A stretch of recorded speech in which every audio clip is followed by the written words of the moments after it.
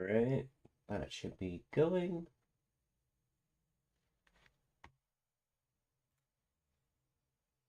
Just checking to make sure everything's running just fine.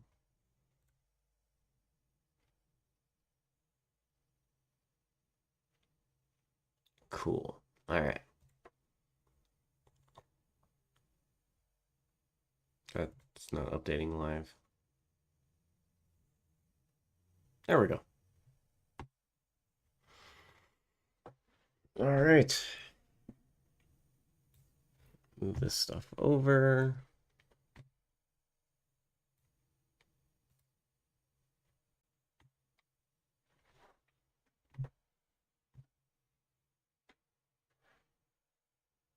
Minimize that.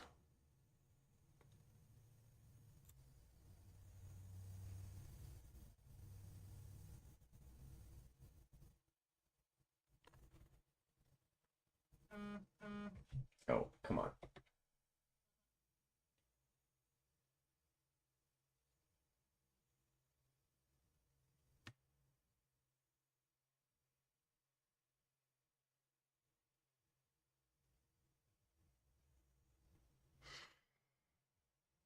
All right. Let me do one last minute thing here. Make sure I got my shit all in order. Okay, yeah, I think it is. Cool.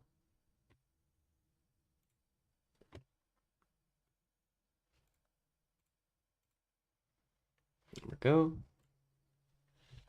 Awesome.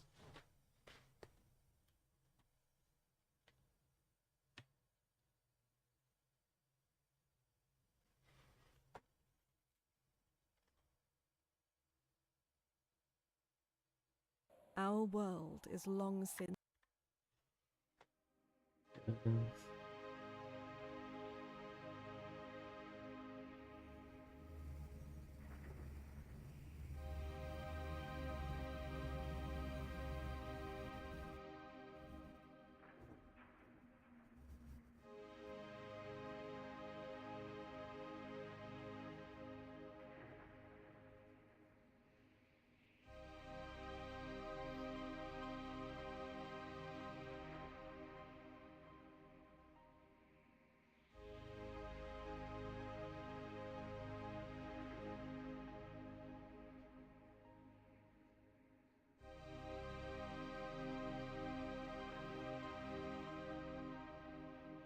I hope you're all doing well.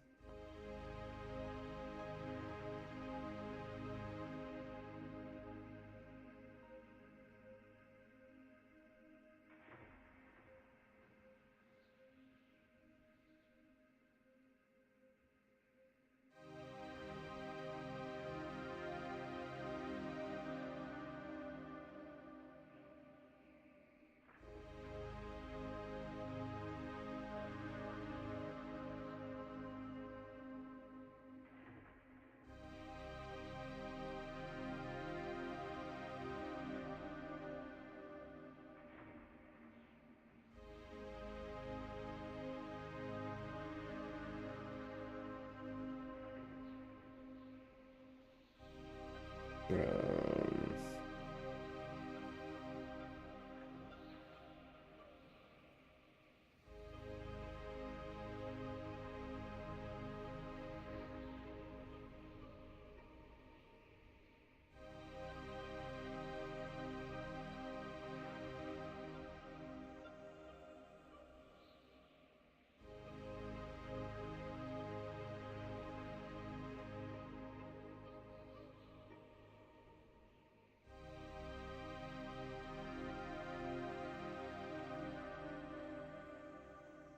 I gotta mute that.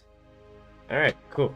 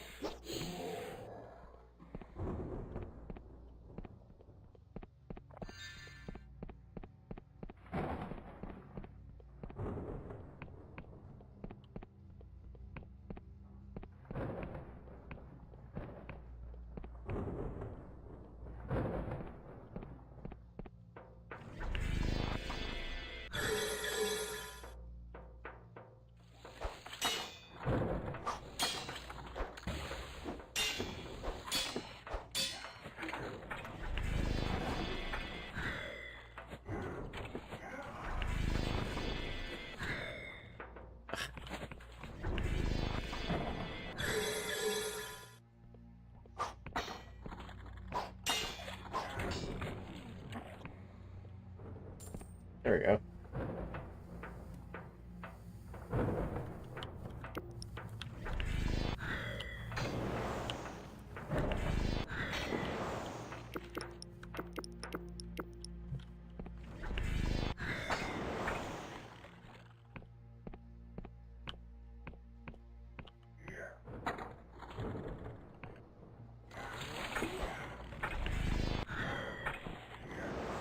Excuse me, that's not the spell. There we go.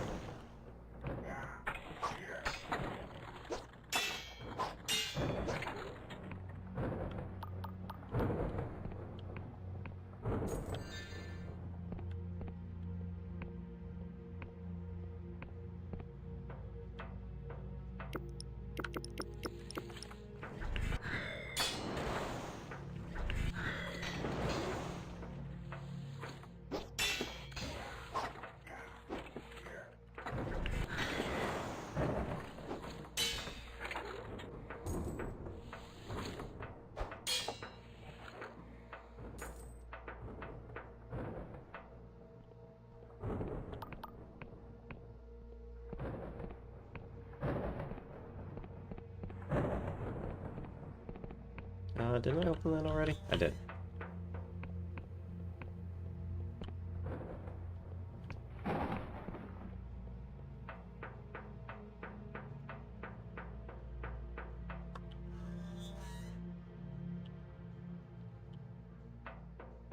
Alright, we gotta... Wait, why am I going this way when I could have just taken the elevator? I'm stupid!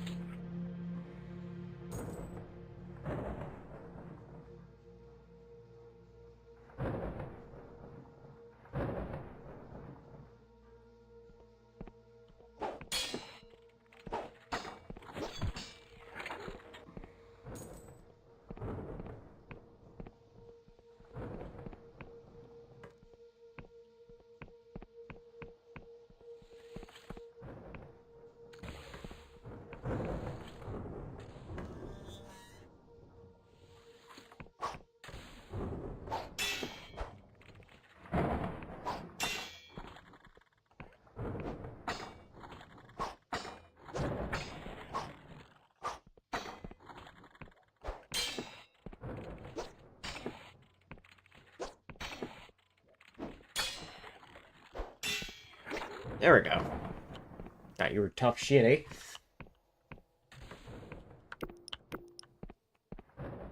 Alright, a gun.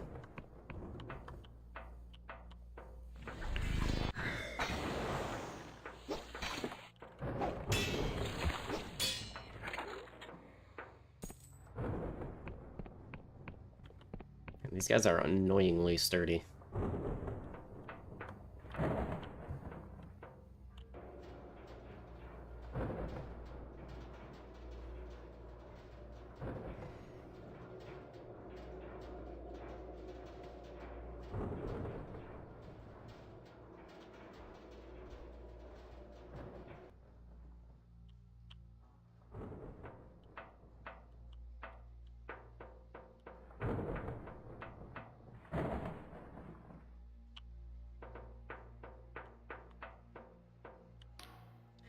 I see the tallest tower over yonder. Confessor, I've scried an auto coach at its peak that should take us to the cradle.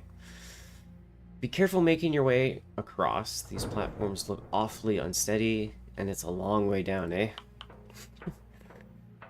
Yeah, that's definitely an observation.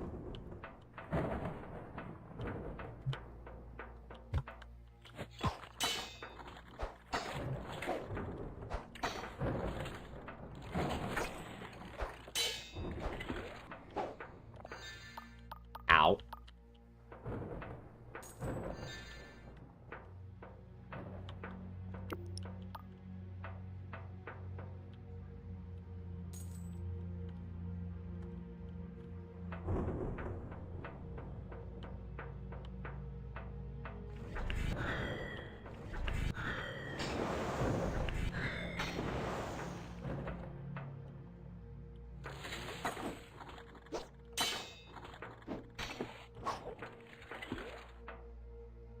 Oh man, there was a skeleton in that. God damn.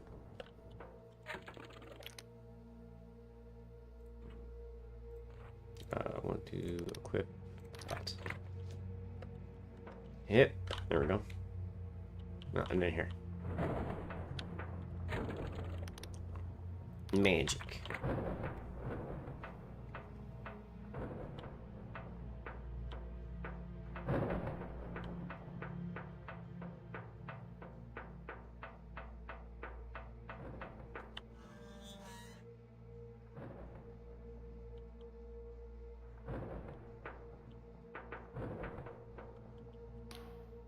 Ross is craning his neck to examine the ornamental ceiling. The markings are intriguing, elaborate yet entirely abstract. No apparent representation of figures or scenes.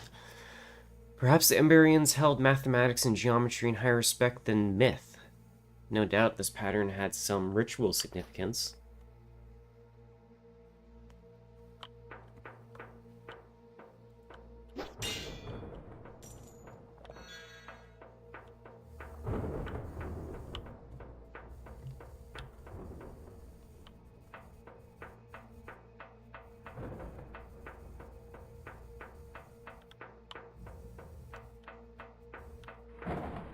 Oh, that looks like goodies over there. Yaw! No, you don't shoot me. I chop you.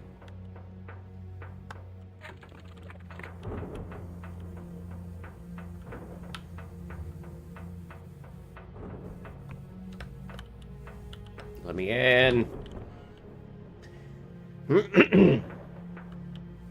Money. And a box. I'll take more Emberian ore.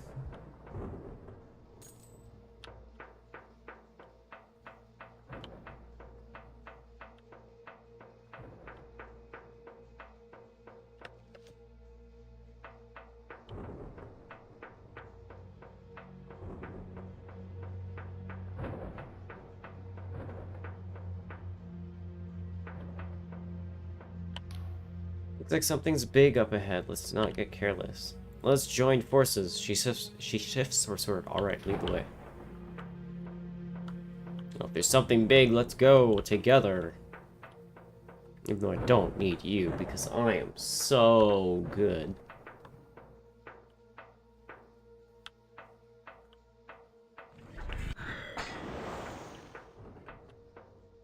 That looks scary. Ow!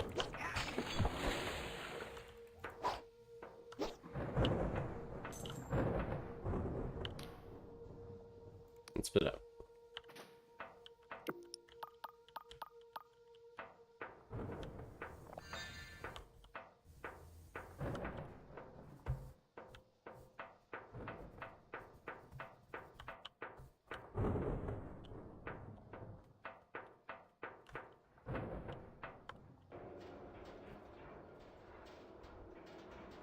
So cool, this place. I live again, yes. Look at me in my splendor, my bouncy splendor. Boing, boing.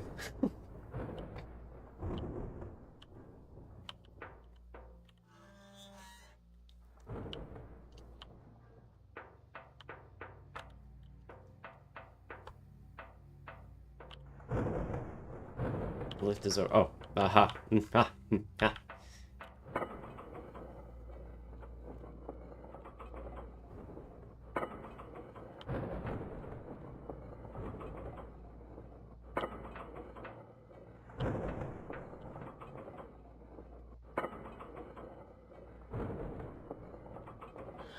So Project Borealis is a,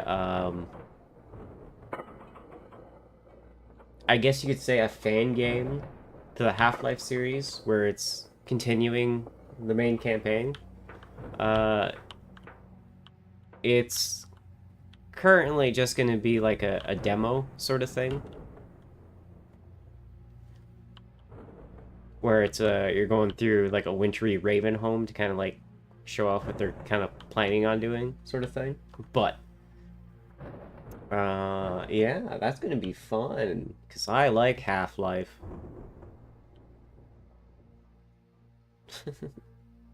No, seriously though, I do like it. I've had a lot of fun with that game. Oh.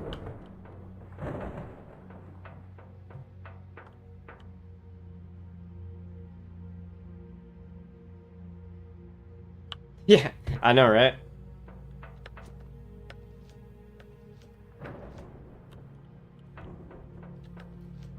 Yeah, like I said, it's a fan game, so, you know.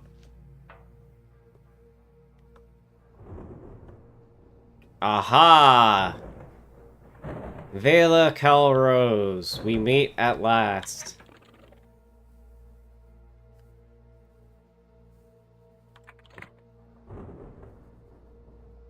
I have played Entropy Zero. I've had a lot of fun with that.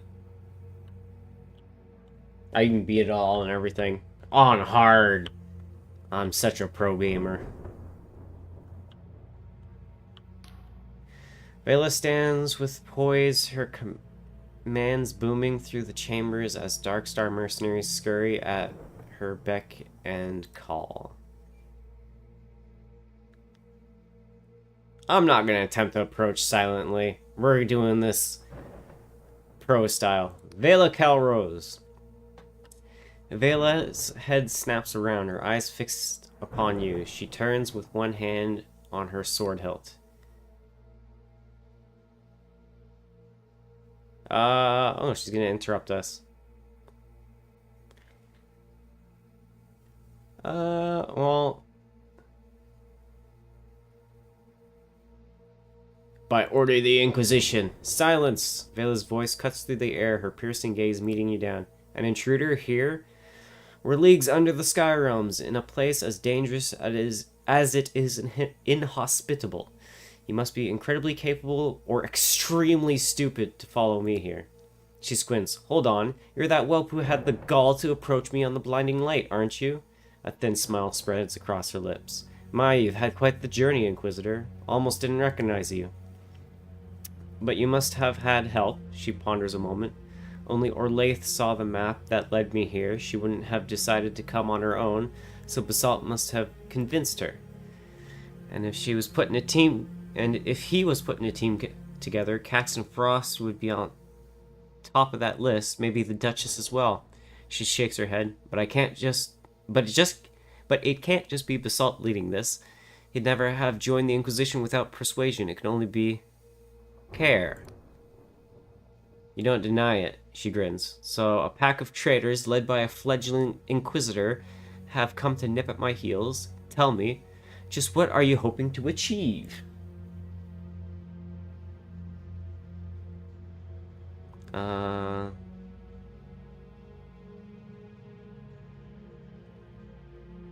Let's see, we've come to put an end to this.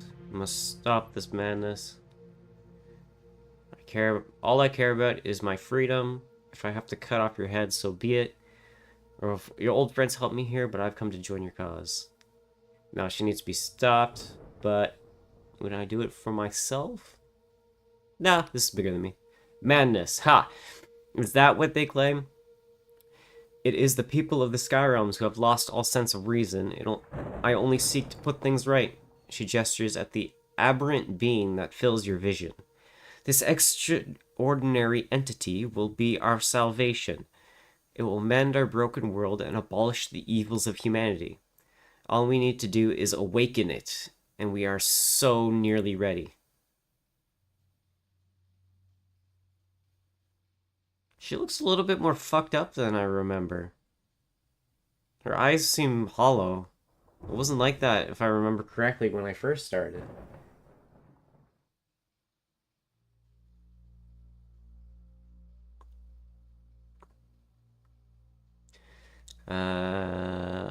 What do you plan to do with it? I'm going to change everything. The Emberians called this thing an angel, and had they succeeded in waking it, their tyranny would have enslaved the world for eternity.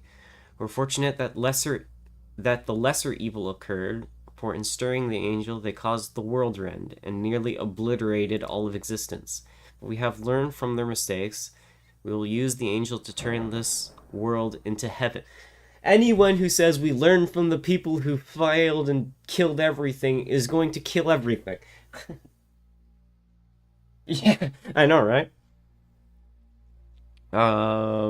We will use the angel to turn this world into a heaven where every soul is free and equal. You could spark a second apocalypse and destroy what's left. With the best intentions, you would only make a tyranny of your own design.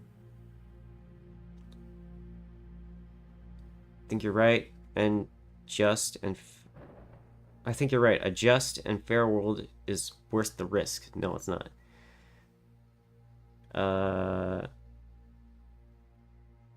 With the best of intentions, you would only make a tyranny of your own design. You think yourself quite the philosopher, speaking in absolutes, but even if you were to define the freedom I would bestow as a sort of tyranny, it would be vastly preferable to the current state of affairs. Her eyes glint as they look into your own. You see, Inquisitor, there is such beauty in us, such majesty, such potential. You have sailed the Sky Realms and seen such wonders. She waves her hand. Nay, not the void obelisks of Al Asfara or the thousand spires of Bayonne University. I have seen the nuns of the Vargant Hospice tending to their enemies. I have seen a man give his life to the blood barons of Terran so that stranger might live. She sighs. I've seen a child, recently orphaned, her face speckled with blood, offer me the last of her bread. She steps closer. But whenever my sails have taken me, I've seen the hopes and dreams of the common folk crushed by oppressors, be they Union, Wiccan, or otherwise. Everywhere I go, the poor writhe in mud so that the rich may sleep in silk. Once I thought my sword could right the wrongs of the world, that morals and ethics could guide my blade, but I've seen too many skyships burn and too often breathe the stench of human flesh to believe that still. In truth, I had lost hope until I had visions of an angel. Through the Oneric interface of an Emberian map, I realized then what could be achieved.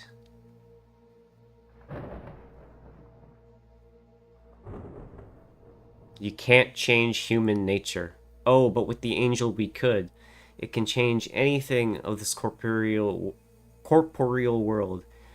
But don't just look so aghast. It really needn't come into that. Her stare gains a fiery intensity. I would empower us all, so that every peasant stands equal to their lord. I would blunt every sword, shatter every cannon, so that not a drop of blood would spill. That's impossible. She looks down, her expression suddenly vulnerable. And I would banish death itself, so that no heart would ever be broken. This would be our heaven, and soon we will have it.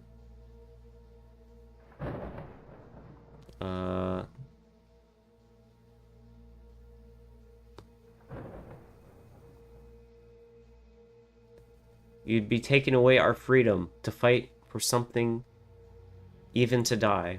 Freedom? What freedoms do we have here in this broken world? Just because we can hack each other to pieces, it does not mean we are free. And besides, everyone would be able to leave if they wish to dissipate their essence into the void along with their mind's eye. They could do so. Very soon, I will awaken the angel. This is so fucked up. Very soon, I'll awaken the angel, not out of greed or selfishness, but for the betterment of Skyrealms and its people.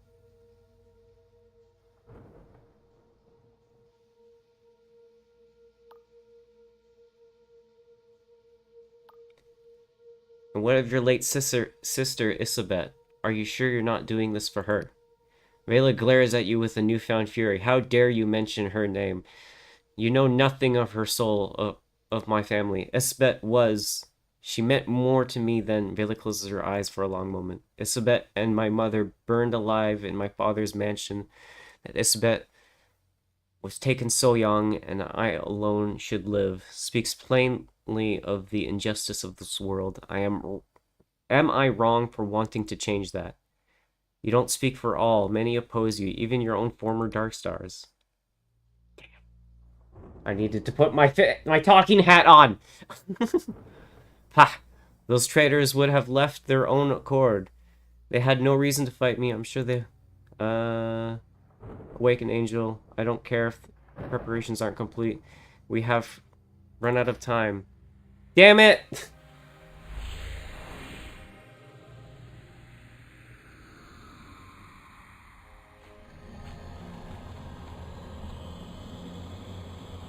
Yeah, that is not an angel.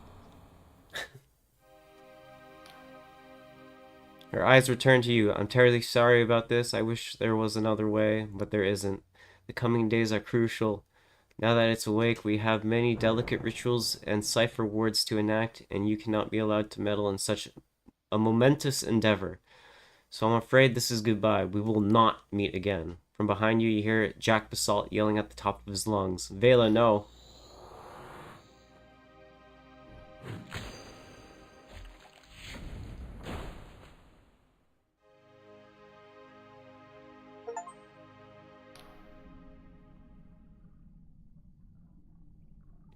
Ah!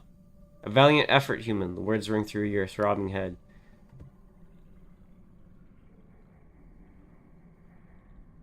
Here we go again. And once again, I've plucked you from the jaws of death. The number of times I've done so is relatively few, human. You have done well to evade defeat thus far. The High Confessor was wise to entrust you with this burden. But confronting Vela again will challenge. The Emberian craft she has commandeered will not be so easily assailed a second time. To fight your way through, you will surely need my assistance. The entity rattles his change. These void steel shackles are bound with Vela's magic. Only by her hand or her death will I be freed. I am placing my trust in you, human. I guess I have no choice. The deity nods its conjoined hands. Now, make your way to the High Confessor. I believe she wishes to speak with you.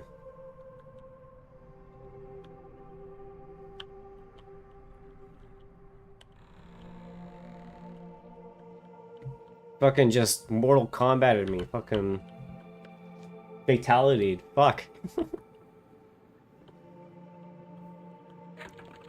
Did I gain a new thing? I wanted to check this. No, this. Key items.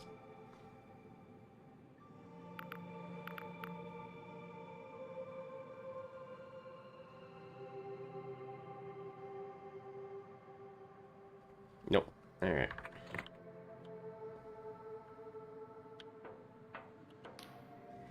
An authoritative voice booms from the ship's sound, relays.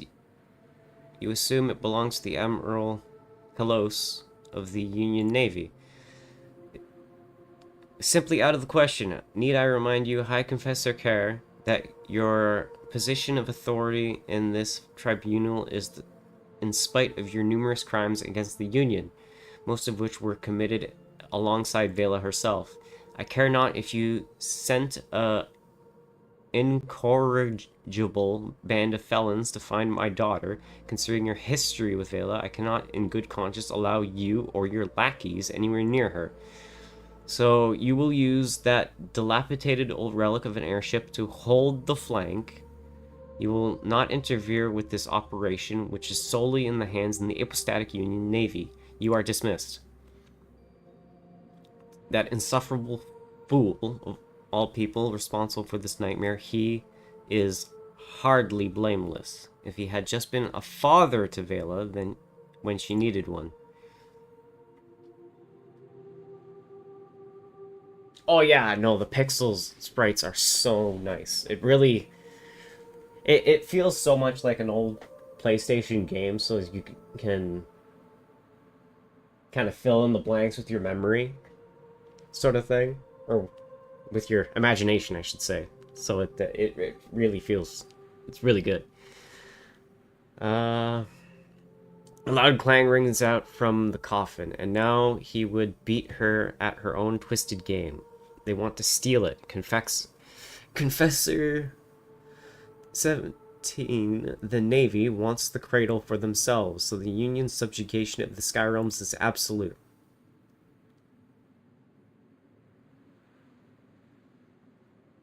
So what are we gonna do? A sigh rings out. I suppose I will have to hold the flank, just as Admiral Kalos demands. It is too late. With too much at stake, to rock the boat now. There must be a way. There is always a way, Confessor. We have a card to play yet. While you're off getting yourself killed, the rest of your team managed to escape to the underlands aboard the cutter thanks to Frost's repairs. As you have no doubt noticed, the Cradle has made its ascent to the Sky Realms, the Union Navy, finally realizing the gravity of the situation, showed up in full force, but they can't punch through. The Cradle's defensive shield, some sort of highly advanced Emberian techs, so for the moment they are at a stalemate. So all we have to do is slip past both, pilot the cutter, and sneak your strike team past the largest fleet in the world. And though the impenetrable Emberian shield to stop the most dangerous person alive, what could be simpler?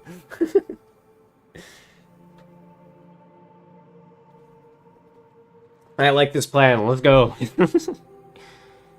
How will we get past the fleet? In its current state, the cutter would be detected at once by the Navy's aeronautical wizards, but Caxton Frost has an idea.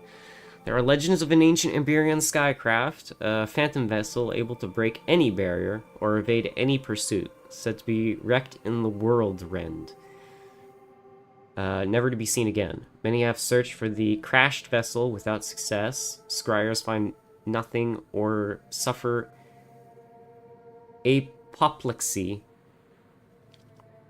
The Union Navy considers it merely a myth. Frost believes otherwise. There were rumors of a particular island with an Emberian wreck that has been drifting through the Sky Realms. That very island has strayed into the Oneric Isles. Search the most distant islands on the Oneric Isles and find whatever power it is that hides the wreck from scrying minds. Then you might slip past the Navy blockade.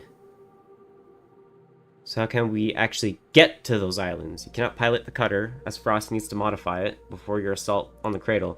No, it seems you'll need your own airship. Take this writ of permission. It will help you bypass the bureaucratic nightmare of purchasing a vessel from the Winged Merchants Guild. As for the hefty fee you'll no doubt be required to pay, I cannot help you. Our coffers are empty, I'm afraid. And take this time to make sure you are fully prepared for the fight ahead. I do not think this situation will resolve anytime soon, and assaulting the Cradle will be no easy task. Now you should be going. I have my own troubles to attend to. What troubles?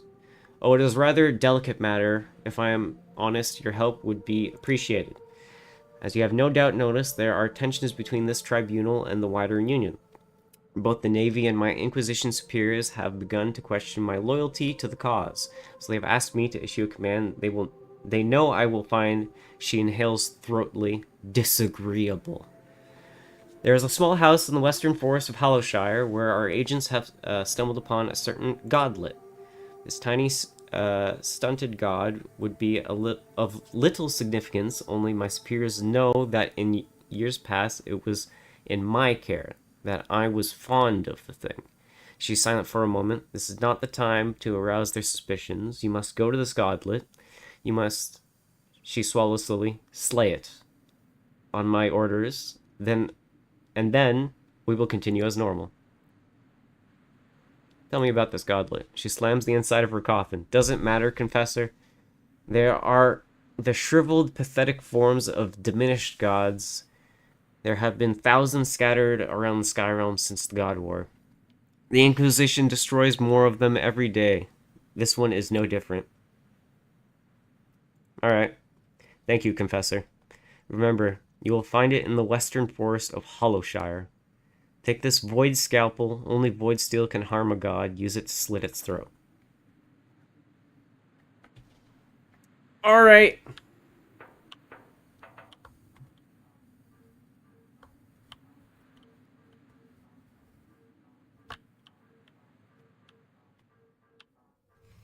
And back down we go.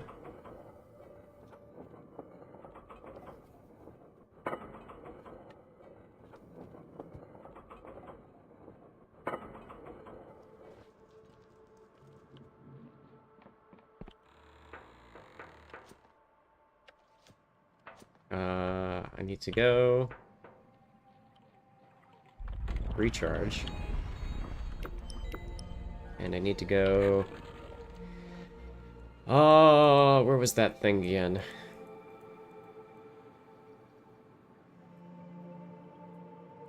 There it is. So I need to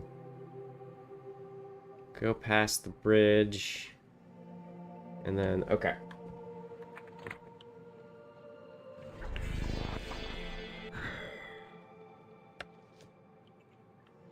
I need to go through the town to get to the bridge. And then do the thing. Oop, don't fall. Don't fall, please. There we go. I'm zooming too fast.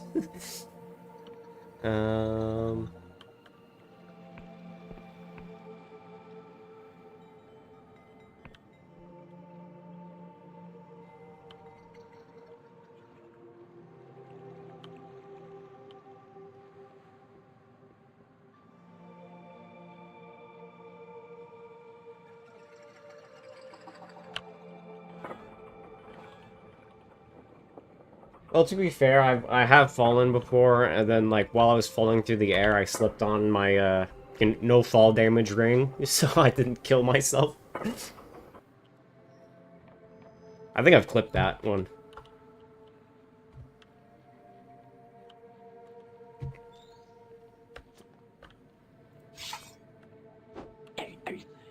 I missed. That time I didn't, you fucking bitch.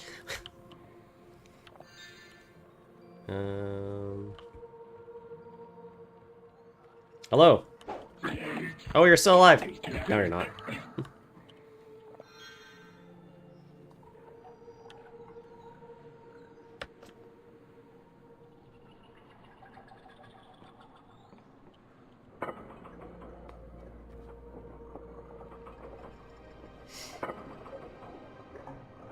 And...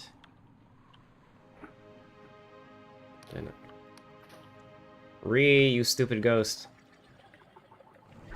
I need to go this way. I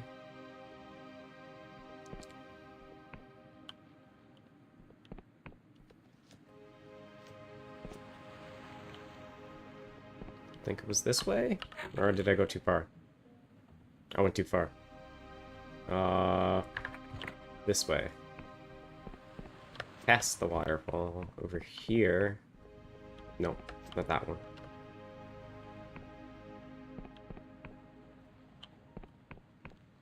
That's the one.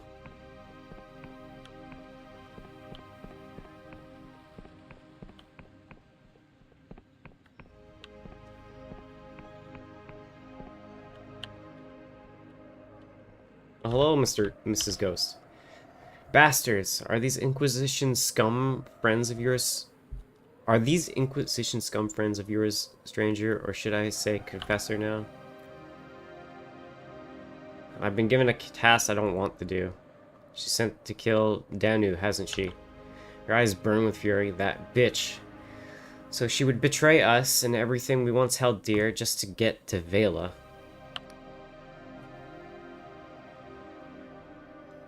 Do you know this place? Know it? It is my home. The last place I settled with my parents before they... She chokes on her words. Listen, stranger. You don't have to do this. The High Confessor... You don't owe her anything. She's using you. Spectral tears fall from her face, shimmering in the light as they dissipate. Please, stranger, use that knife to cut its bonds, not to. She sniffs and swallows, but says nothing more.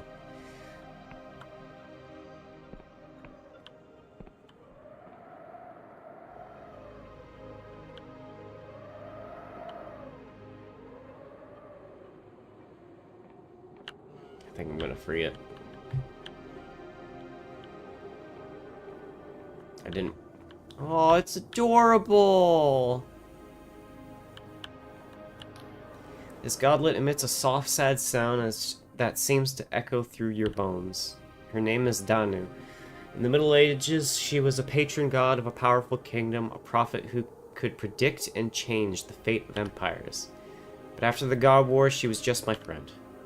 My parents had been charged with keeping her safe from the Inquisition. Danu was grateful and taught me how to master my cipherstry. Now how to read the threads of possibility that spill from all things and catch glimpses of likely futures. When Vela found me and I became a Dark Star, I left Danu here with charms and sigils for protection. Even now, in this form, I still look over her. Why does the High Confessor want her dead? Because she means a lot to me, to her. It's a test of loyalty. I am a ghost of the Dark Star's care. I was born of the trauma she felt when she fell to her doom in the mutiny, but Kara did not die. Her heart still beats. She was tortured for months by the Inquisition, driven to madness with unspeakable tools and devices, and then when they were done with her, they threw her in a cipher-insulated cell. For the first time in her life, she could not hear the language of the cosmos. For Kara, it was like being deprived of air. Not that I can know for sure, because we were already separate. Whatever they did to me, to Kara in those years, turned her into the High Confessor you know. I already figured that part out. If you're the same, can't you stop her? We are not the same. I tried to talk to her once, tried to make her see sense. It was no use. Listen, stranger, the Kara in that coffin, she's but a shadow of her former self, a shriveled corpse who barely clings to life. This godlet is the last remnant of who she once was. If you kill Danu here, there will be nothing left for Kara, nothing but a ghost. Can I talk to it? I cannot talk to it.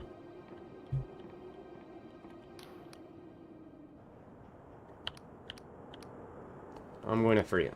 You approach the godlet with the void knife. The godlet shrieks, an alien ethereal sound that seems to resound through all your senses. The knife cuts through its bonds with one hard strike, shattering the blade into 1,000 pieces. The godlet is free. It chirps, and a wave of warmth spreads through your body. The ghost of Kara nods at you. Thank you dearly, stranger. Danu did not deserve such a cruel fate. I'll see you back at the blinding light. Something tells me the Inquisition will not look favorably upon the High Confessor for this. I don't care what the Inquisition thinks. Fuck the Inquisition.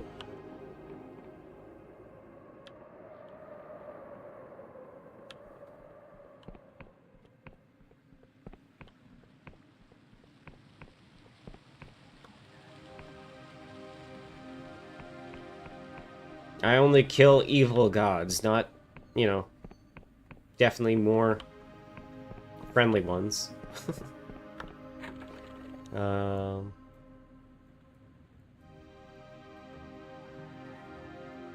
And that thing was so adorable. Why would I kill it? It's just a smart god. That's all there is to it. Um.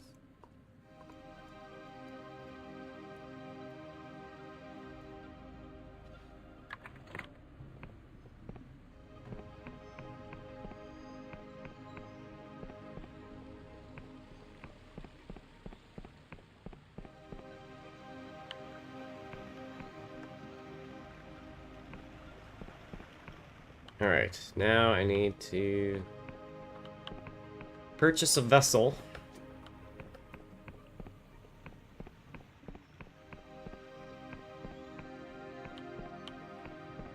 Oh no, bandits!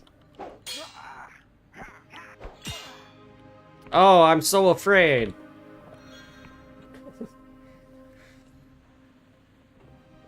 Alright, I need to go to... I guess I'll go to Hollow Town. Some nearby. And buy me a ship there.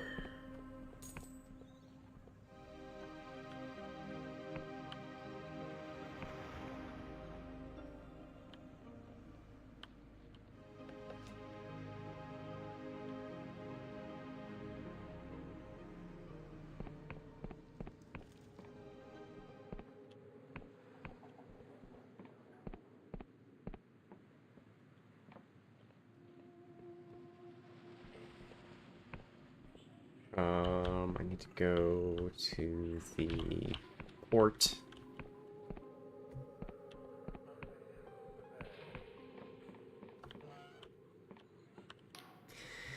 The harbor master dabs his forehead with an expensive-looking handkerchief. Ah, you again. You'll have to excuse my exasperation. Our esteemed guildmaster Varen Burrowing has been, he clears his throat, unable to attend to his duties of late. Things are quite chaotic here. I want to purchase a ship, and I have a writ of permission right here. He inspects the document without concealing his surprise. My, I think this is actually genuine. Well, in that case, I have a small cog for 200 coins if it pleases you. Yeah, 200. I have over 1,400 right now. I think I can do that. Alright, well, first thing, take this deed to your airship. It's legal proof of ownership, so don't lose it. Next, I'll arrange for the cog to be brought to this port. Should be able to see it's docked at the jetty outside when we're done here. Now, if you have this writ of permission, I assume you're well versed in the nuances of sailing and the intricacies of union trade law, or the polymaths would never have approved you. But just in case, do you have any questions?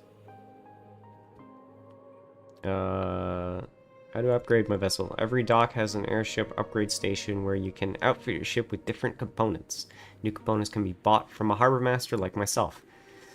There are 3 component types, hull, sails, and cabin. You'll find that, as well as altering how your ship looks, they will also change how it handles in the skies. Also remember that different harbor masters have different types of upgrades for sale. Always checking out your local airship dock to see if there's something you want. Alright. Can you tell me the basics? Your ship can lay anchor at any airship dock, like this one, which are found in every major town. Every dock also has an airship upgrade station where you can modify your vessel. You can also lay anchor almost anywhere in the world to stop your vessel, and if you're courageous or foolhardy enough, you can climb down the chain to get to ground level. When you're ready to depart, just climb back up again. And remember that if you ever lose track of where your airship is, you can recall it to any airship upgrade station. Okay. I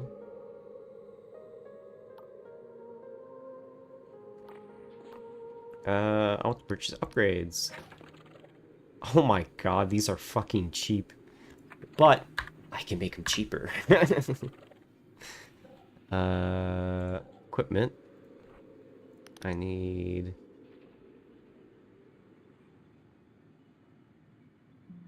I don't need that, but I need my barter ring. Mana, barter. And then this thing gives me a chance of getting it cheaper.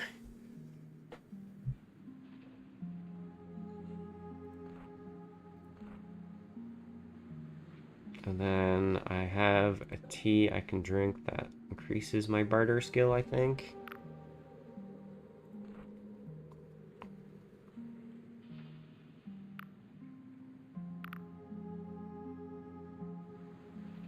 Raises charm for a while.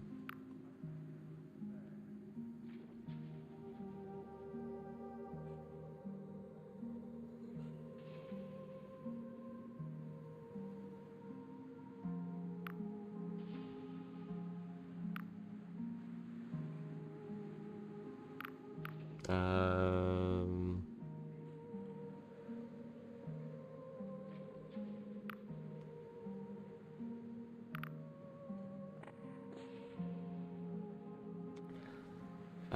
boost lore.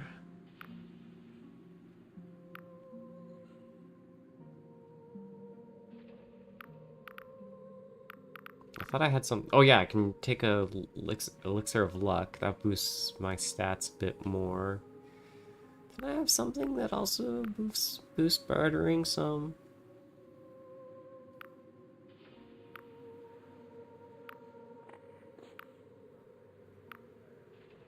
I do not, apparently.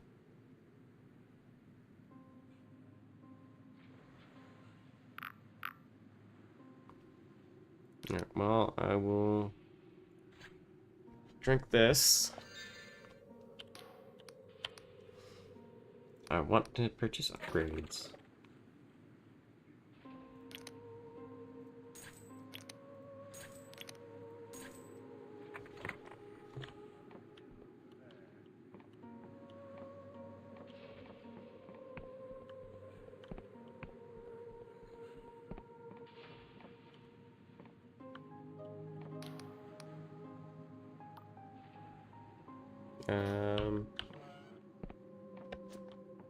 There we go, upgrade station.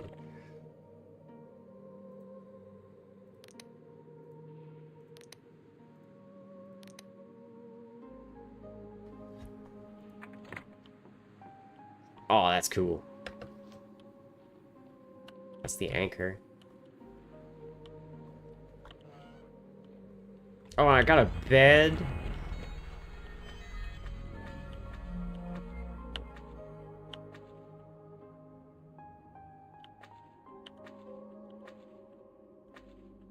I like that.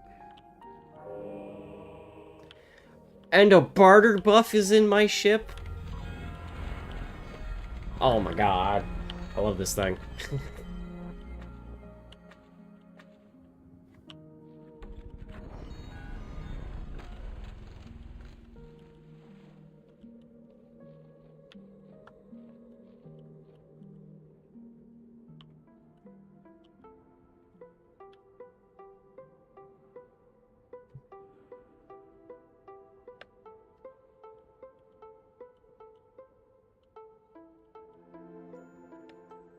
I go up and down. Ah.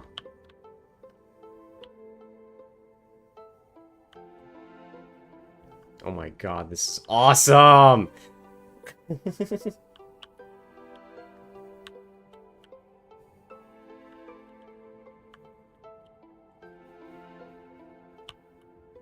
Oops.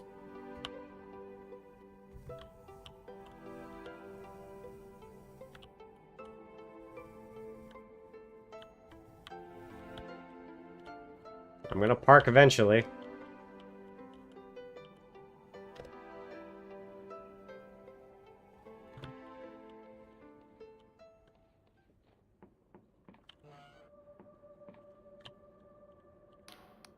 I want to purchase upgrades. Nothing.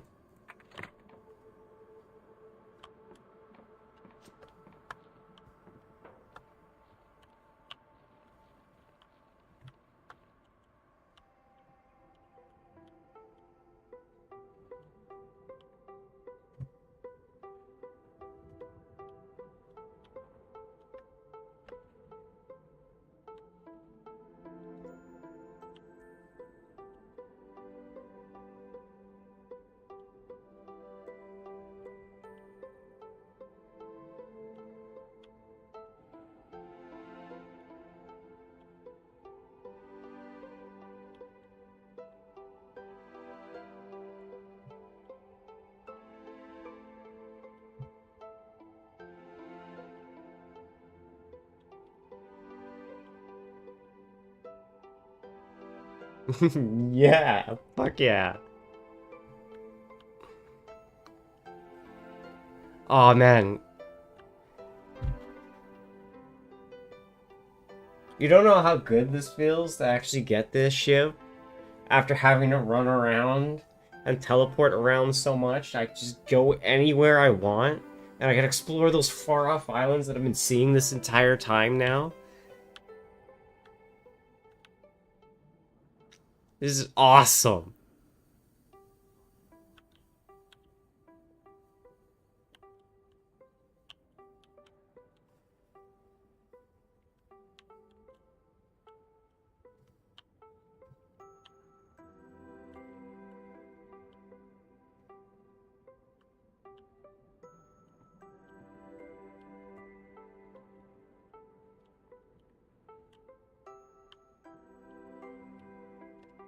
It makes the world feel just so small now.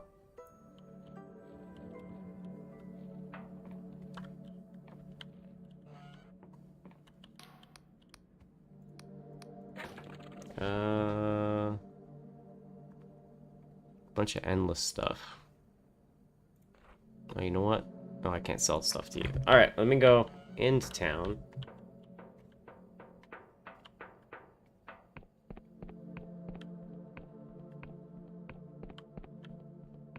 Sell all my crap.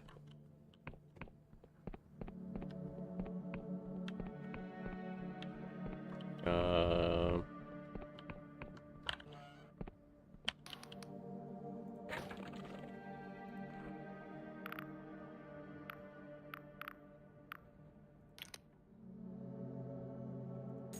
Oh, what the hell?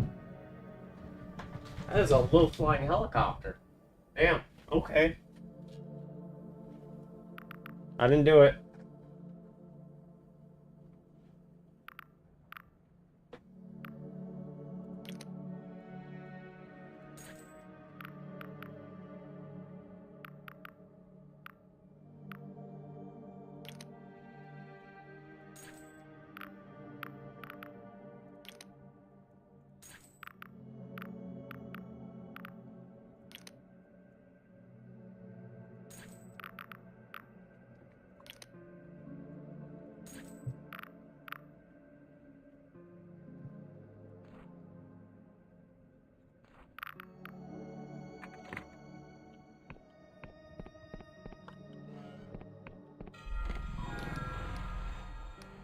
Nope, I didn't want to rent the bed. Do you have anything for sale? Ghost mine.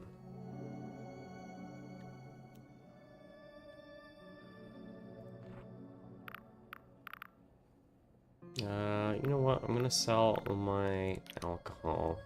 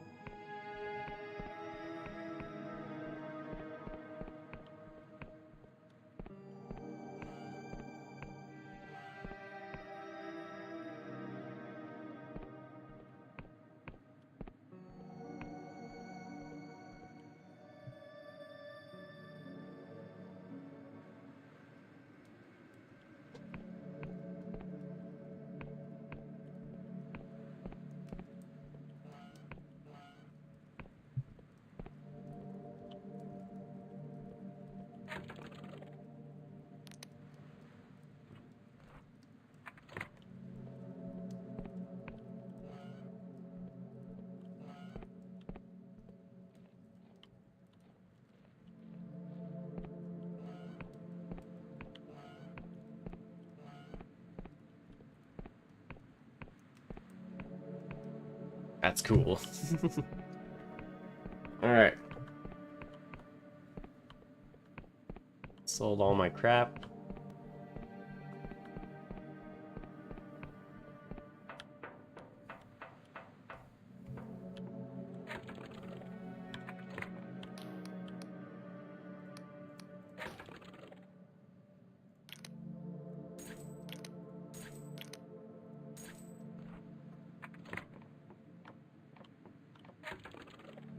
What does the endless one look like?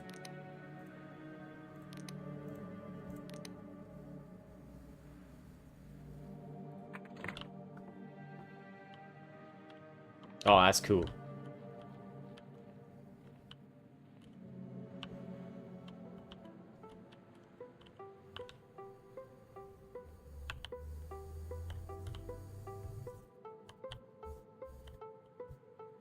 Alright, let's go to the Clockwork Kingdom now.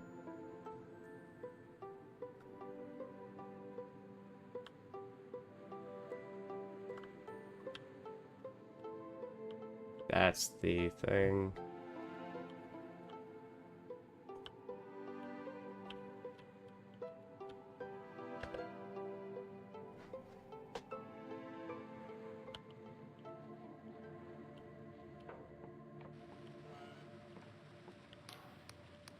I want to purchase upgrades.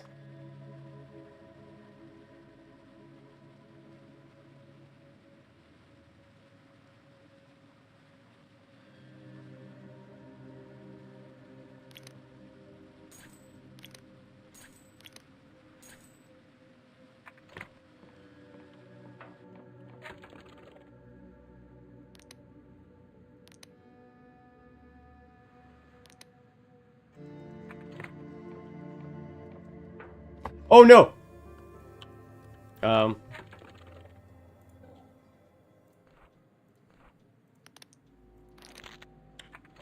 Oh.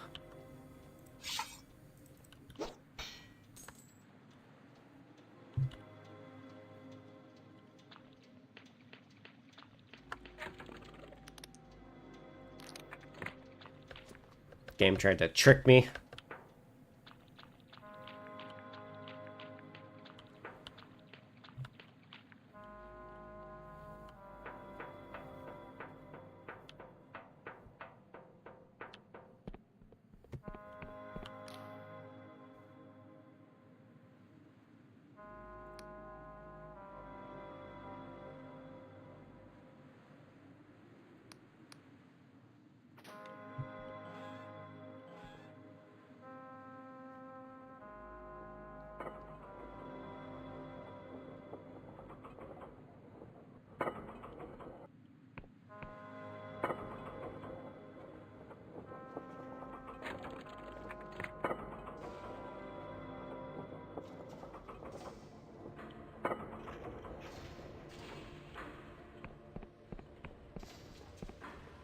Go back to my ship. And this time, not fall down. Where's the dock?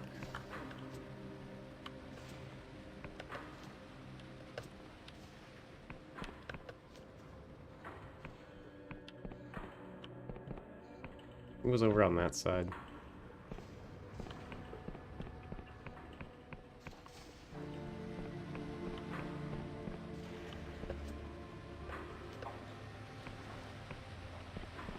Somewhere. There it is.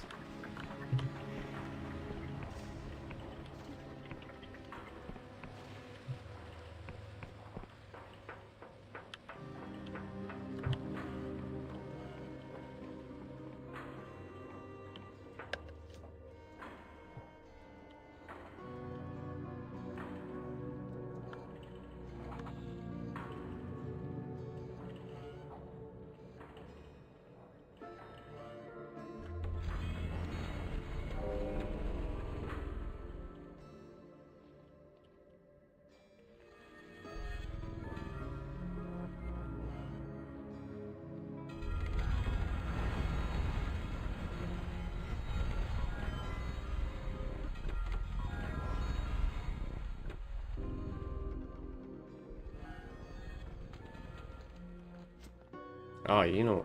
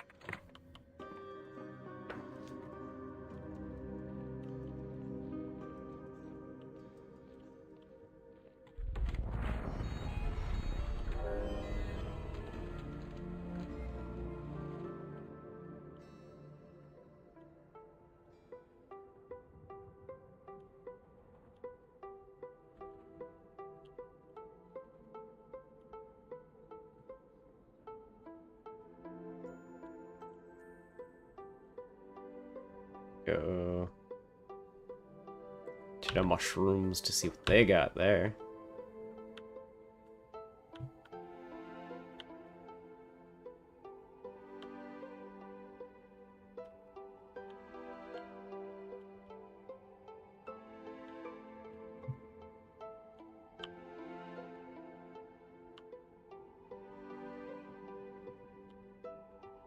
Mushrooms are over here.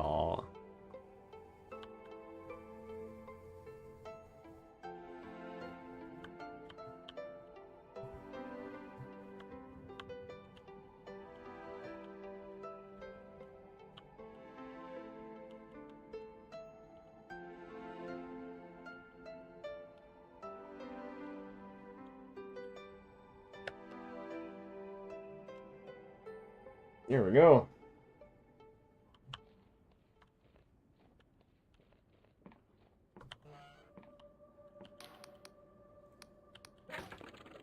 You got none.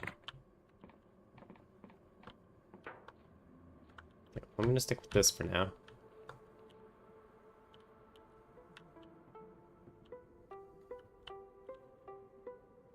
Burp, burp, burp, burp, burp, burp, burp, burp, burp.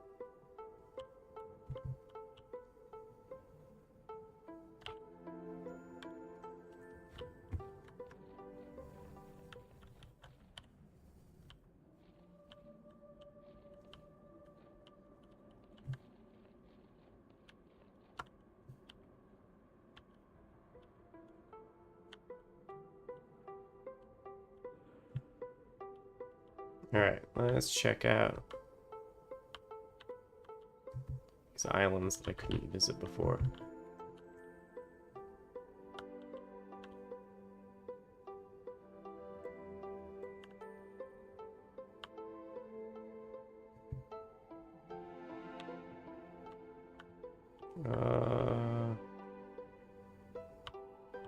Pretty sure this is what I think it is.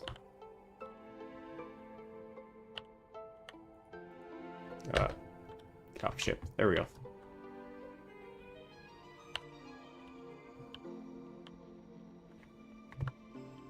Yeah, that's where I thought it was.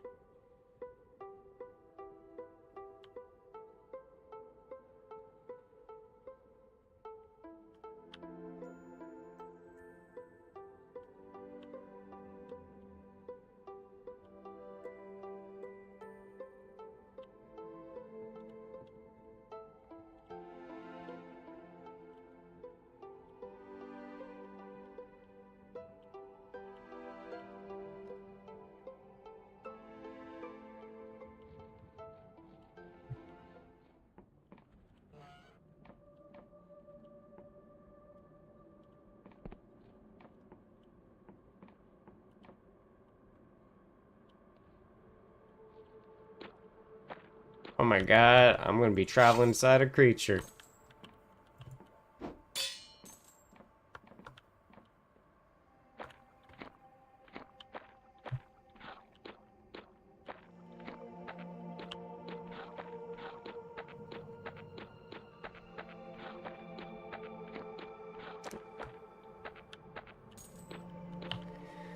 Crude note found in cephaloc throat. Luca, I'm writing this just like you taught. I'm sorry if my words are bad. The big squid is dying, we all know it. The shrooms are rotten and the harvests are fucked. The air is getting thick, hard to breathe. The Wiccans don't care, hold up in their castle, lording over us in Dredgetown.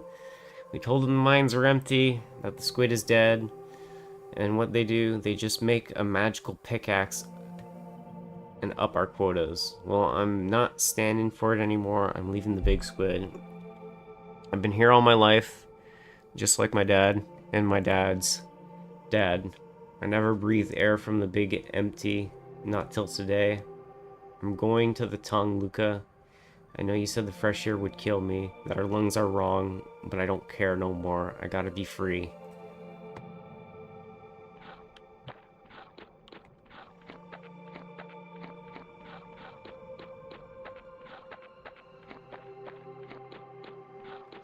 Oh my god, there's a civilization in here.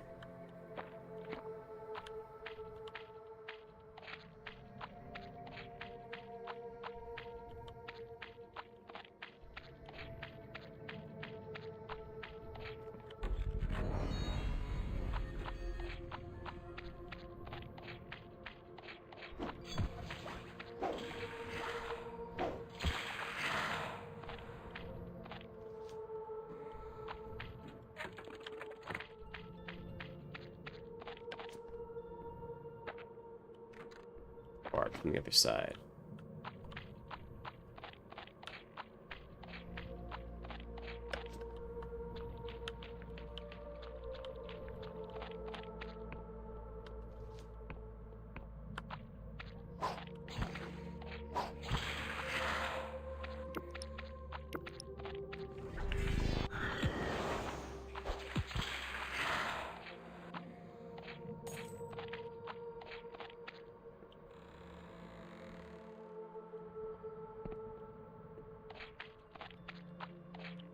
Oh, there's an upstairs.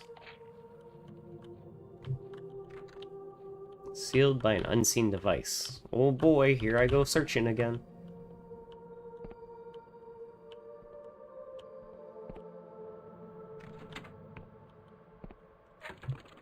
You know, why am I doing this the hard way? I could just do this.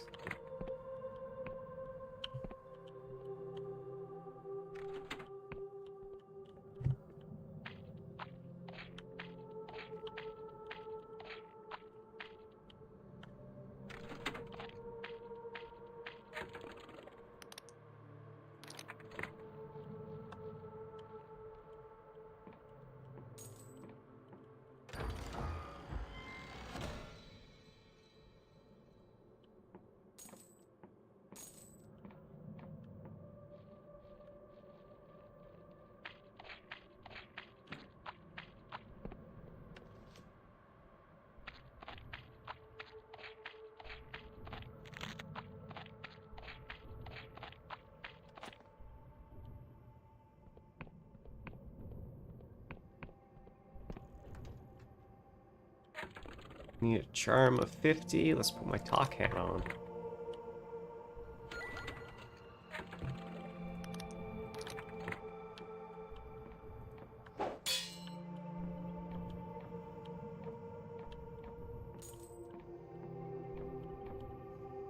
Journal in the Belly of the Beast. 1. Diary entry number 17. Date unknown.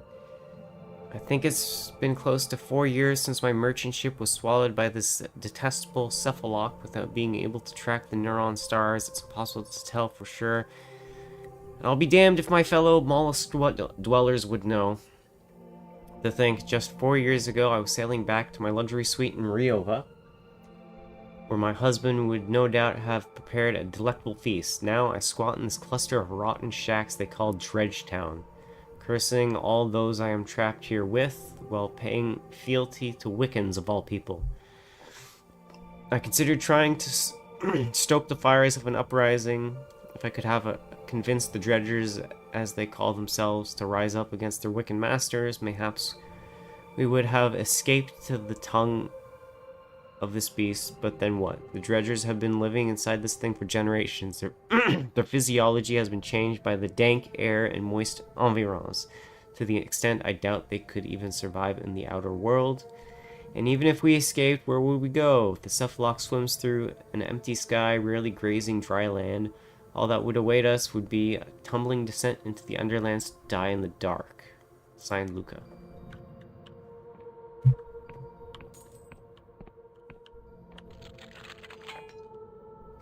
Nope, lockpicking stuff.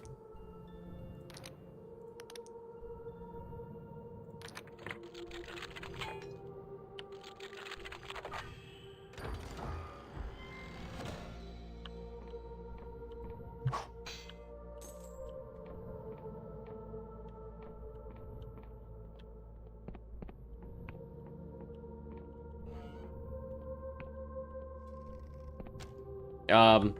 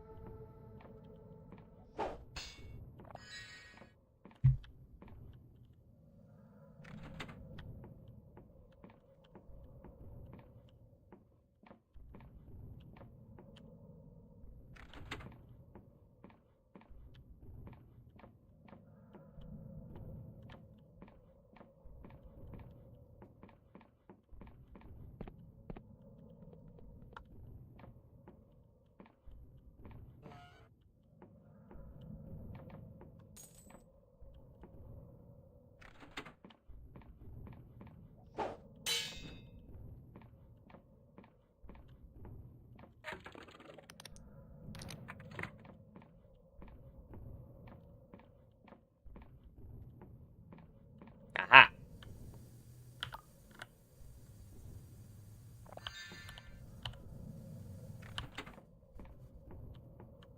There's more.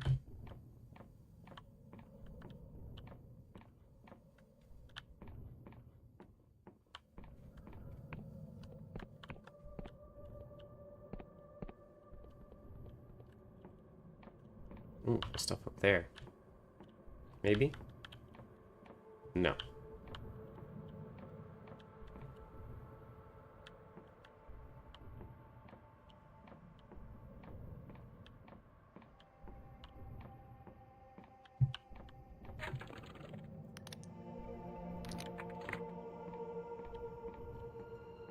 Aha!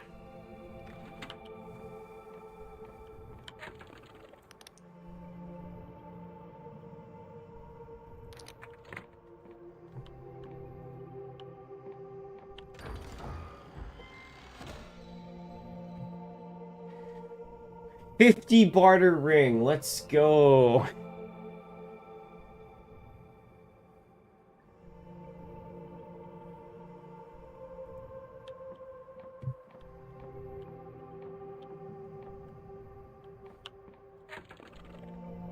You know what? Let's check faction. Nope.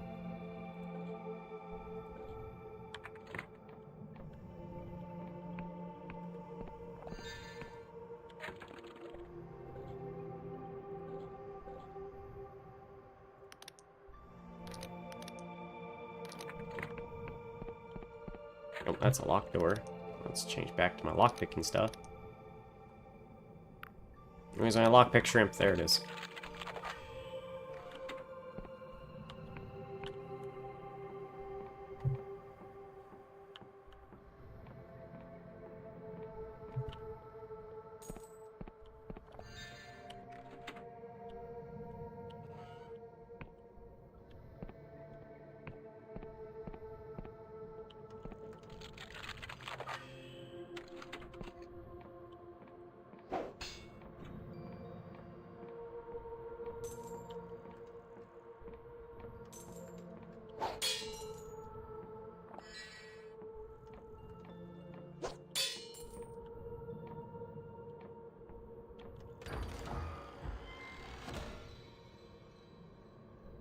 sky snail cabin. The majestic shell has been renovated for use as a ship's cabin. Even before the world ran, it had long been a custom of the Sky Realms to haul out sky snail shells for use as shelters. Journal in the Belly of the Beast, number 2. Diary entry number 18. Date unknown. There's talk that the cephalok, which the locals call the big squid, is dying. To me, its innards look and smell just as awful as when I shipwrecked here, but apparently they can tell something is amiss. They say the wicked magics are failing, magics that have kept the cephalok alive since the Middle Ages and fill its bowels with rare minerals. The beast is rotting from the inside, and mushroom yields that we eat are shrinking every month. I learned this from Biddle, a bright young lad who I have been teaching to read and write, seeing as all the non-Wiccan residents of this cesspit are completely illiterate. He may be the first of his lineage to hold a pen and to paper. Of course, he can barely string a sentence together, but it's a start. Maybe in a decade he'll be writing poetry, though seeing as his kin base their most important holiday around Cephalok's largest gaseous discharge, I somehow doubt it would be of any cultural merit. He also told me of a curious item known as the temporal pickaxe. As the creature's innards are running out of minerals, the Wiccans have crafted a pickaxe that can distort time, allowing the miners to dig in a more bountiful past. It's kept far below, deep in the interstitial mines beneath us. Signed, Luca.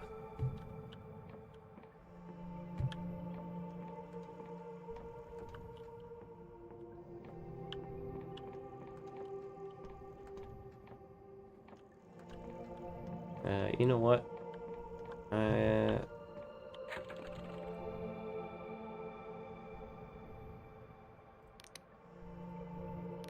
make some more magic potions.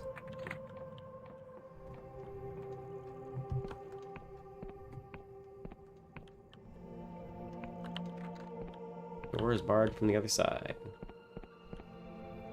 Time to go back in. Here we go. Wowee.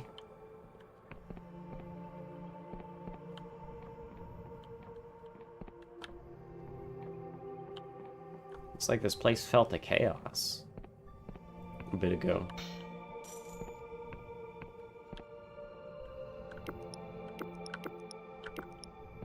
Are the Wiccans dead?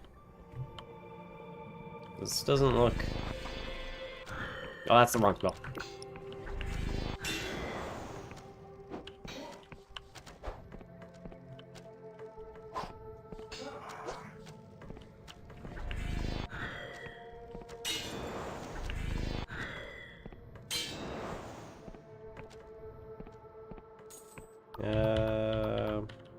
Let's take a sip of this.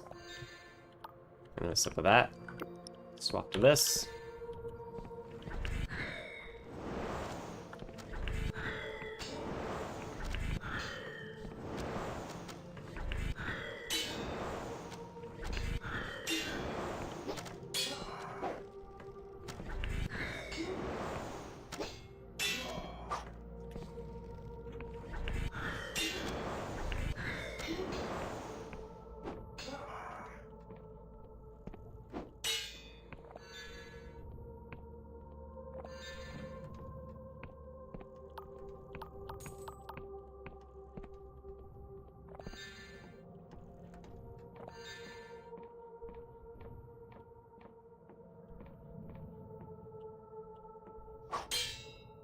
Need a strength of 9.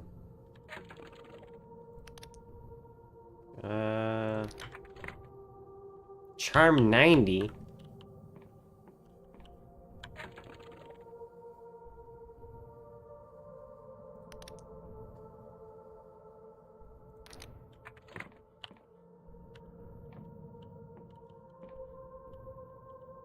Charm, okay, I brought it down to 80.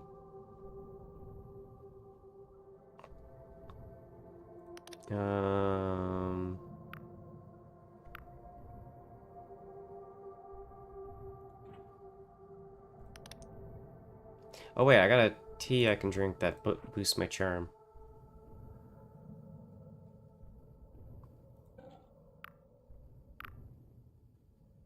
Where's his charm?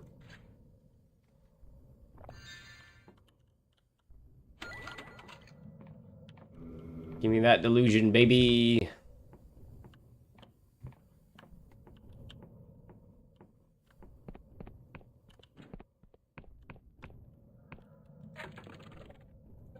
Swapped my lockpicking hat.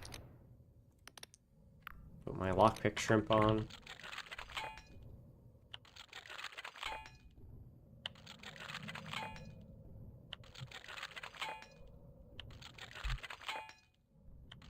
Come on!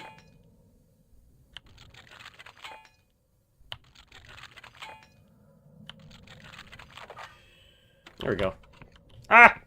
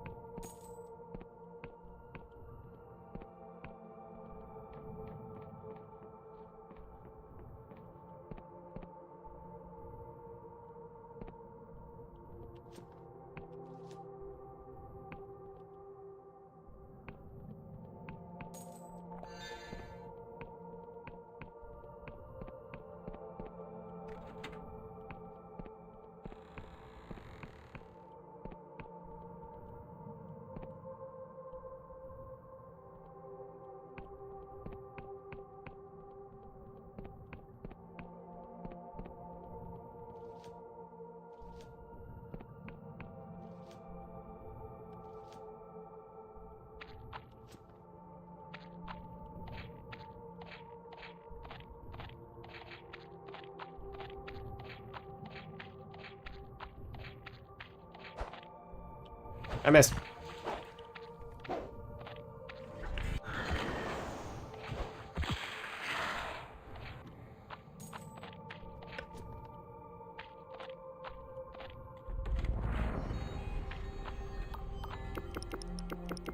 Instead of using healing spell.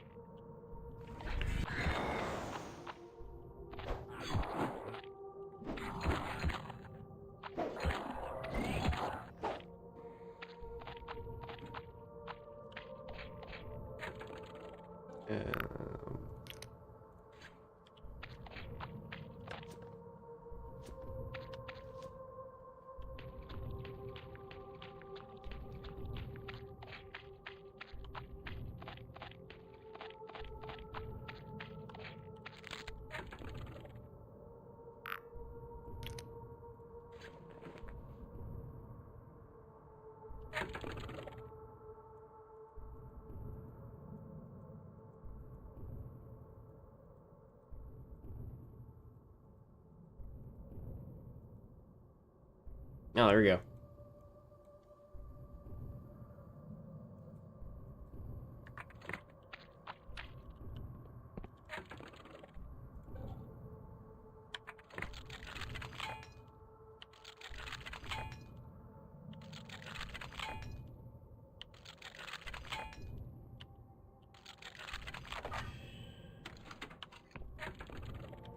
More lockpicking.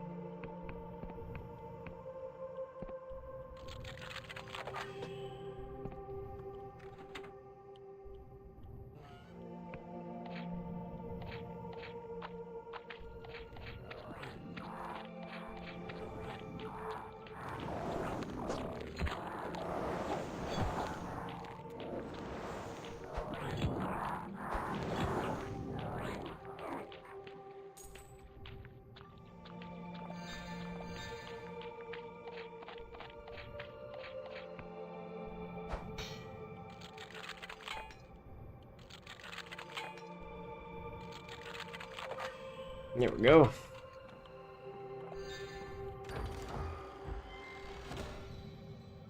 Torturer's Finger Key. A slender key with the emblem of a finger etched into the metal. The miners of Dredgetown speak of in hushed tones of the coven of the Mollusk Castle dungeon, where their wicked masters punish insubordination with the harshest of measures.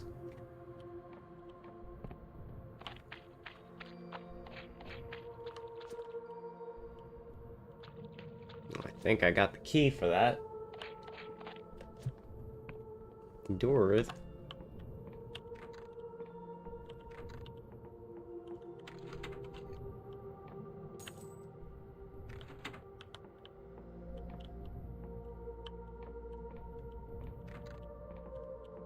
Okay, so I need a second key.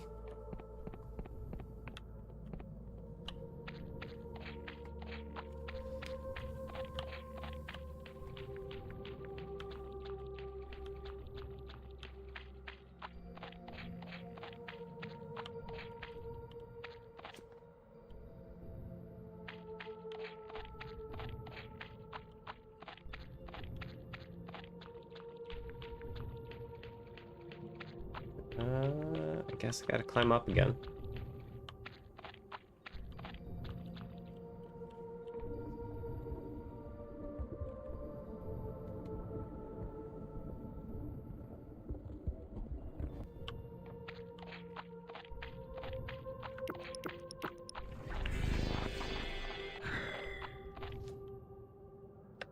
Zoom, wee.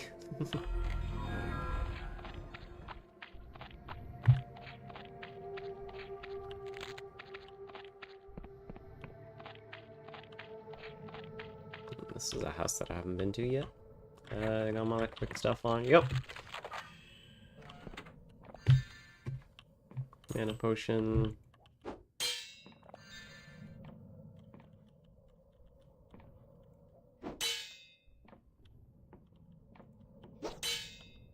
And a strength of 6. What's my current might? 4. Okay, I can just drink. No, I can't just drink a little. You have a thing to raise my might?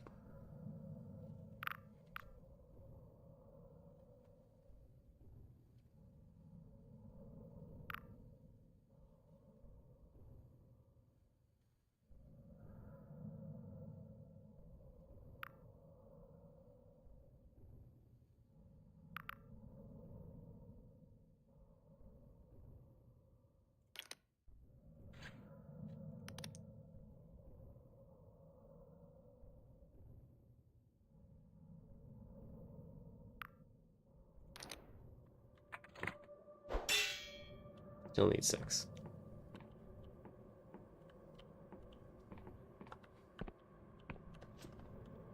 Is there another way in?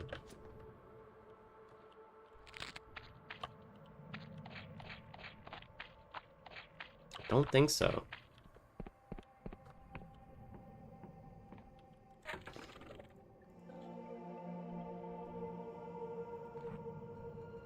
If I get a little bit more delusion. What happens by blasting the spell? I need a mite.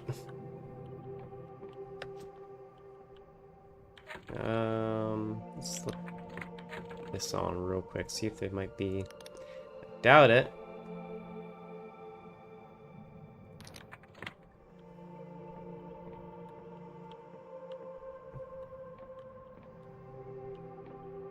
Ah, there's lore stuff on the inside.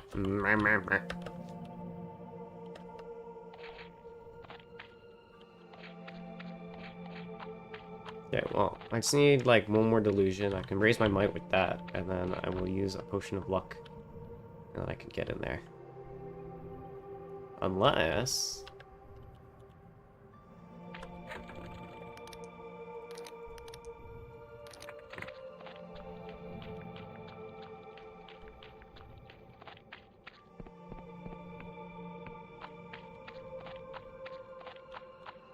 No.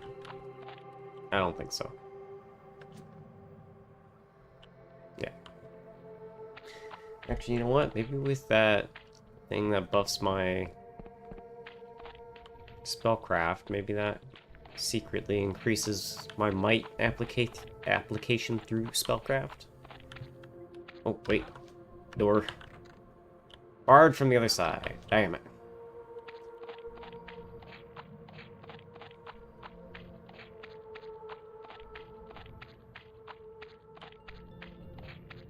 Actually, yeah, maybe if there is a bard from the other side, that means maybe in the house there's another way in?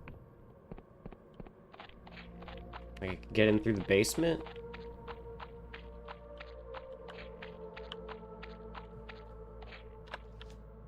Nah, I don't think so.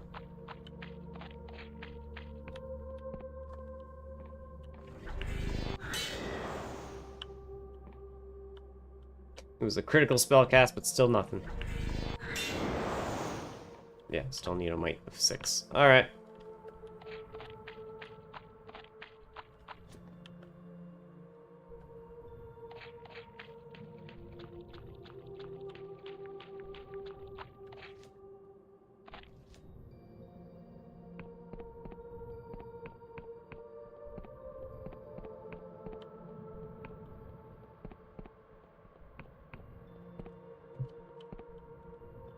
I need to get up.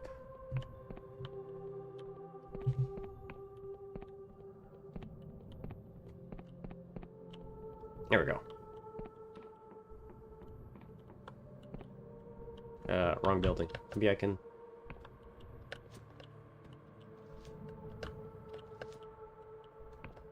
Oh no! Ah! Come on, stop sliding. Oh. Alright, fine. I'm gonna do the other way. I'll go through these buildings. No wait, that was... I need to go here. Go up here. Go here. Up through here. There we go. Now go up. Oh shit. Okay. How do I get into the castle? Maybe I gotta go around? Yeah, that's what it looks like.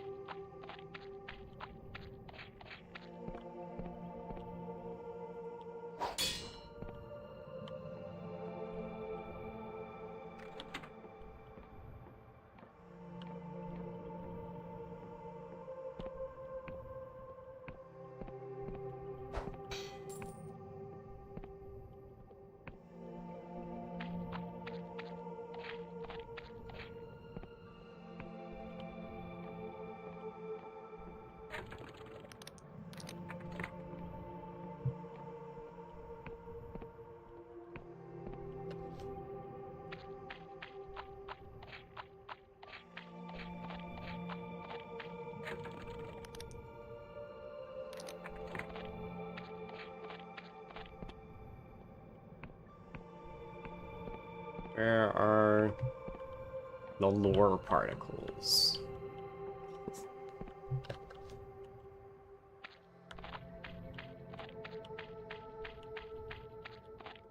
Probably need to jump on.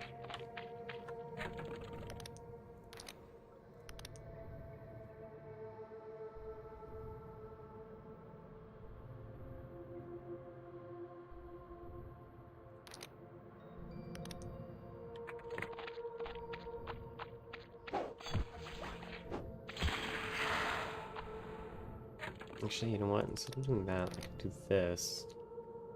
There we go.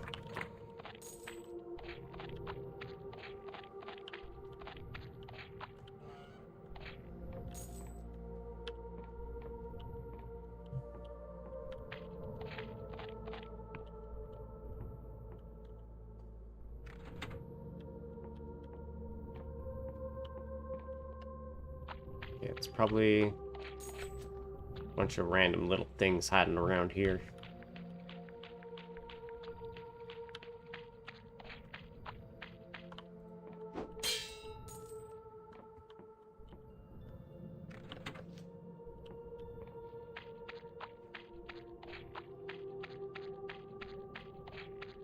Yes. There's the last one. Oh, it's not the last one.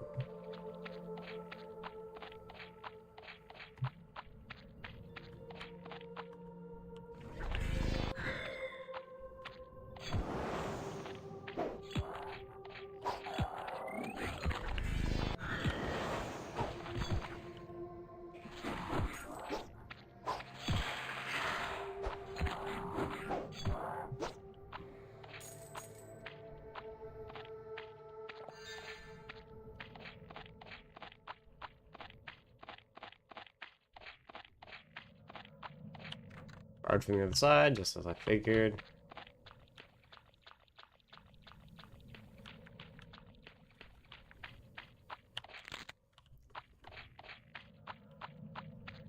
Alright, where's the last Scully? It's probably in here.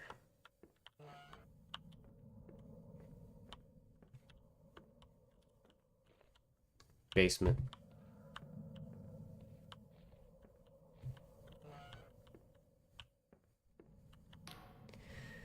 A weathered man sits by the window, laboring over each wheezing breath. Tattoos of a foreign outlaw band adorn his neck and hands, blurred with age. He looks at you fearfully, then wheezes. I won't tell, but if they come looking for you, I won't hide you. Who comes looking? Who do you think, idiot? Stick, isn't it, this whole thing? I should never have taken this job all those years ago. He begins coughing violently. What kind of work were you doing? She's just like me, you know? The mushrooms are growing, and her body can't fight them. It kills you slow, let me tell you. Those bastards brought the mushrooms here a long time ago. They infected the mollusk because it was useful to them. Over the span of a generation, the mycelium spread, while the coven declined, and now it's completely out of their control. Everything outside the castle is falling apart. The mollusk really is just like me, though. One day soon, she's gonna be gone forever. And you know what? The fanatical dreams that were built on her back will die with her. His passion exceeds him, and another coughing fit ensues. By the time he recovers, he seems to have lost his train of thought. I should never have taken this job. What was the job? It was a long time ago now. They told me it was manual labor, but the type that gets you hanged by the Inquisition.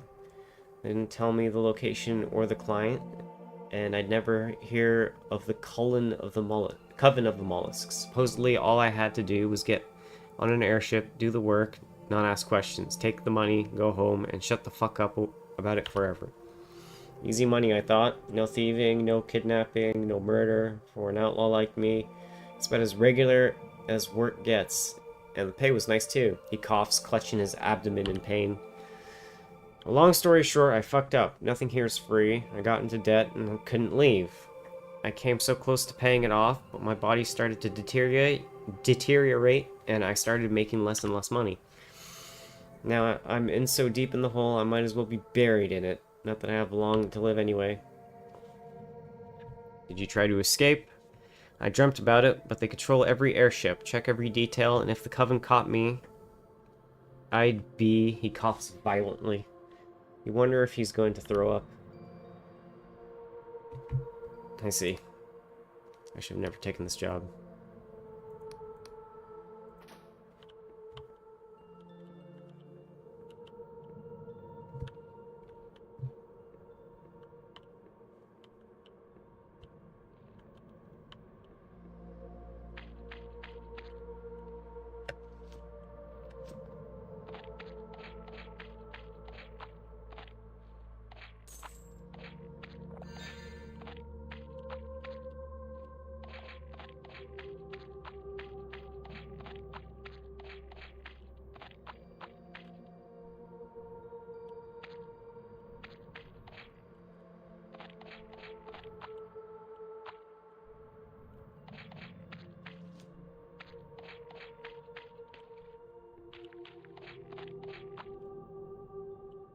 Aha, there's the last skull.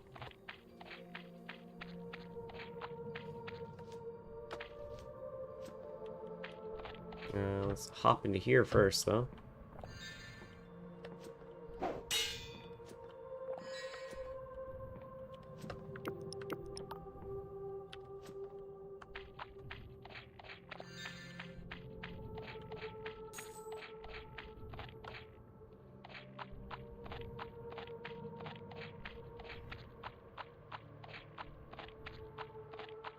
Yoink.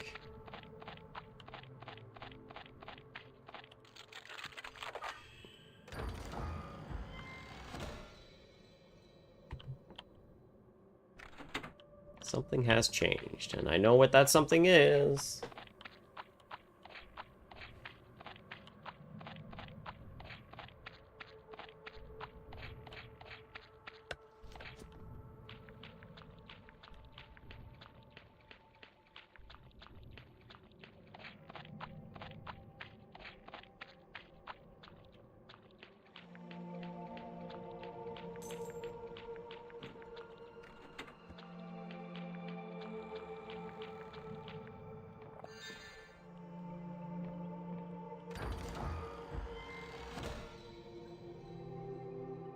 Sky snail sails. The dangling limbs of a sky snail enchanted with cipher magic to operate independently of their body.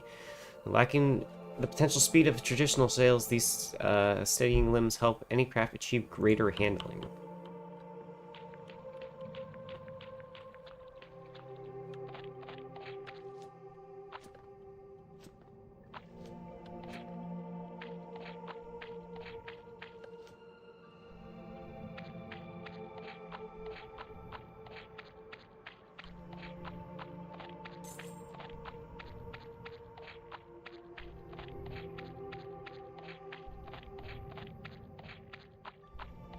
I guess doesn't work. Yeah.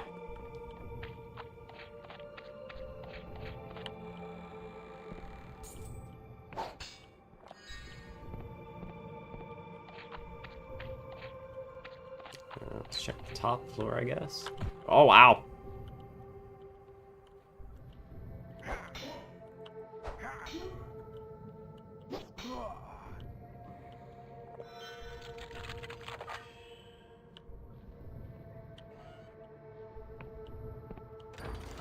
It's probably the other key.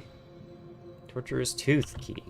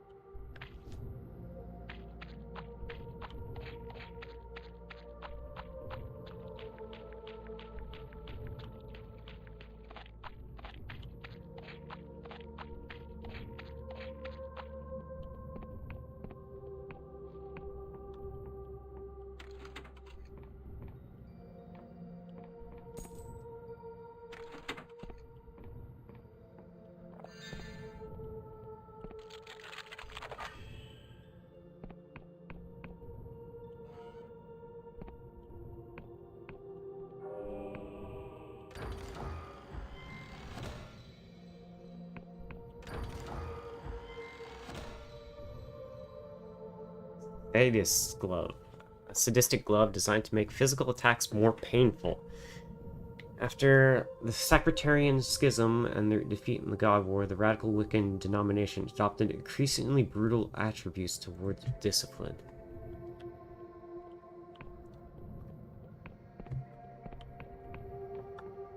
Okay, well.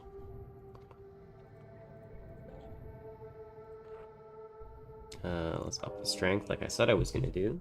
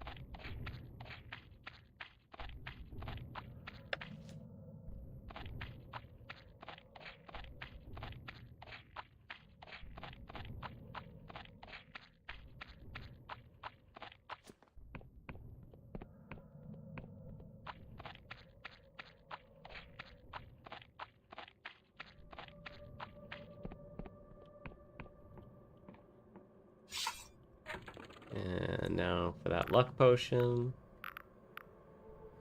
I'm in the wrong category.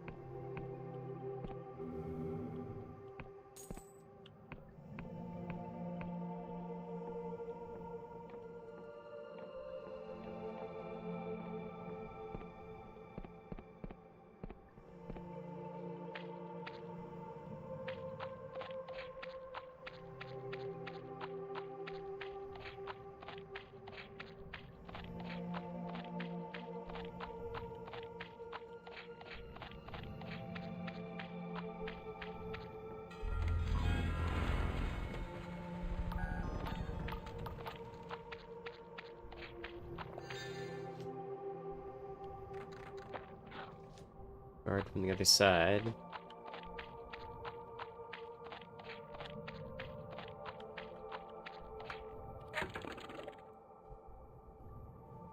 That's the thing there. That's mine. Ah, mine's behind the castle.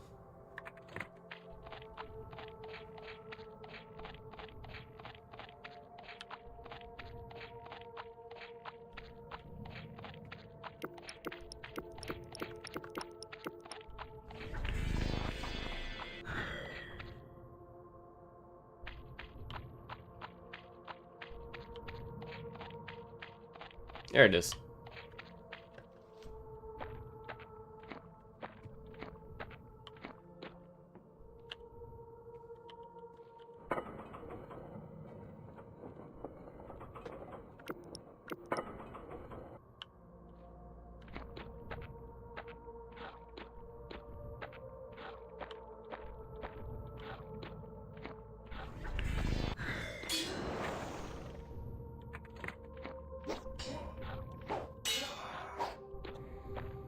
I forgot to put...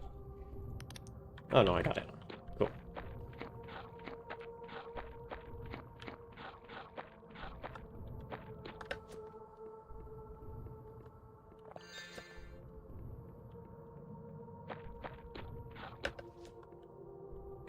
I need to put my lockpicking stuff on.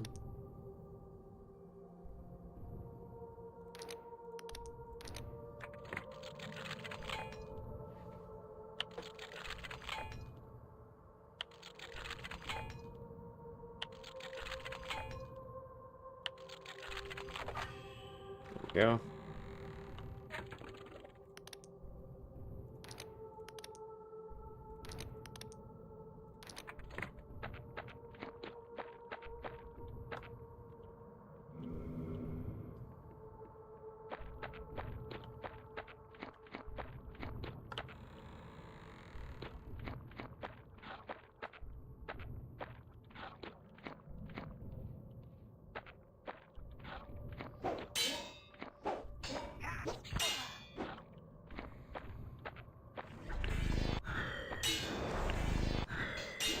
Ow.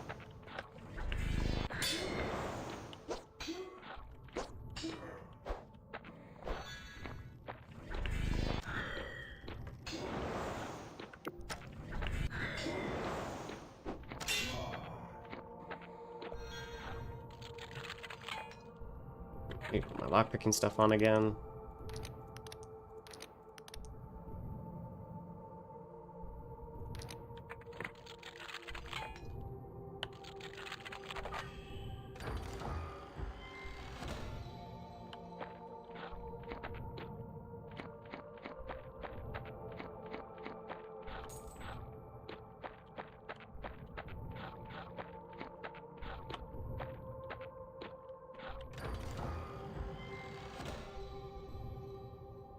Shroom weave ore.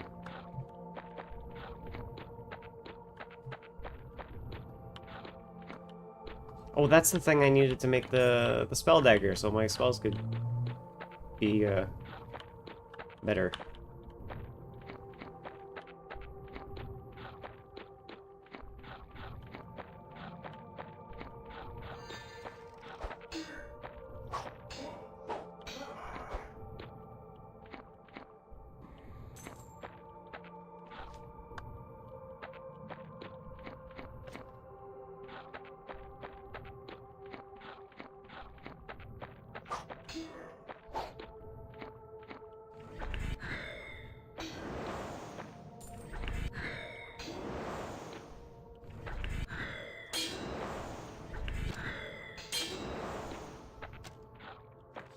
Bleed.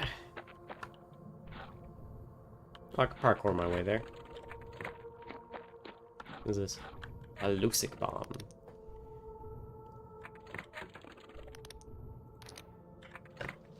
Yeah, I could do that.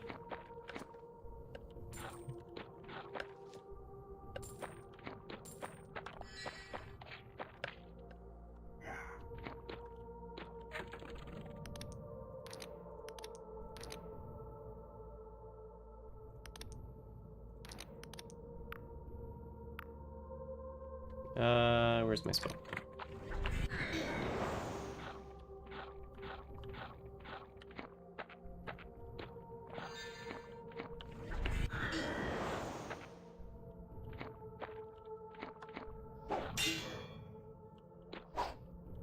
Bitch.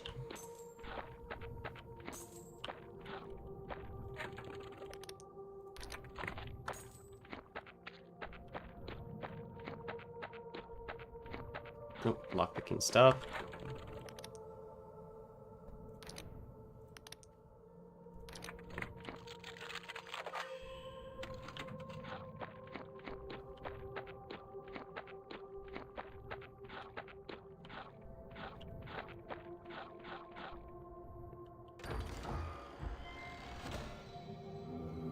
Temporal pickaxe.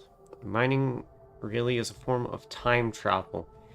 You descend into the earlier layers of the earth and extract them. This curious pickaxe makes the process a little more direct, allowing the mining of what was once there, as well as what still is.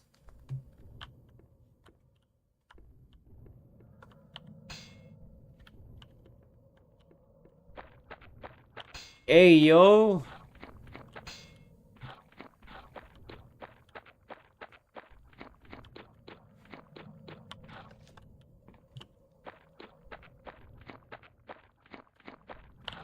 I gotta go into all those mines and collect all the metal that's left behind. Hell yeah.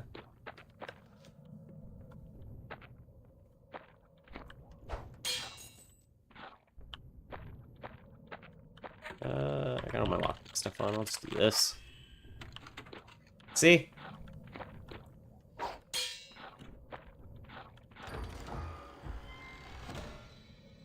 Sky Snail Hall.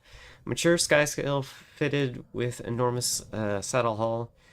While sky snails have often been bred as beasts of burden due to their aerial buoyancy, a few grow to the size such as this, though not as aerodynamic as other hulls. A well-trained snail can be maneuvered with ease.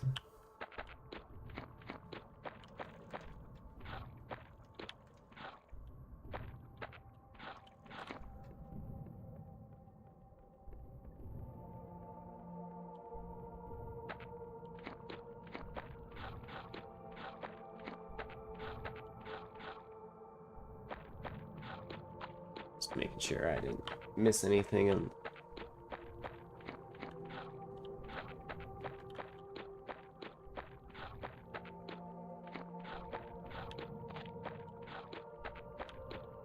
oh, there's one.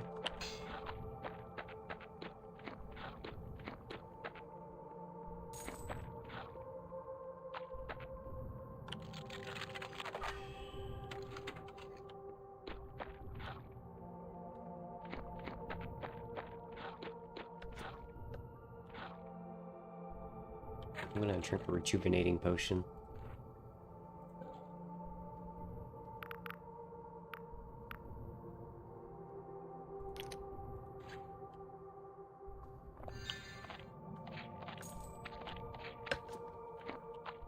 Wait, what?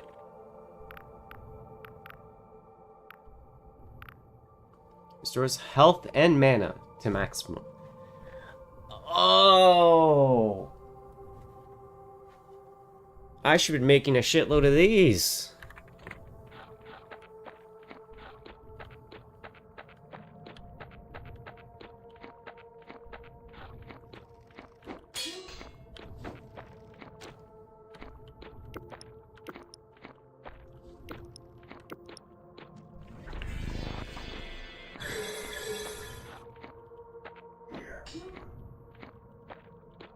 Come on, my skelly man.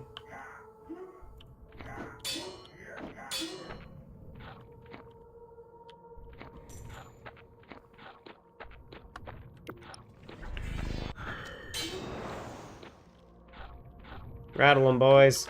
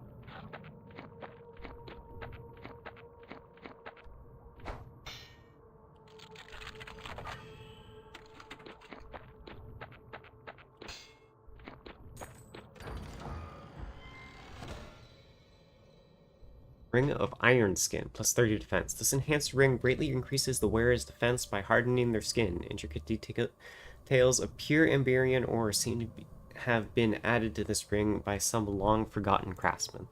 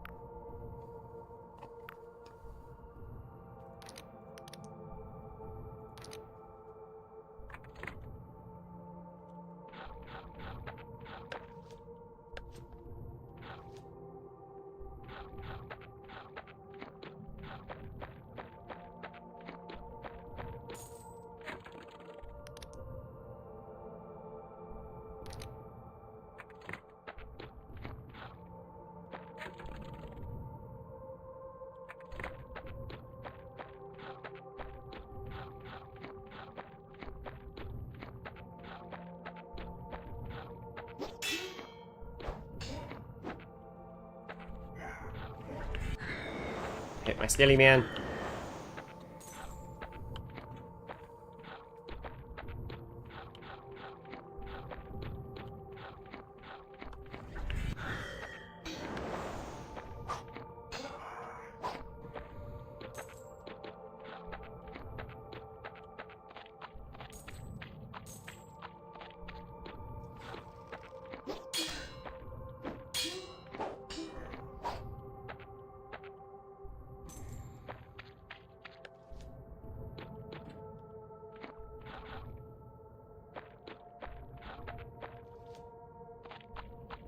Did I come from here? I think so.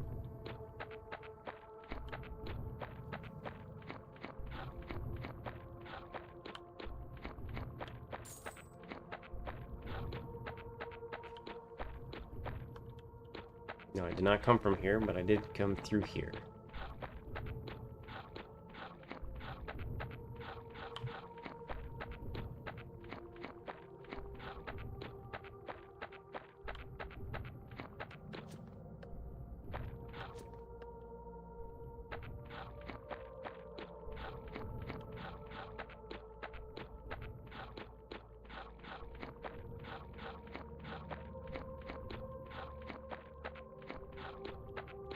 Here we go, way out. Or at least the shortcut way out.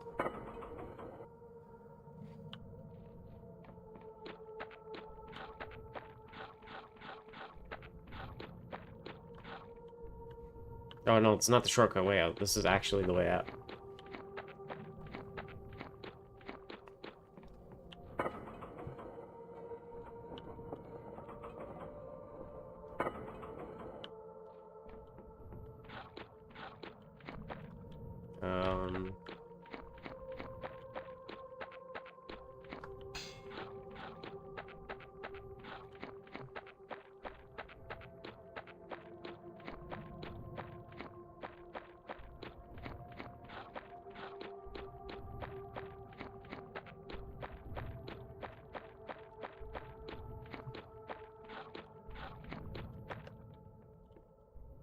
Aha! Mana potion.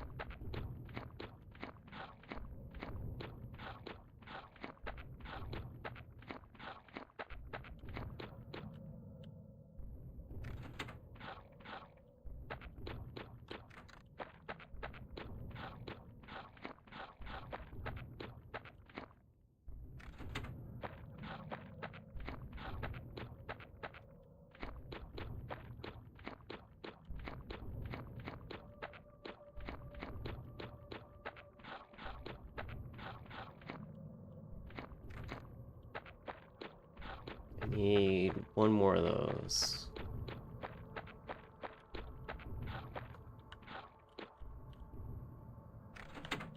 There we go. Since I know what that potion is now, I'm gonna take rid of this. These. I don't really need that on command, so I'm gonna swap that for those.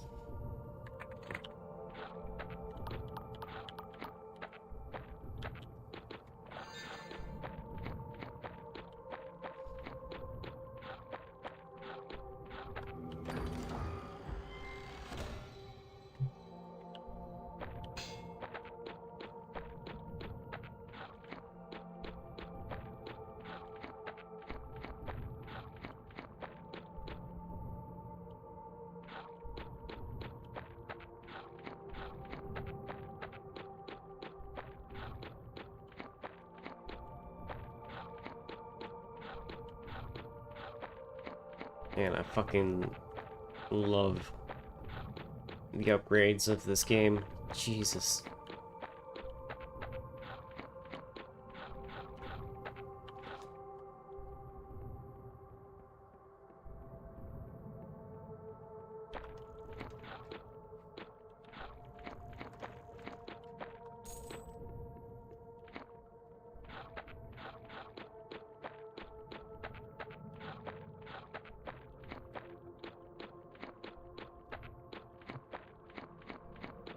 Alright, that's probably the quick way out.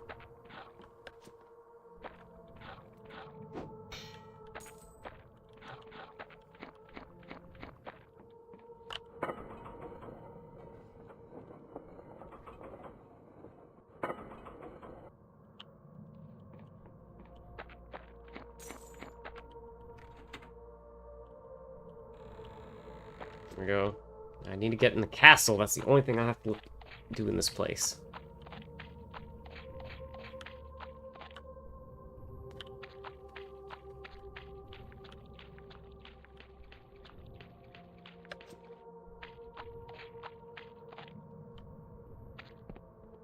How does one get in said castle?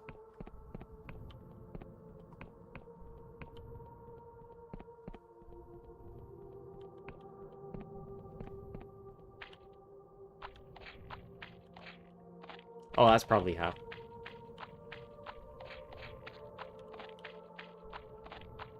Yeah, that's probably how.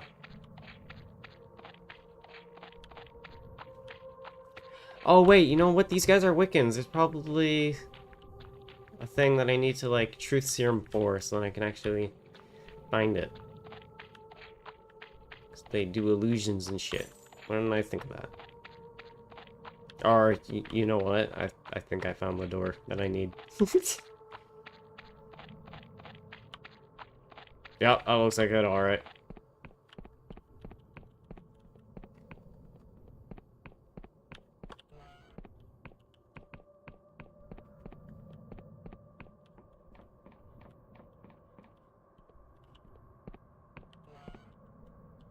Yep. Alright, so what's up here?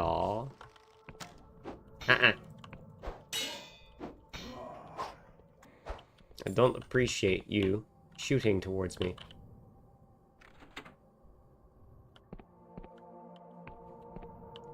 God damn it.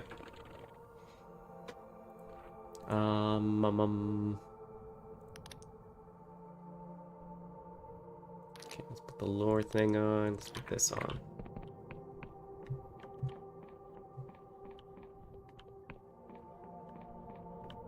Oh, okay, no.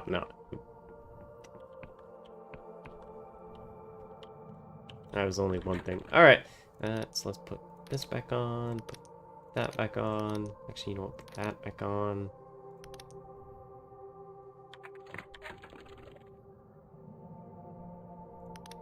So I'm gonna be using that more often. Put this on.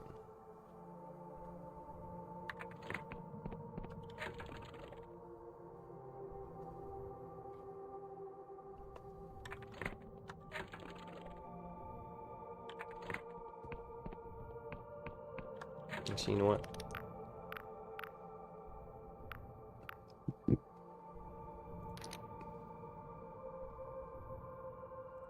I don't need... So I have a good stamina regen. I don't need that anymore. There we go.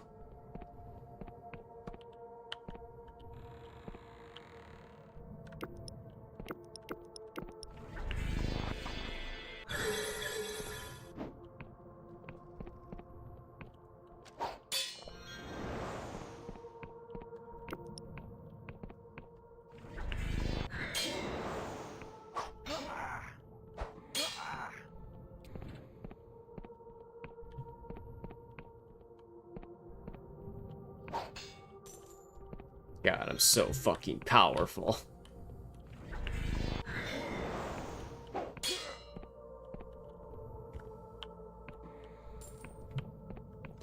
I am... God.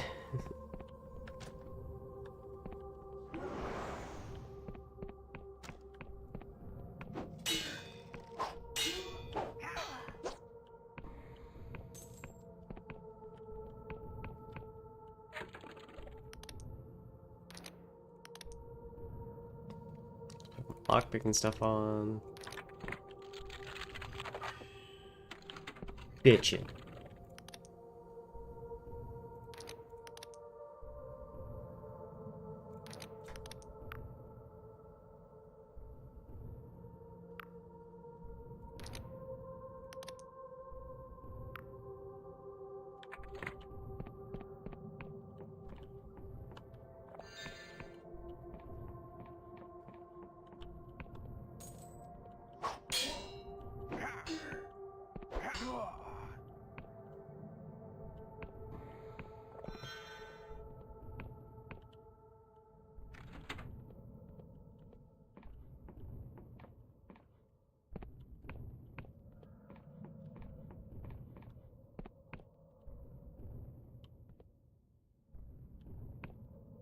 There's a thing in each tower. Alright. Or...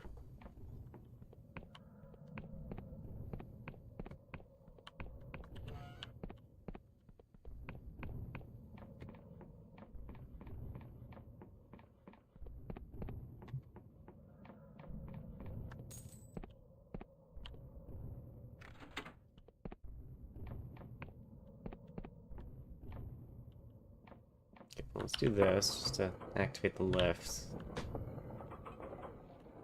Okay, so I want to leave castle, but I want to kill everything inside.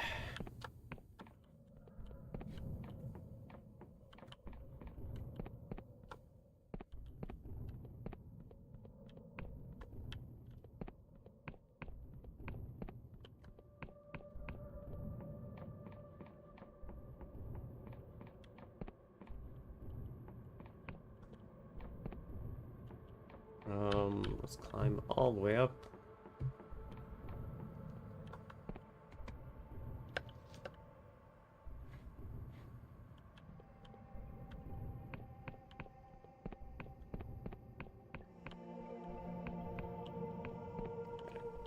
Get up there again.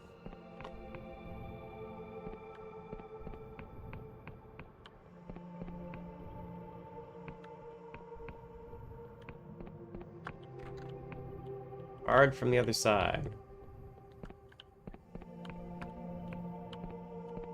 Oh, I have to jump from up here. Ah.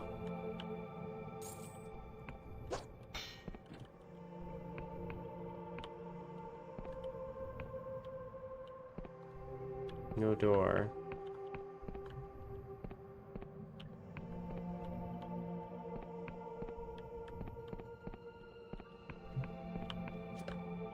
Oh, wait, there's a door there.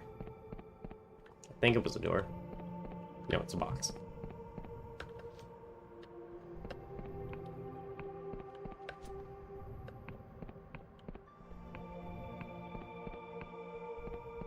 I'm probably gonna have to jump from the top of the castle over there.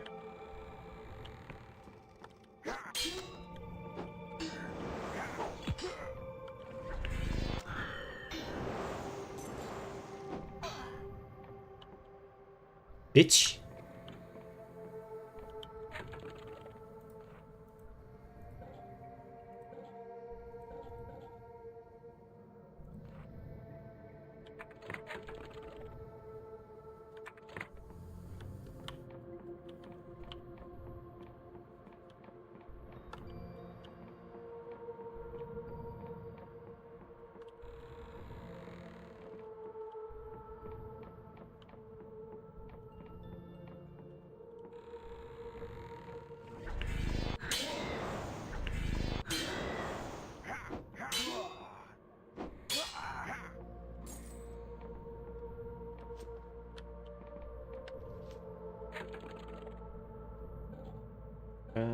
Where's my jumpsuit?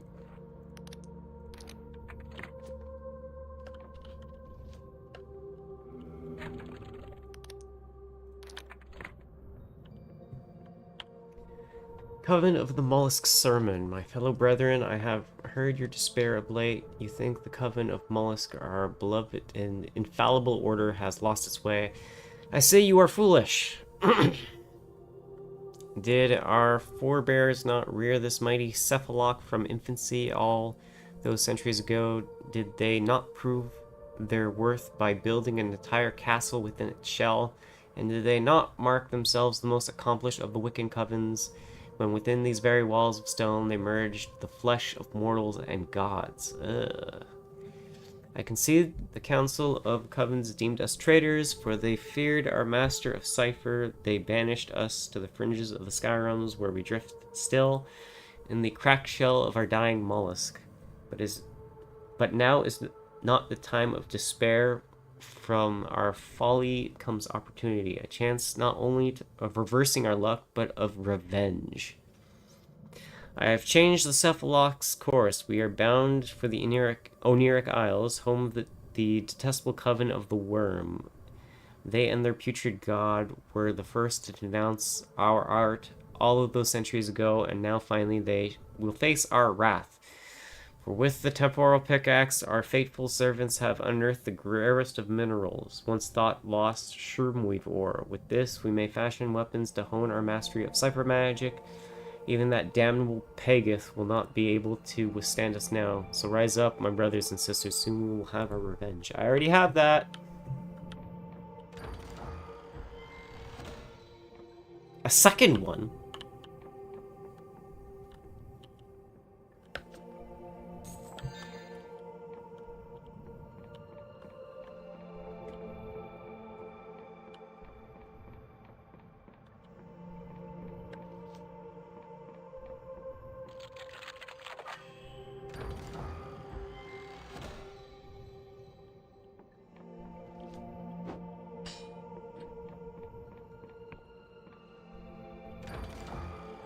You know what? That makes sense why they're still giving us so much material.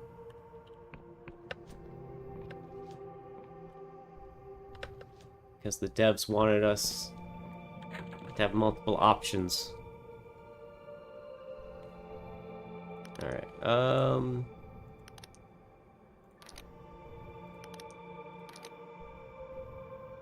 that's all I need.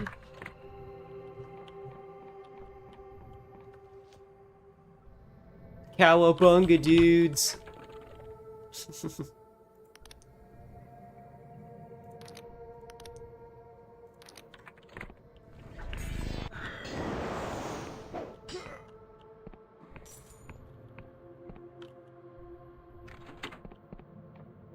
Alright, what has changed?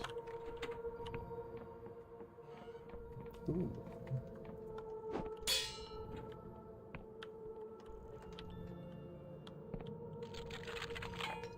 Oh, I got to put all my lockpicking stuff on.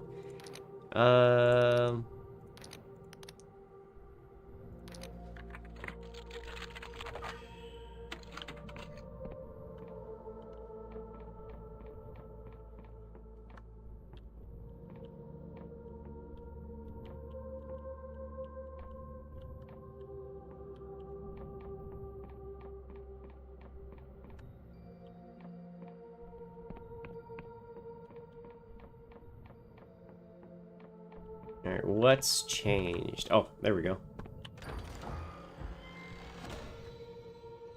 Charm of the Dead God. Through unspeakable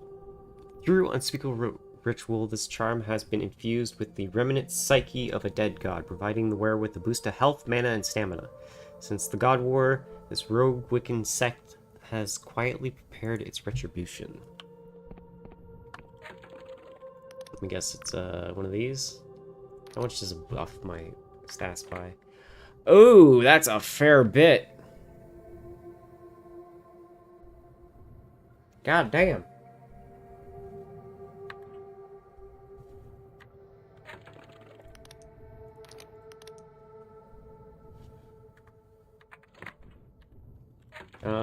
No, I'm gonna go with damage, and then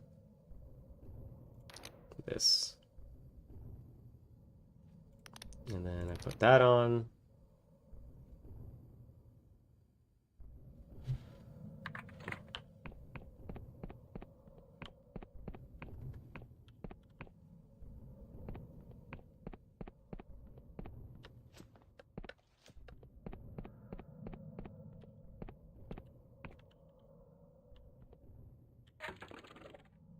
You know what?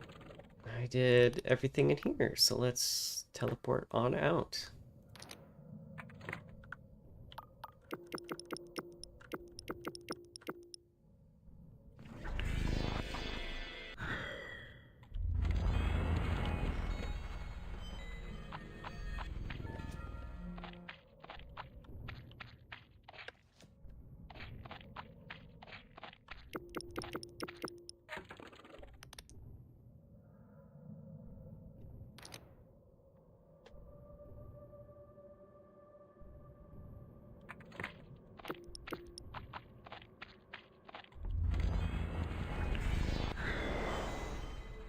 Nope.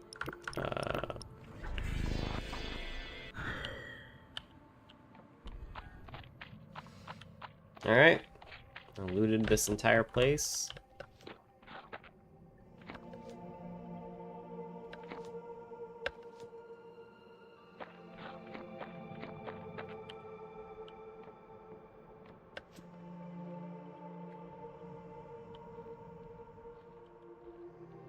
I gotta...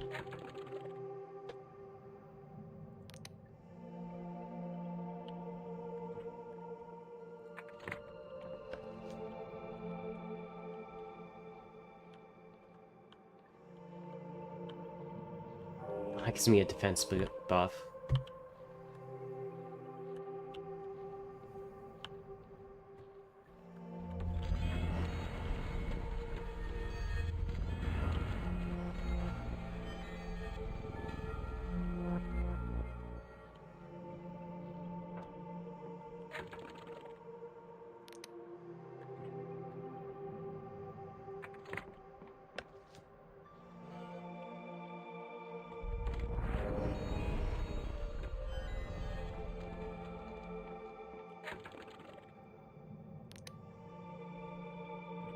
Give myself the round of buffs.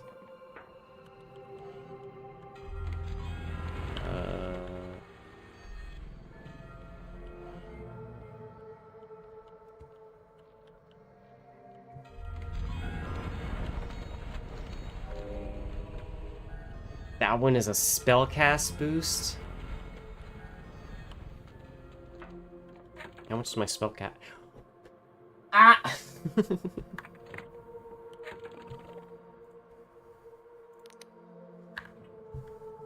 Nope.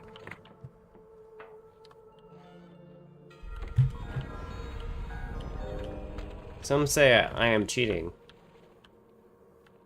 Others say, God damn, what the hell are you doing? Alright, let's see what all of the sky mollusk.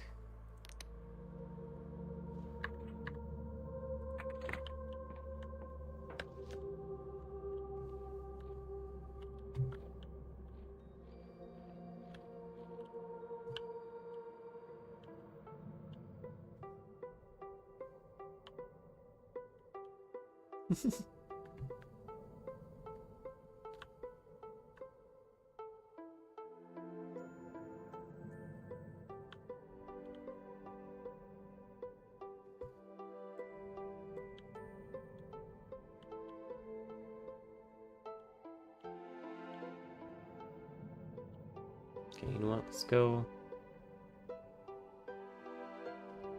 back to one of the towns.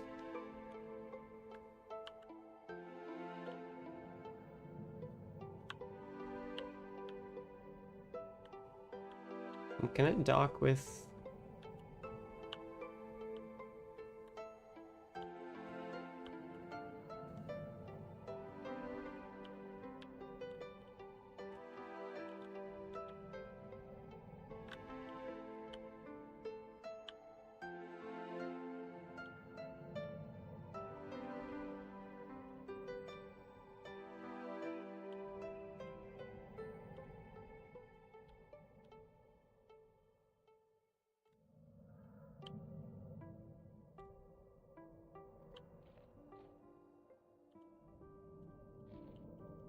I could get on those ships if I wanted to.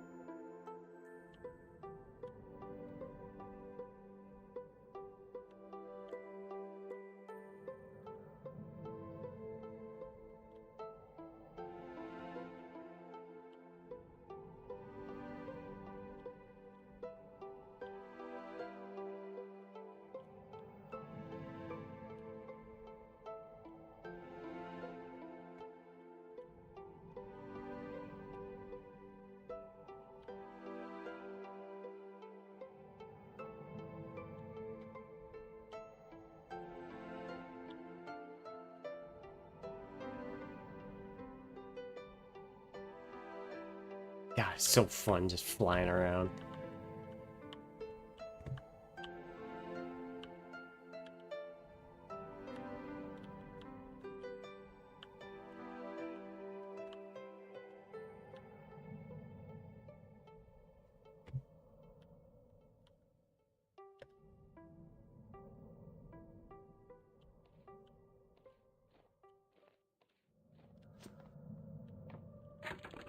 I liked my settings that I had before, though. And then I want that sail and this.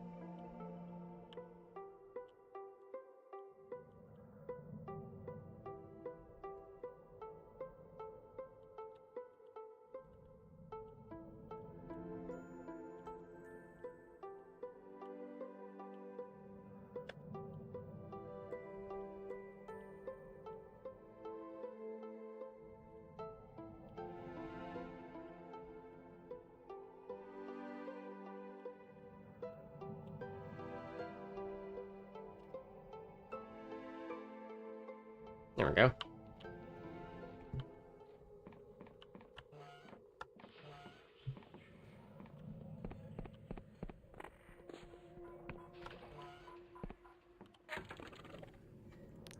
Let's make this into a shroom weave dagger. Now, if I want to cast, I swap to my dagger. Ooh, that looks cool.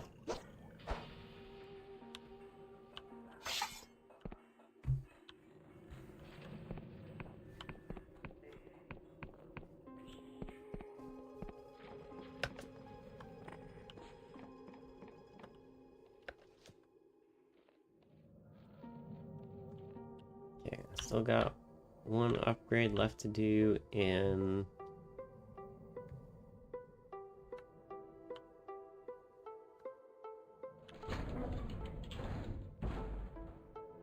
not here.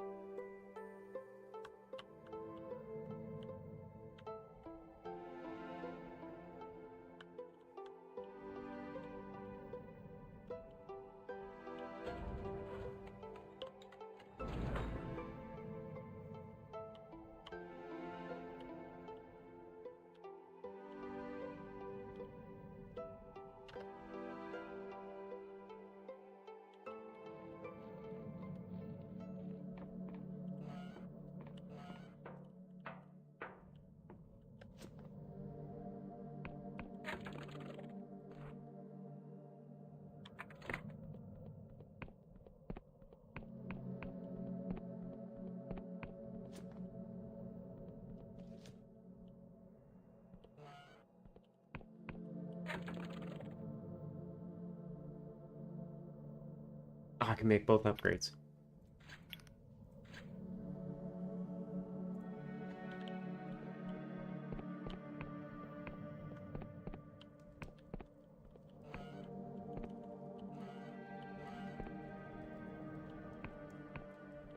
Now this is cozy.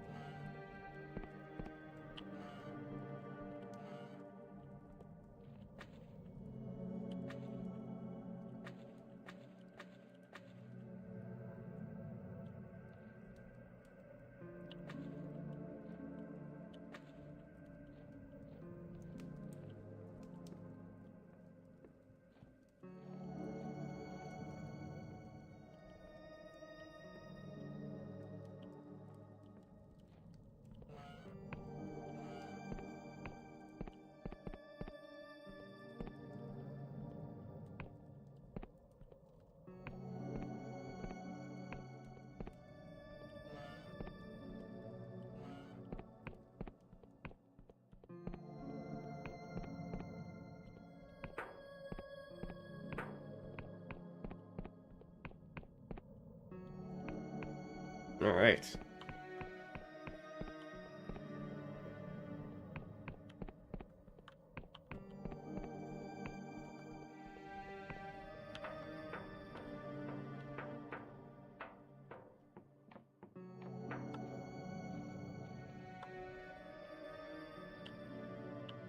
Okay, so there's a crash ship somewhere in mountains nearby.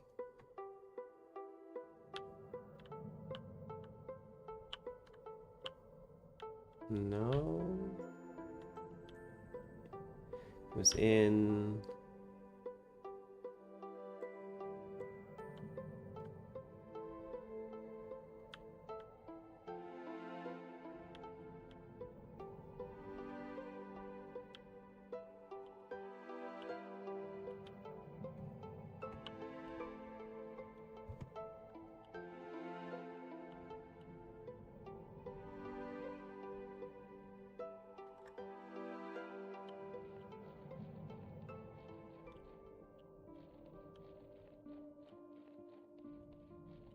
I saw a thing over here.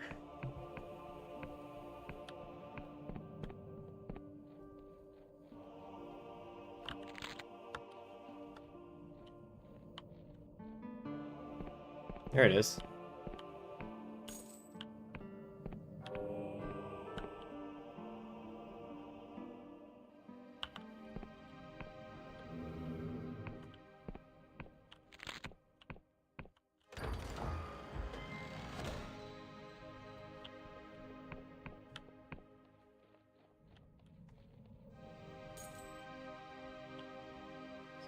What's this?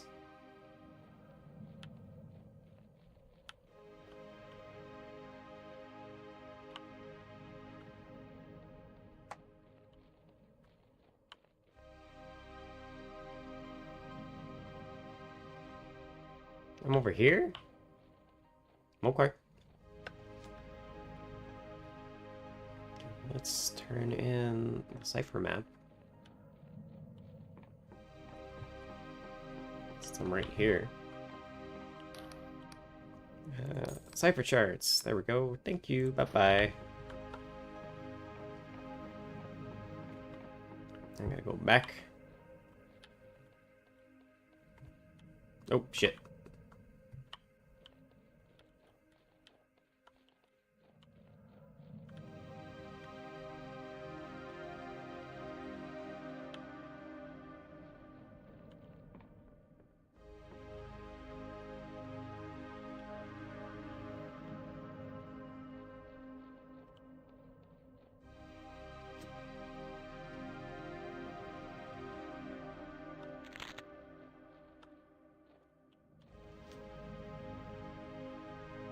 There's something around here.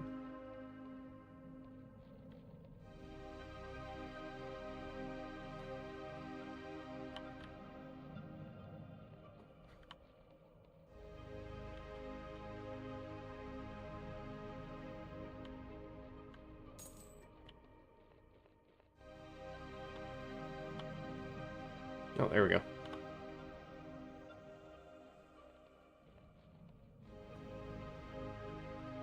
Somewhere. Oh, there it is.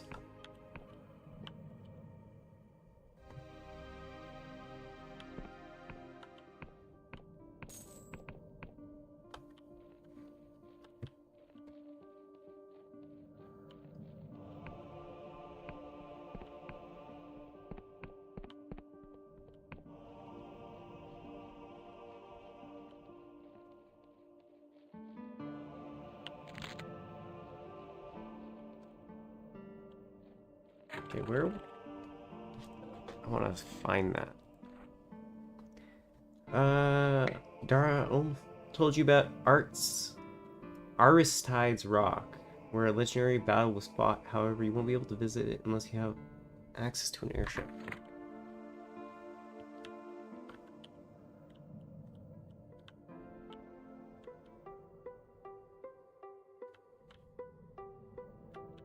Through the clouds. Whee!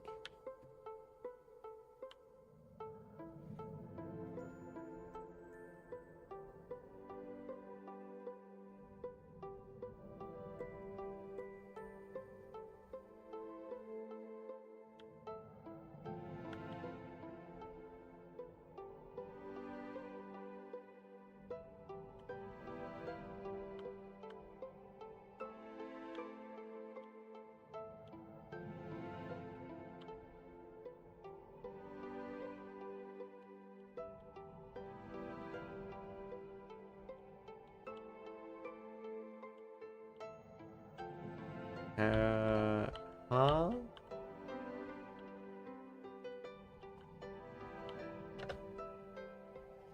What is going on here? A desert. Can I walk through this force field? I can walk through the force field. Okay.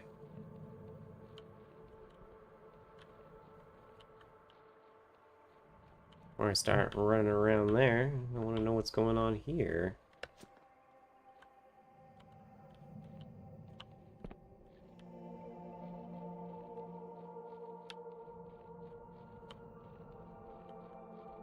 Oh, what the fuck are those things? To face Vela in the cradle, you'll need to upgrade the cutter with a device that can pierce powerful force fields. You found a desert island to the south of the Oneric Isle where an ancient Iberian ship has run aground. This could be what you're searching for? Could this be what you're searching for?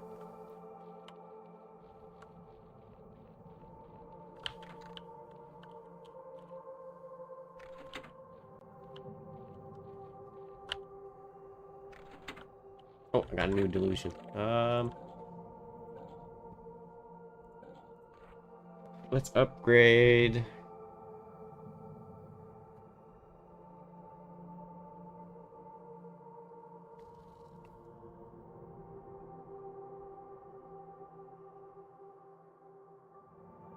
No, let's upgrade might again. Yeah.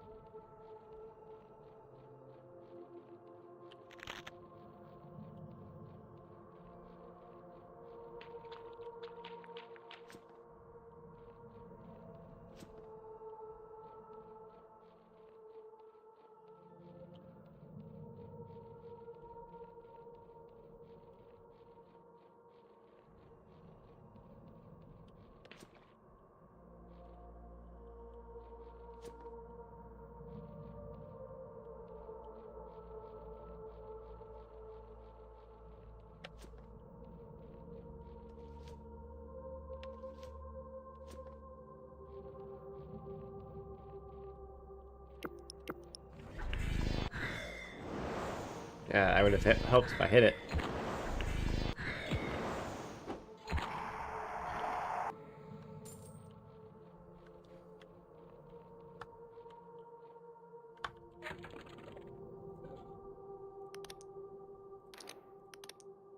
Let's whack it first. 10. Alright.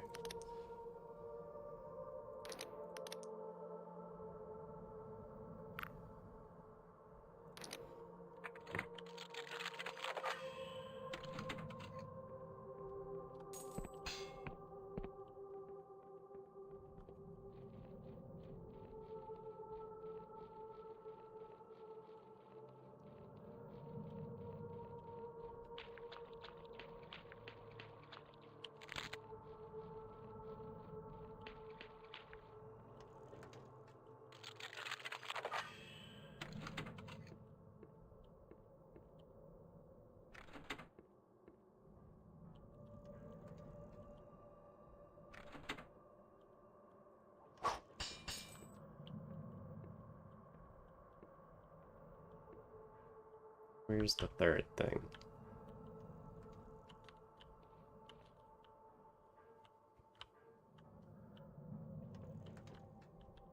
Candlestick. Okay, so it's upstairs. There's Delusion.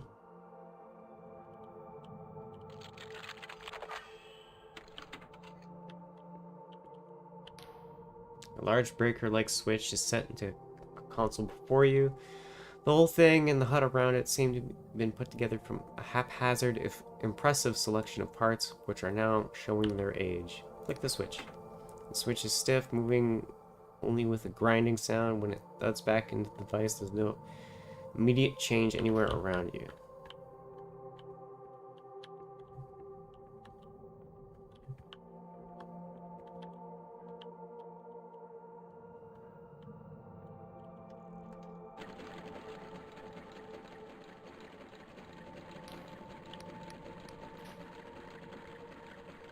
Wait.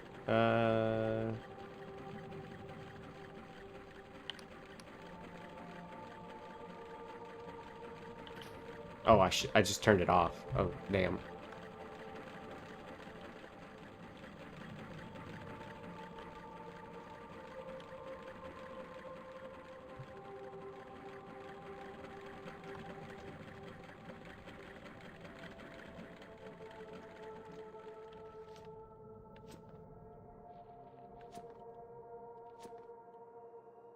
Probably controlling the force field up there, and once I turn it off, I could probably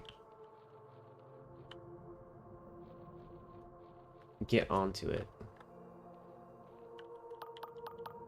You know what? I'm hurt and low in mana. Let's top up. I'm missing all my swings.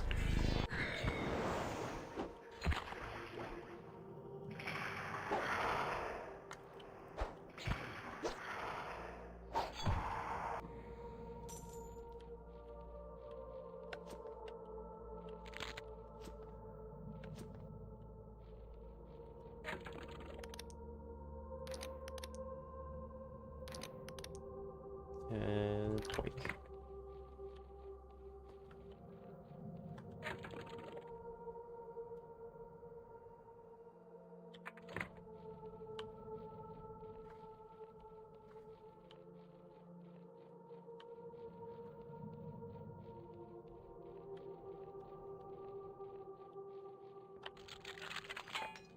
No, lockpick door. Okay.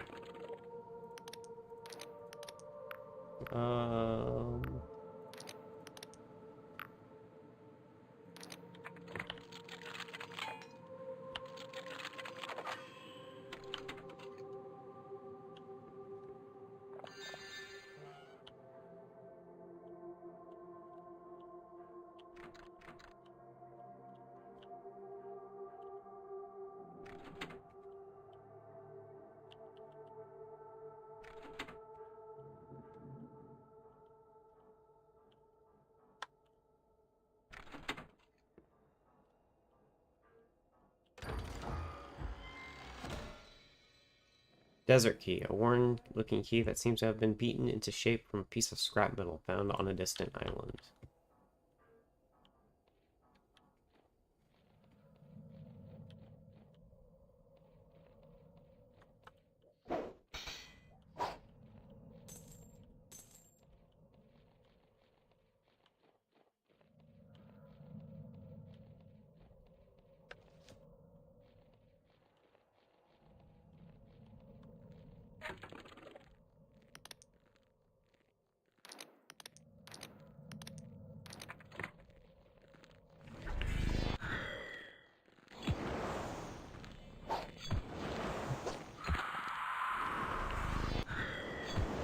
Oh, wait, let's try out. Oh, wow, that's much faster. Oh, that's so much less. Wow.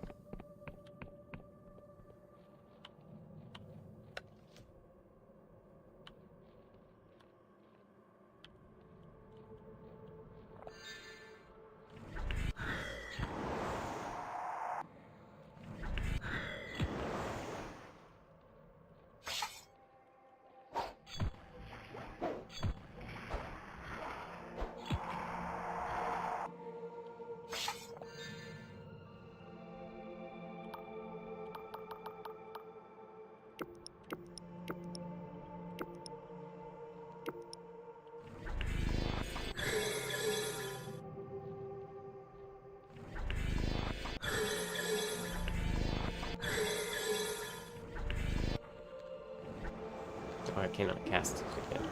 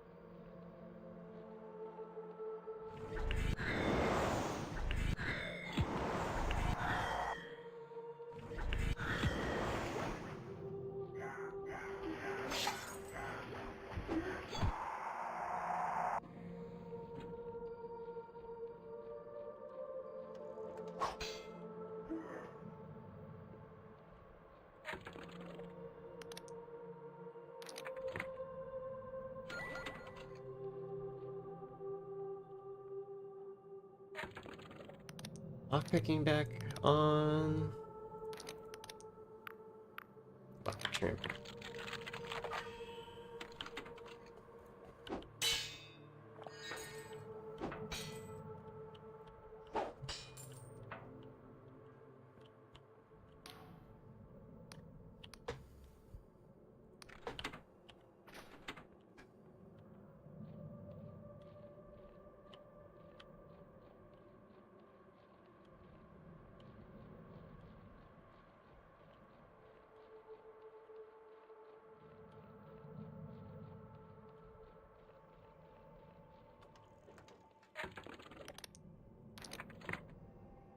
$85 charm.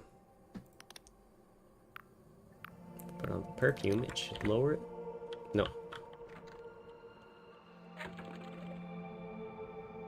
Okay, if I drink the tea.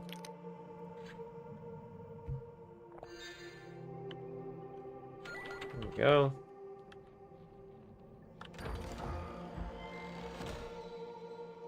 Band of Stimulus. This ring allows mana to regenerate based on the wearer's regen stat. Oh, accept. I want this on my finger right now.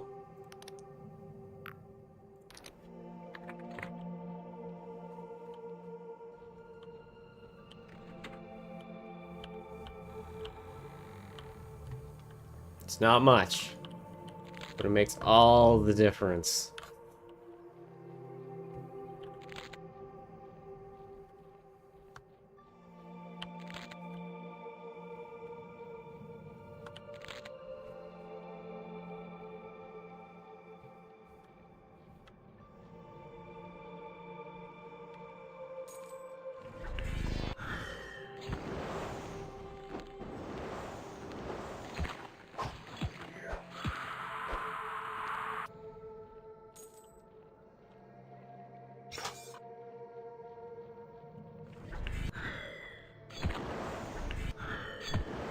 Oh, wait. Aw, shit. I need to equip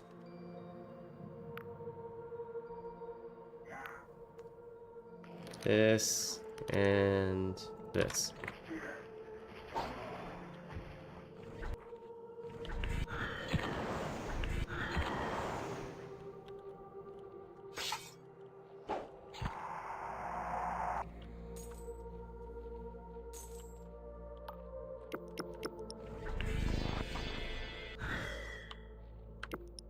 Yeah, gotta keep remembering to swap to my dagger.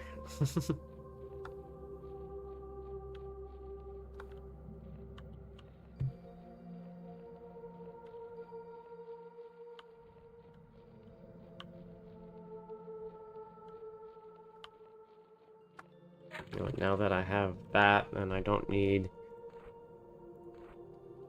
this,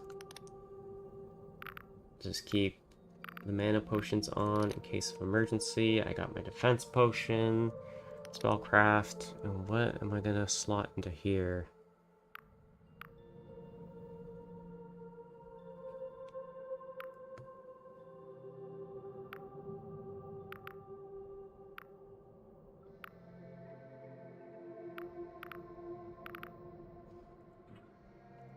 Okay, well, let's slot defense.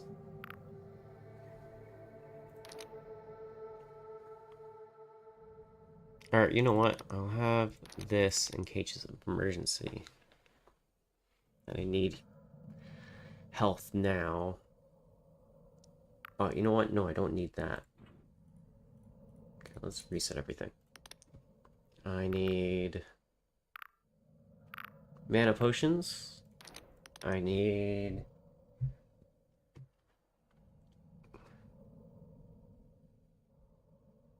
defense potions.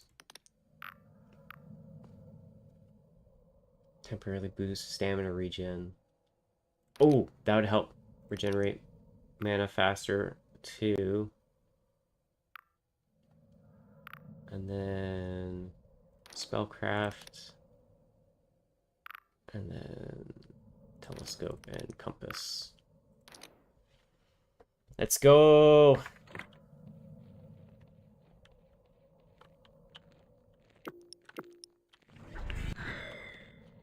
Oops.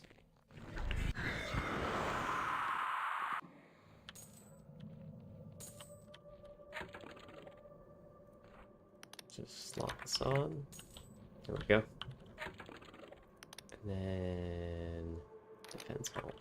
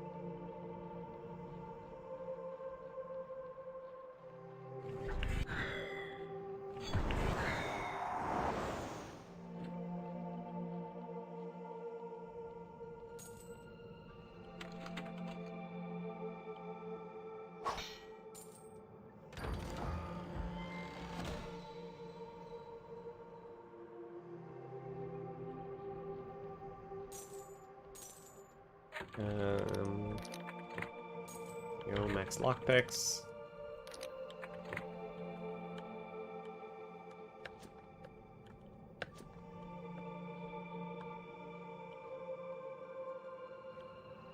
Okay, I did that one. I did that one.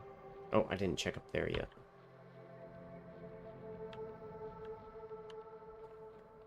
That's probably where the third shield generator is.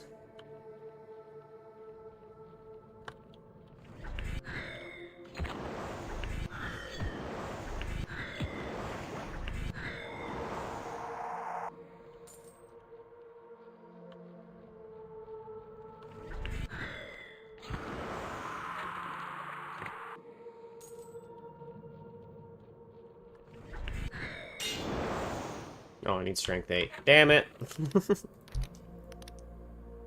would've been cool, just blow up a fucking door.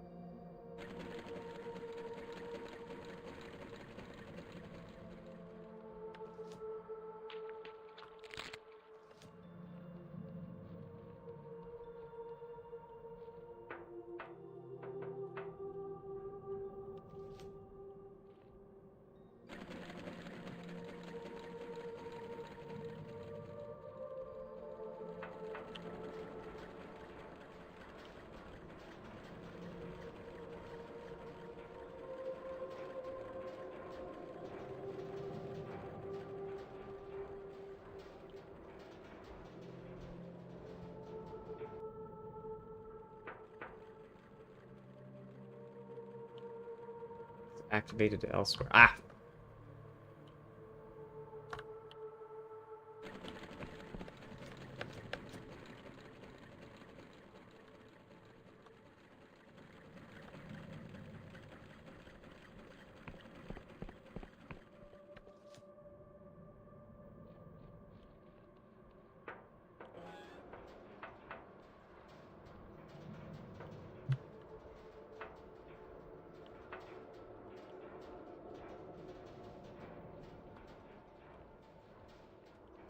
Activated 3 generators. I should be able to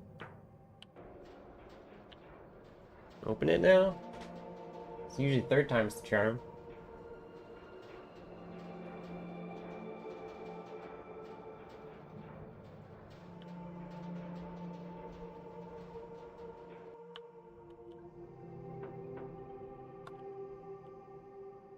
Something has changed. There we go.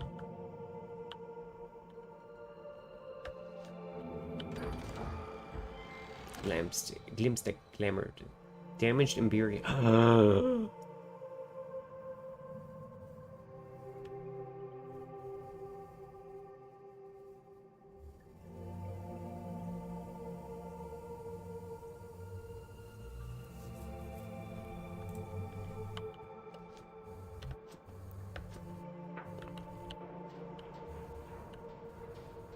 Yo, if I can make myself a full set of Emberian armor.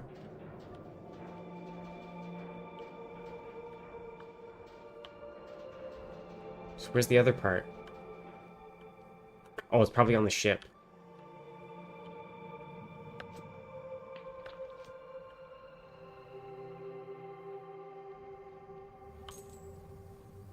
And it boosts all stats?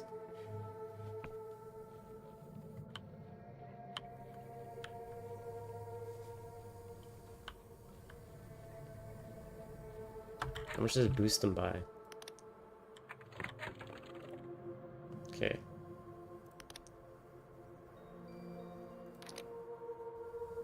Only by 5. So probably if I fix it, it'll be like 10 or 15. And then with the other set of with the other part of Emberium armor, it'll give me another 15. Damn.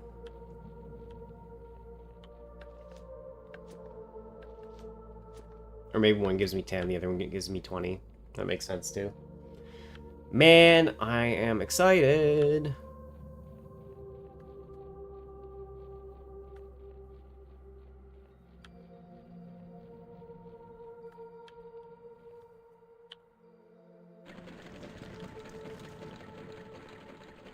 Oh my god.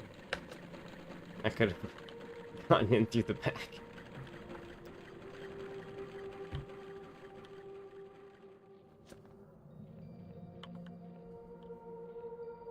Okay, where's the third generator?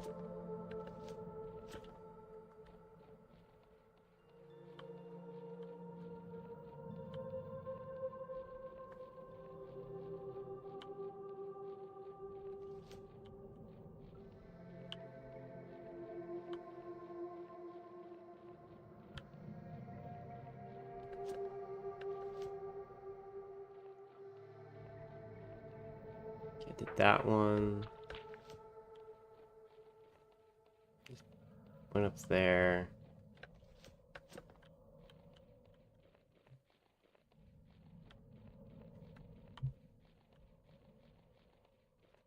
Probably just need to climb.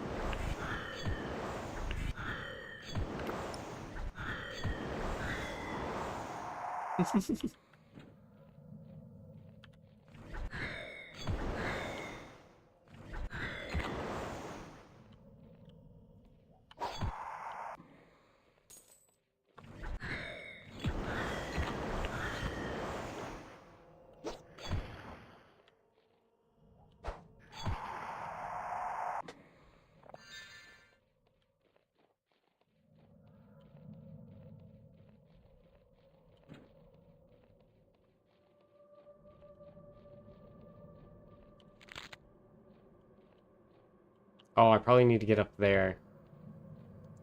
That one's locked. Yeah.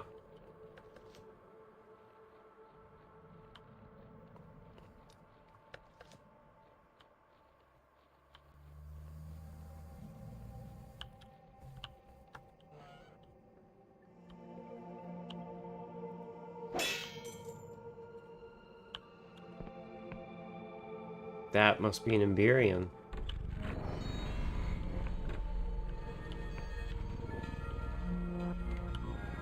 What the hell? Alright, let's put my talking hat on. Put my persuasion perfume on.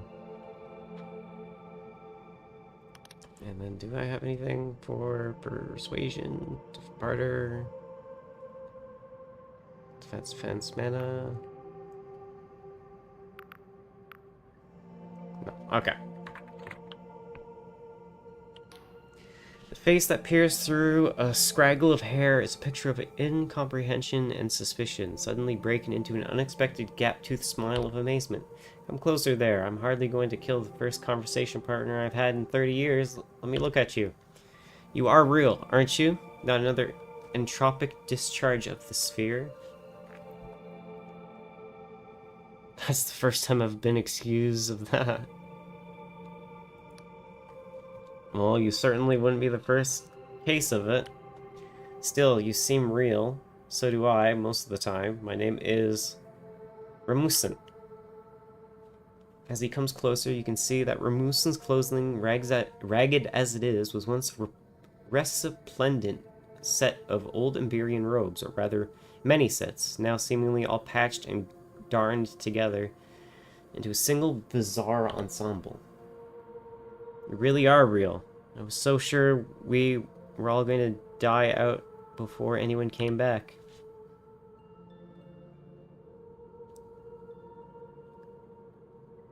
Who exactly is dying out? The Rasmussen clan, my ancestors, the ones who built the ship, you've no doubt spotted right on top of us here. Though I thought we were all going to die out before anyone came back. What is this place? This is, well, it doesn't really have a name. This is just where we ended up. I thought we were all going to die out before. You've been here alone for how long exactly? Oh, going on 40 years now? Since my parents died? I think that's right, at least. It's a bit hard to keep track. I thought we were all... Okay. I'm looking for an engine, a sphere, I was told. You know about it. Knowledge still endures. Yes, indeed. I should ask how you found me, I suppose, but I have so many more interesting questions, so many things. I've heard about the world out there. My grandfather told me you all live inside giant mushrooms. Don't they get a bit smelly? Do you still have snakes? I always wanted a pet snake. Where are my manners? Excuse me. It's been 30 years since I needed them. My questions can wait. You must have questions for me. I was trying to explain to you, wasn't I, this is our home. It was never meant to be, but the Rasmussens,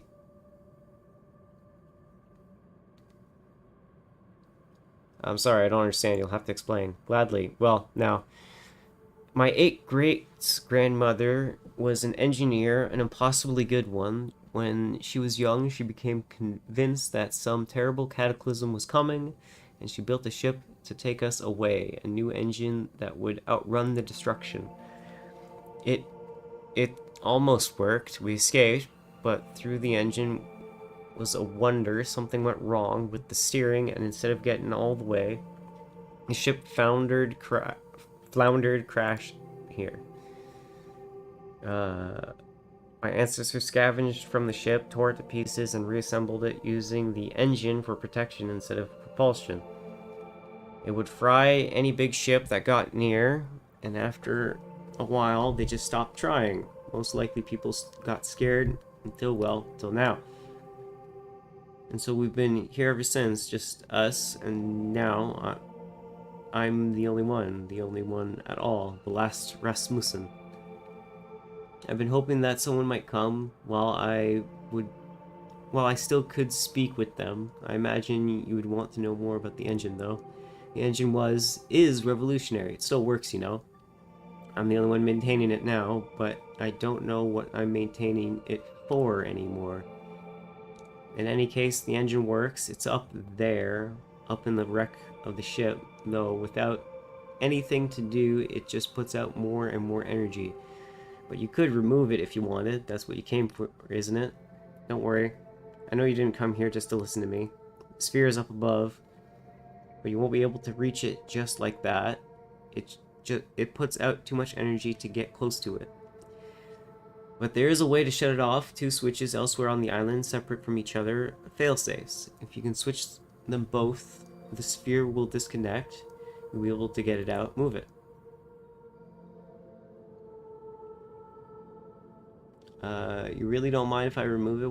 What will happen to you? What do you think?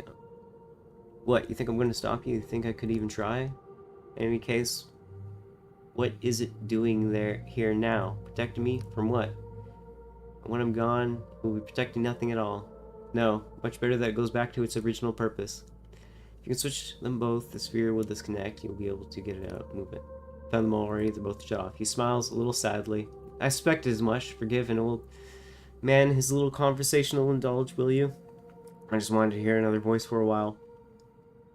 You can go now. Up into the ship. The sphere is there.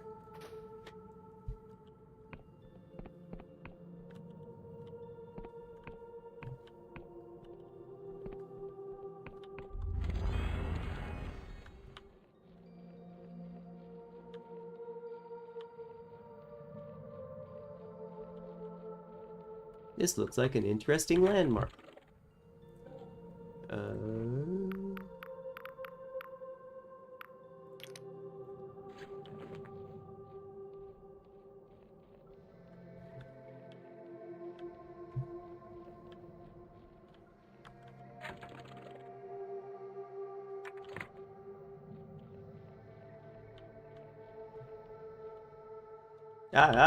Lag. Stuttering. Okay, we're good.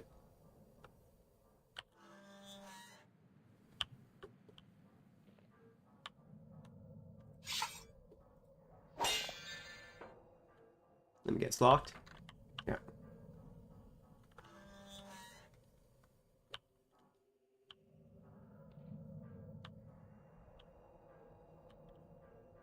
Let me get locked.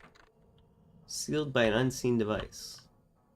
Alright, I'll be back in a second. I gotta hit the washroom. Ugh.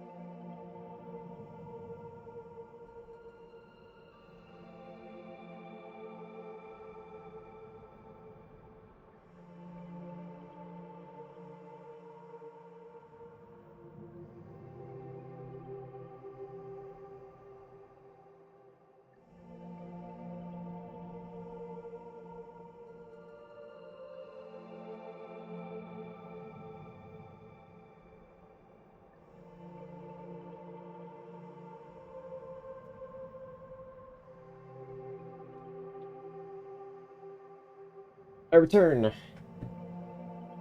Alright.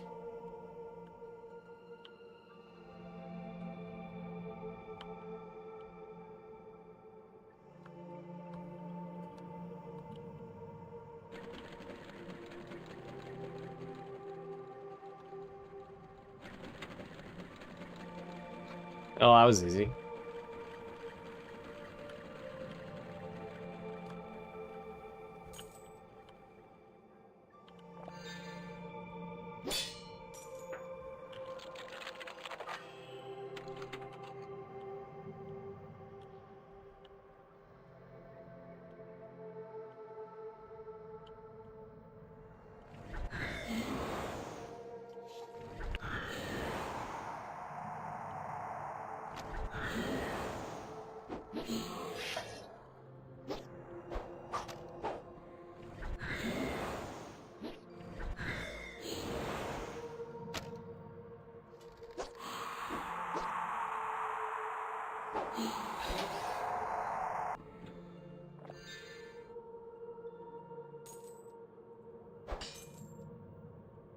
Put these spirits out of their misery.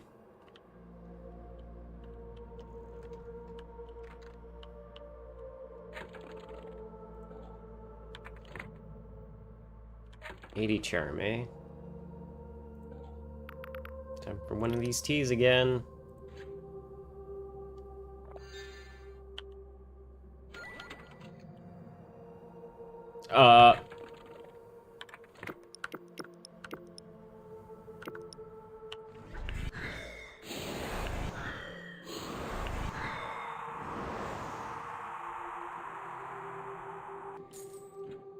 God damn. Okay, let's put on my lockpicking stuff in case that thing is locked, because sometimes they're locked. Nope, not locked. Awesome. Clockwork ore. That's what I was looking for.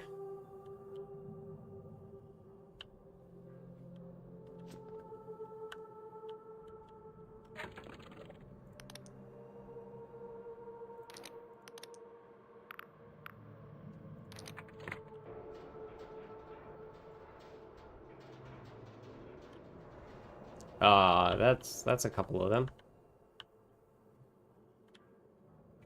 Oh my god.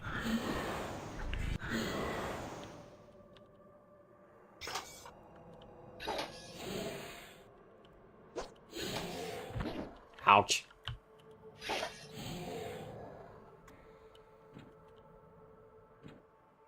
Thinks that calls the elevator?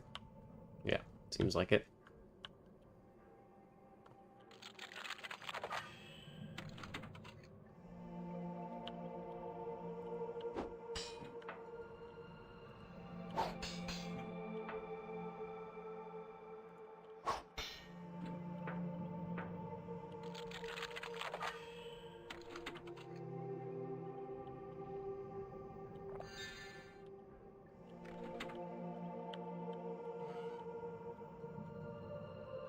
There's the sphere. Open the door from this side. Damn.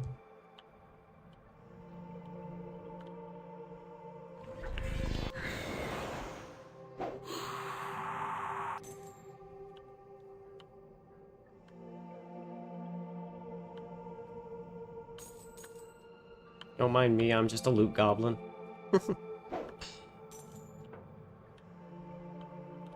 Oh, there's a blue potion.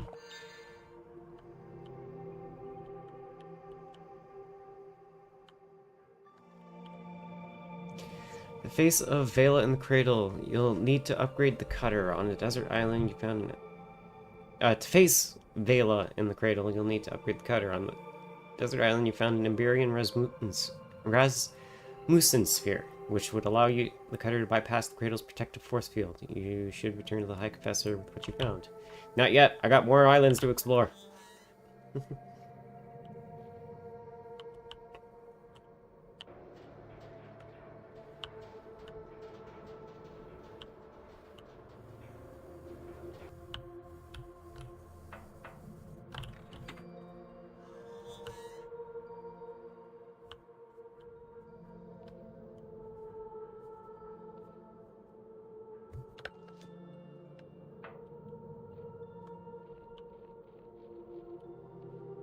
Ah!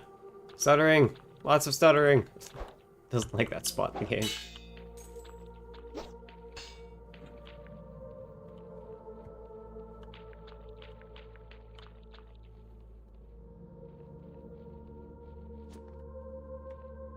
Okay, now I got the sphere. Let's talk to that dude.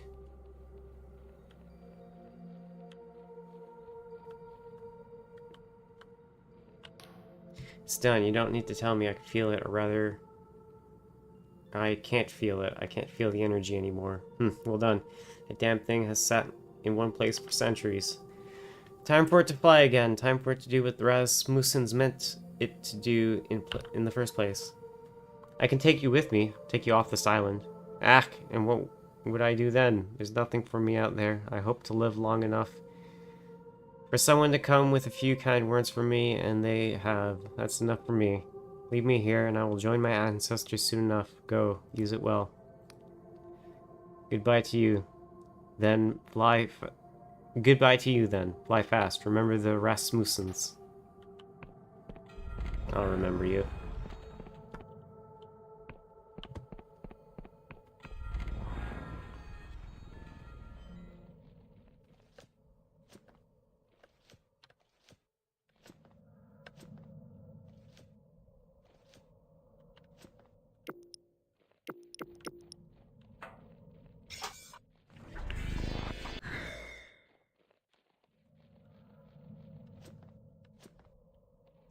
I saw a locked door somewhere. It was up there.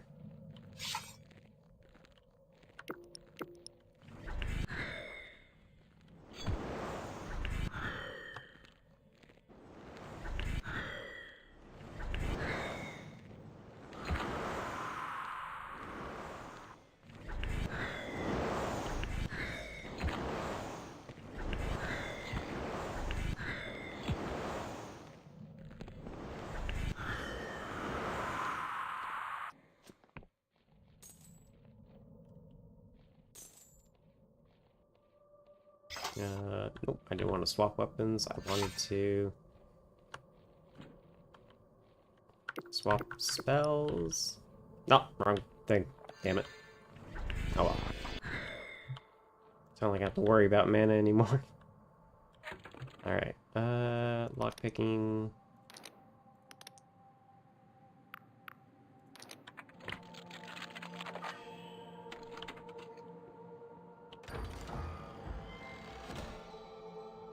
Hypnotic brooch. This seems to be a little knot of twigs and faded flowers until you can't look away from it, entranced by its appearance. Others find it enticing too, and will fall under your entice spell for longer than usual.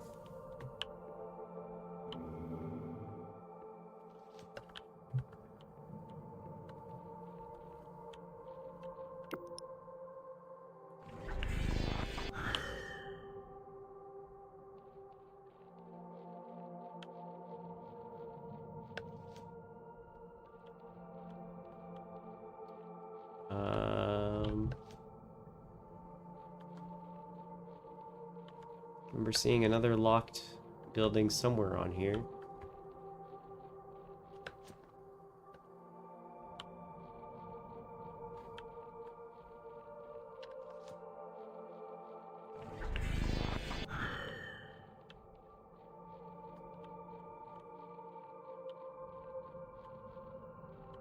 I think that was it, actually.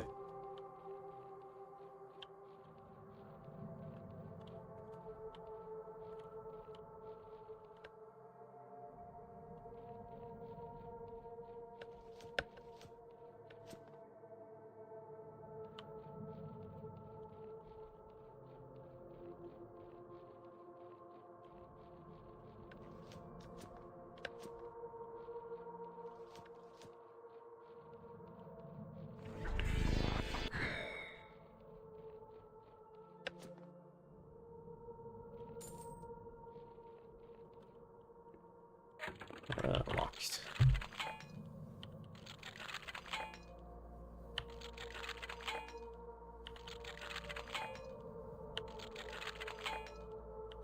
Come on. There we go.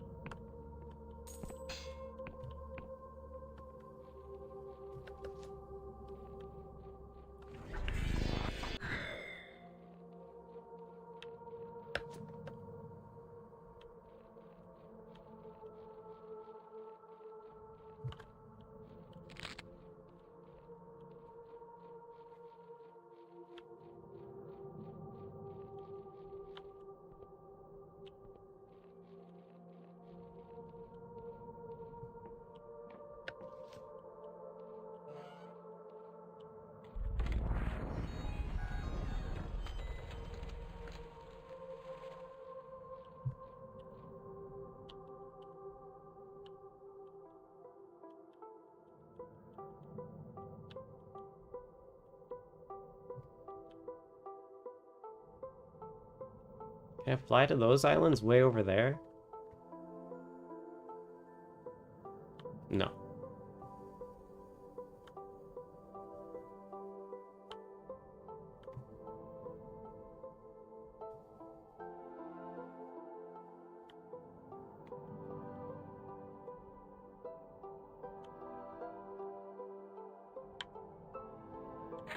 I need your partner.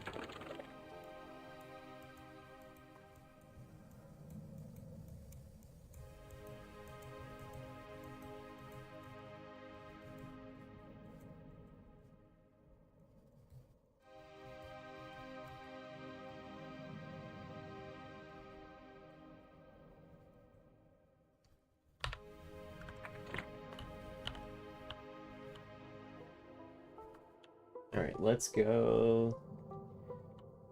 Upgrade Great Sword.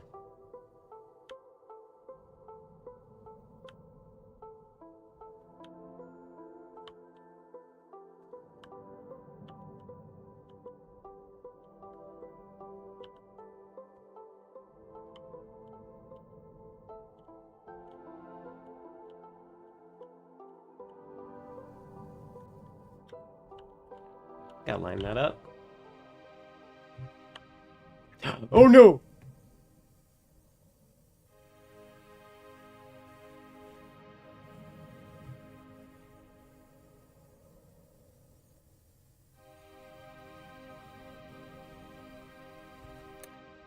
Man.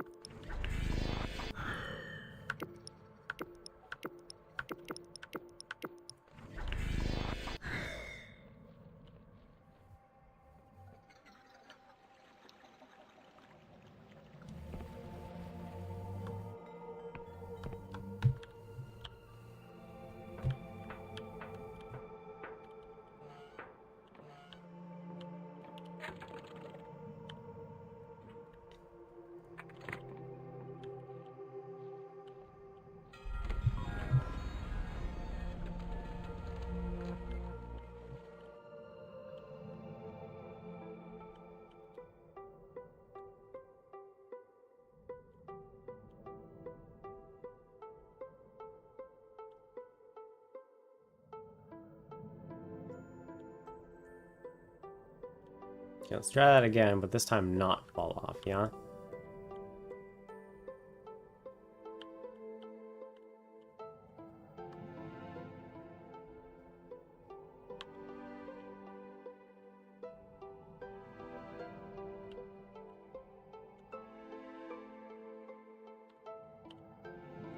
Okay, that time it looks well and centered.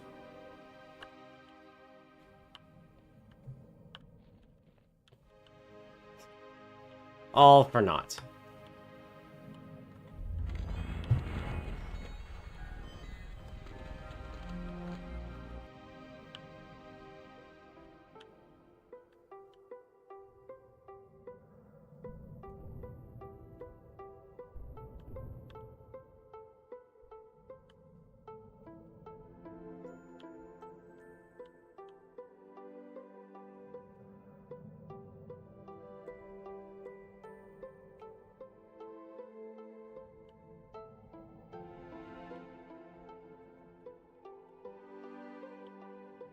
I don't remember going in here before.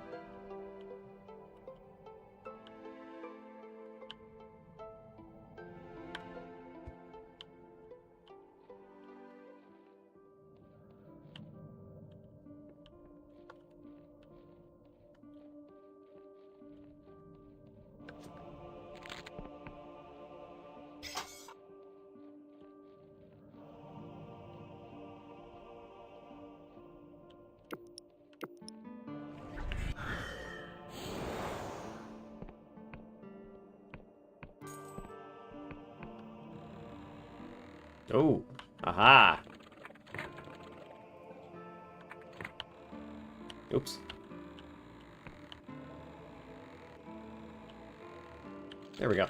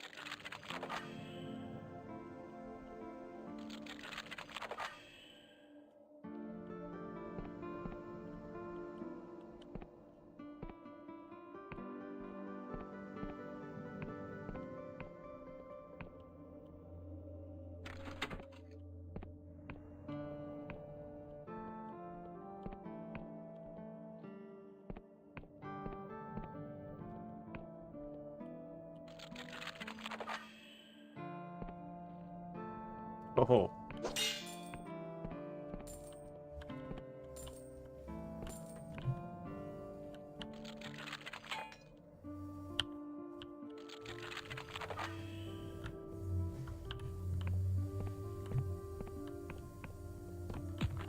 Ow. Uh-oh.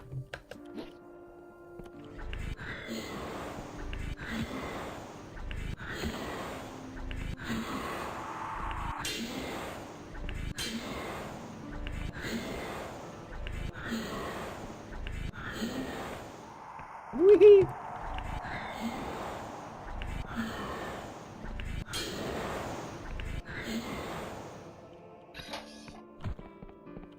Ow.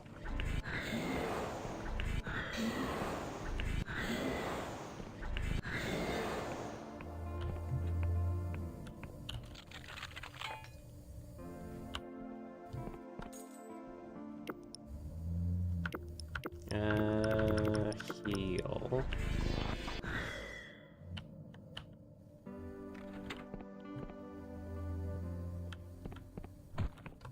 Ah,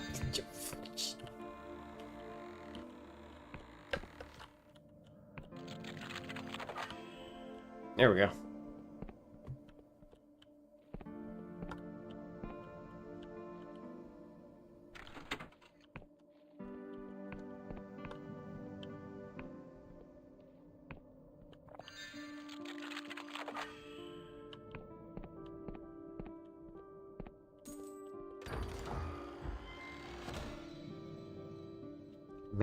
Magical manacles. These heavy bracelets, a relic of some dark bargain, made of dark iron and shot through with cipher. Fill your hands with magical power while weighing them down. The wearer attacks sluggishly, but will find their spellcasting much empowered.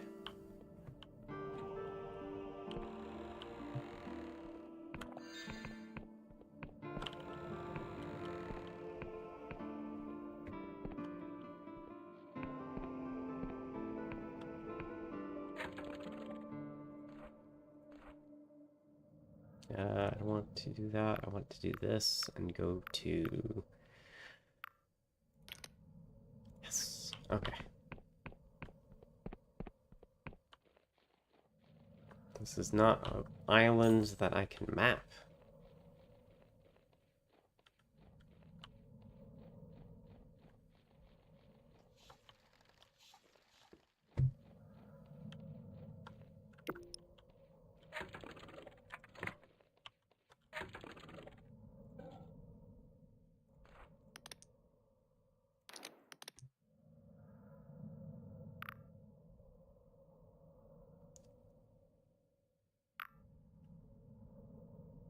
I want to equip the brooch. How much? That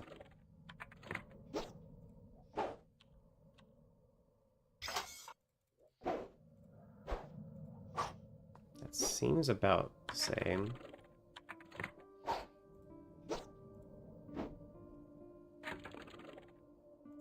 Maybe it lowers my damage? That's what it does, lower my damage. Quite a bit, too. Holy shit.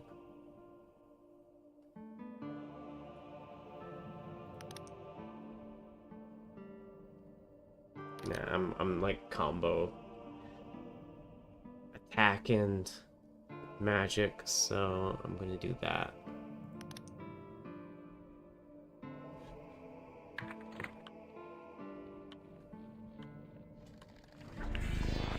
Nope, that's the wrong spell.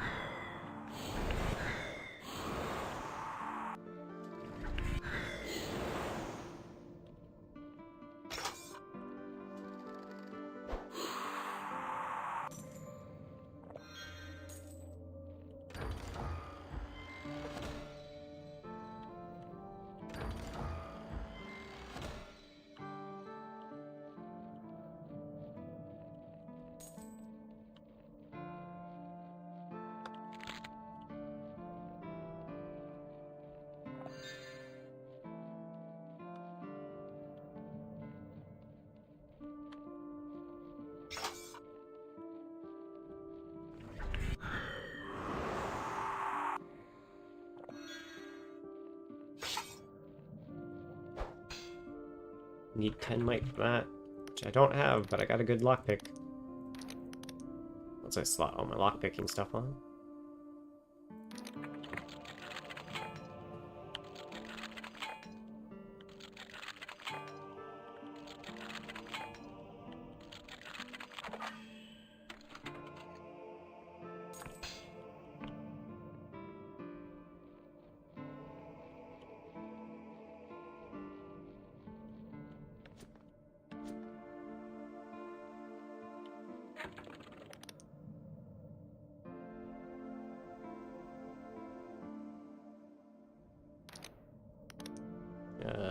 Actually, if I swapped...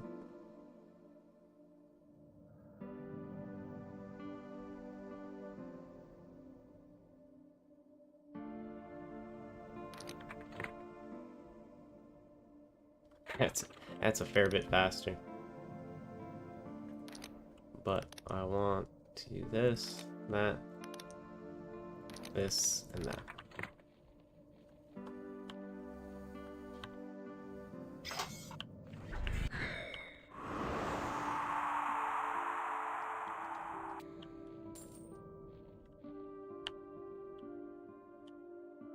$75 turn. I got the hat for that. That's the wrong hat. This is the right hat.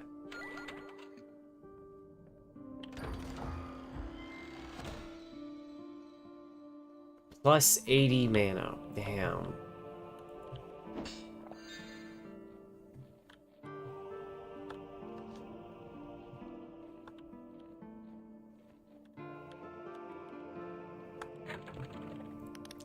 How does that look? Okay, plus 80 mana. Oh, that is a lot of mana. And I can regenerate over time. Fuck it, let's go. I don't need spell criticals. I got enough damage.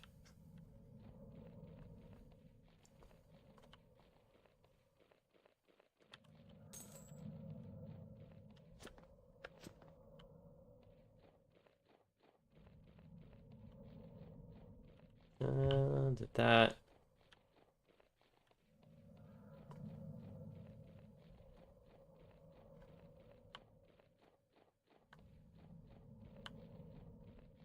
Guess I'll go around the back, maybe?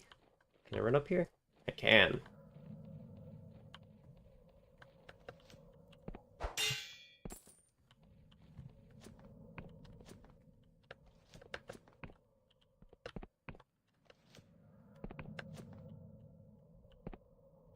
Nothing there. Alright, cool.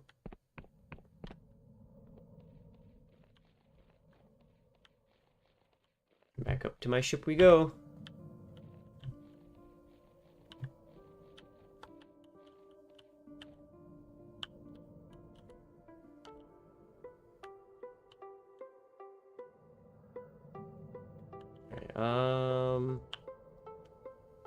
Let's go back to my manor.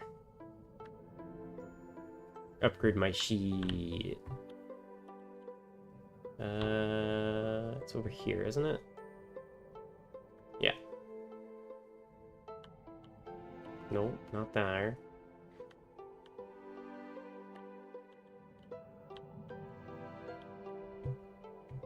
It was... Oh, there it is.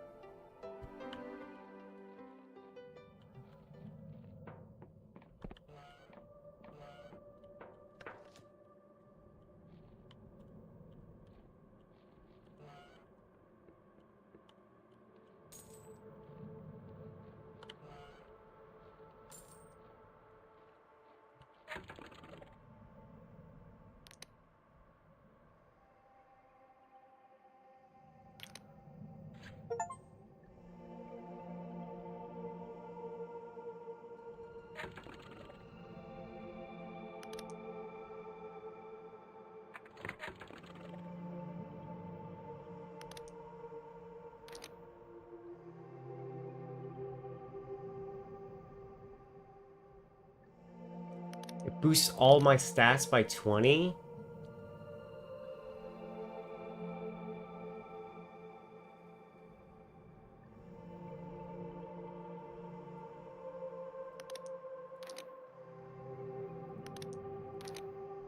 I'll take it.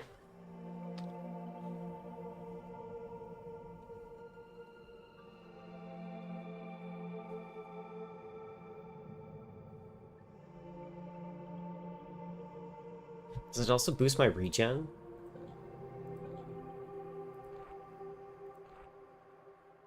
$35. I need to go here. It does not boost my regen.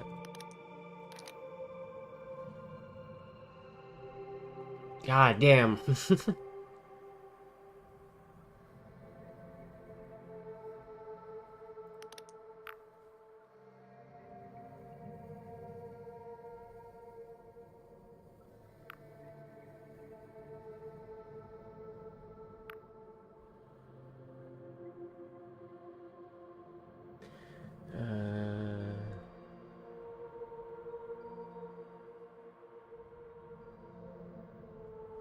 Alright.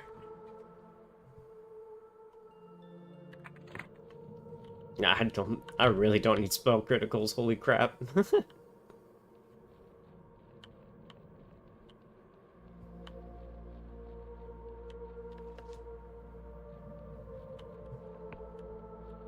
Oh, that would boost my regen though.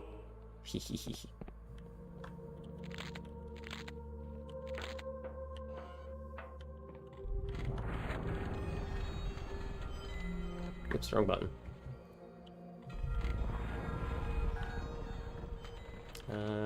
Chop's over here, isn't it?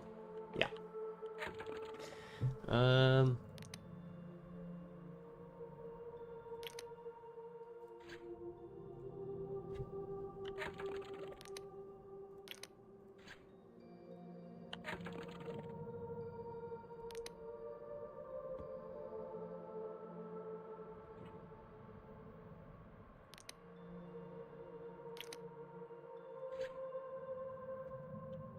Here we go.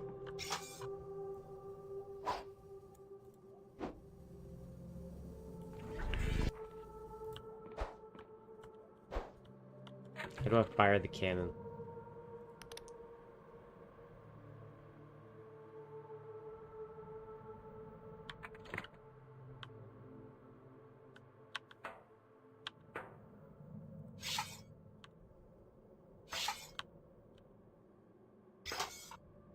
I need to unequip.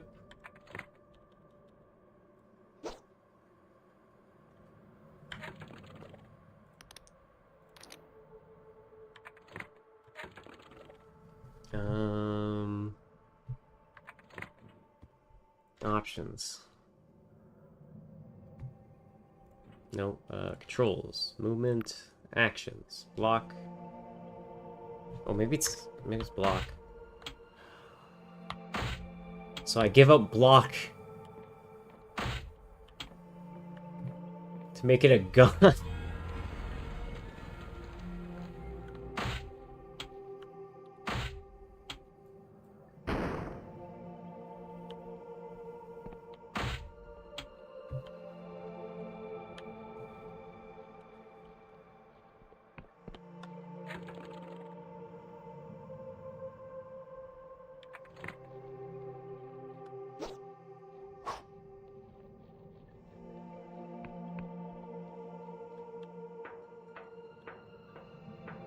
Let's go. I'm a spell weaving, cannon wielding maniac. Oh,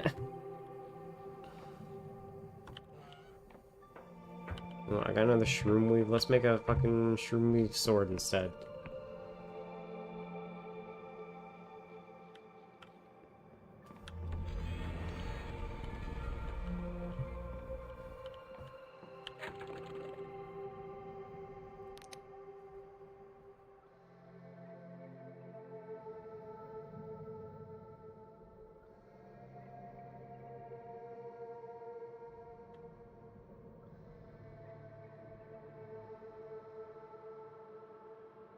Wait, this sword's hilt is inlaid with ingenious hidden mechanisms which reconfigure the single blade into two that flick.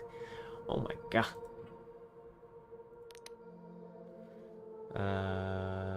clockwork, this contraption can be instantly transformed into a broad cutting blade in case the enemy has managed to get close. Someone's in for a big surprise. So I could turn this into a sword, my great sword into a cannon, and I could turn the one sword into two swords.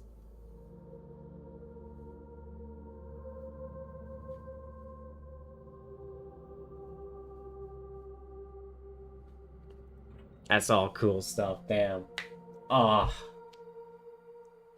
Let's see if I can find another one.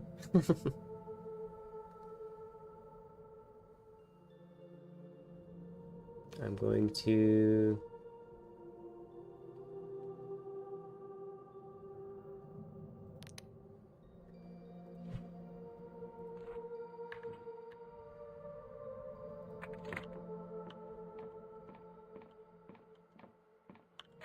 How much of that fancy silk do I got? I got 4 fancy silk. How much regular silk do I have? None.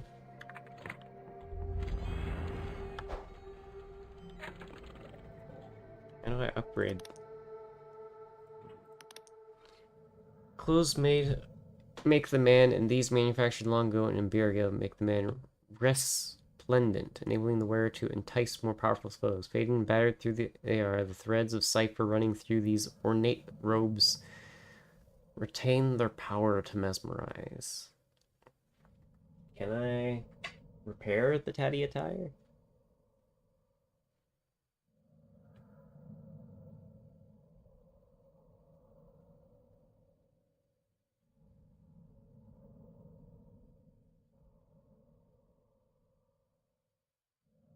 Attire with 2 T's.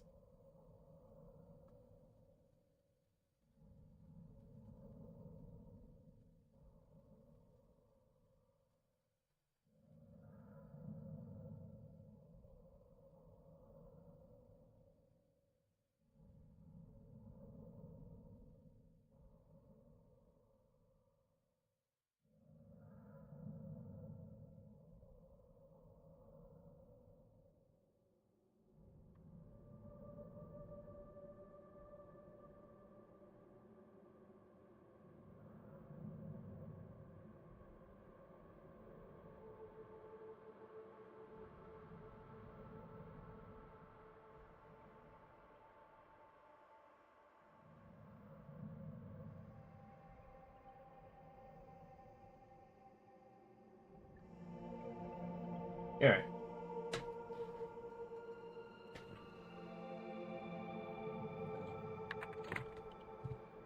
Well, let's put the Shroomweed sword. I can make myself another one of those.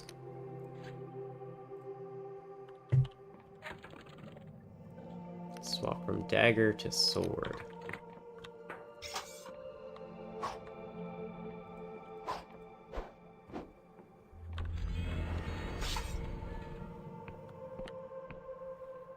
Oops.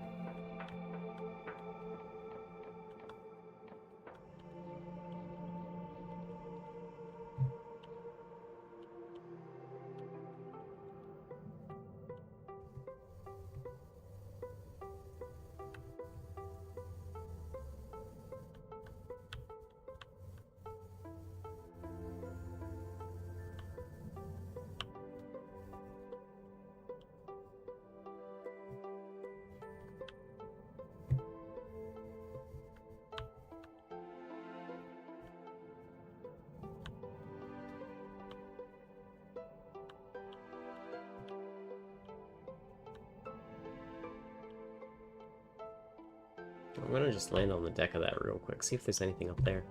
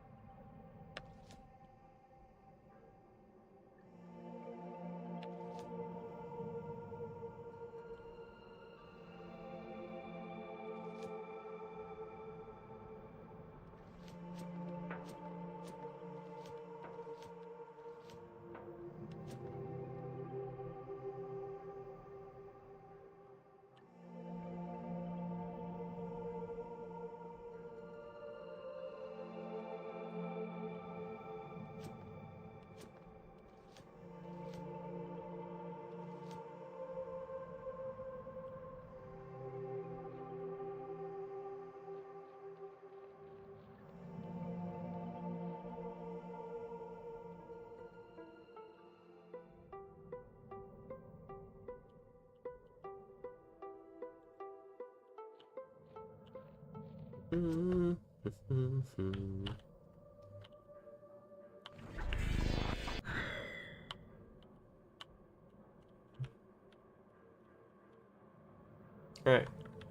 Nothing up here. We're checking out.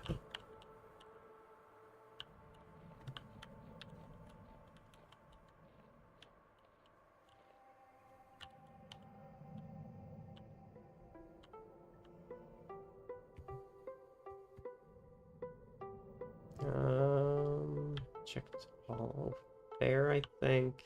Yeah, checked over there. Check that.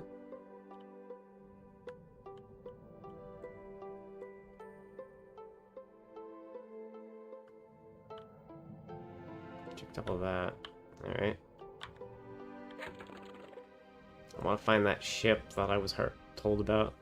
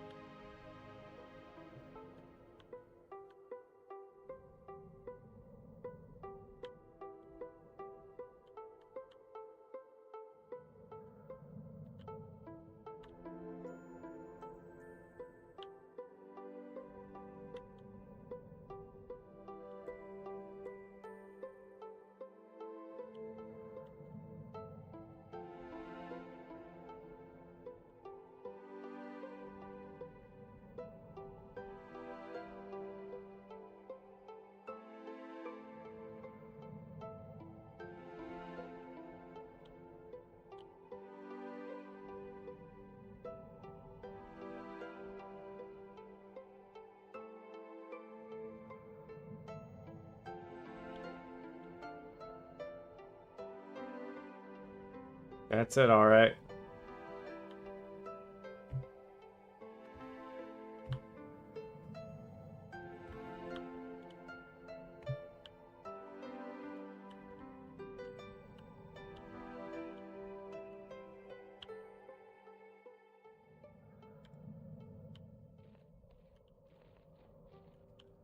Let's get this hooked up. Let's teleport back whenever.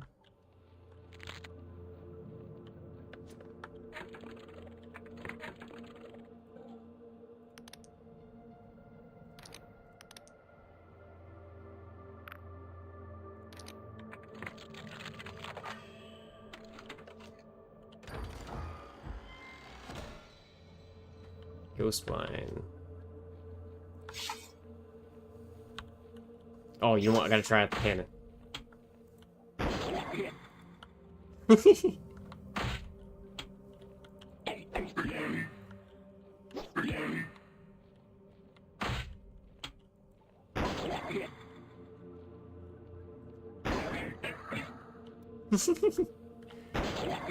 Fear my gun.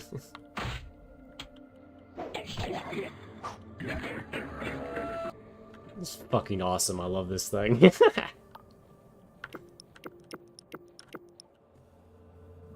Alright,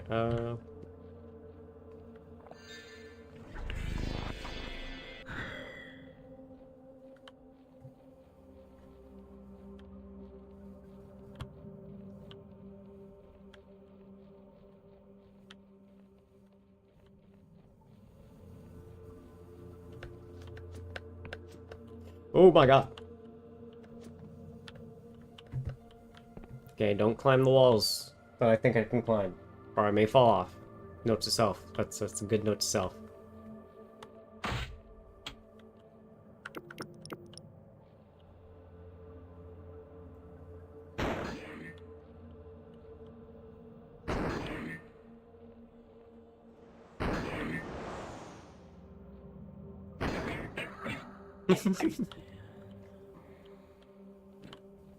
Fear me, for I have gun. Oh, that was a miss.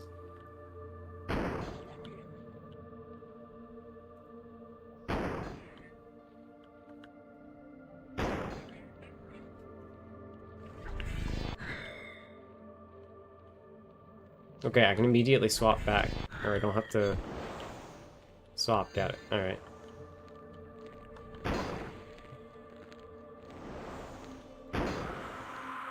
It's fucking awesome.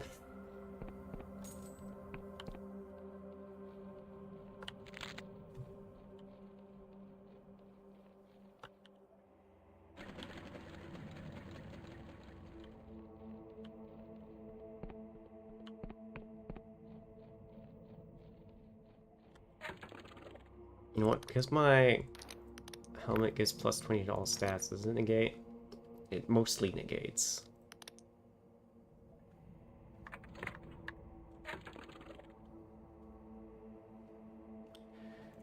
Yeah, I'm gonna keep that.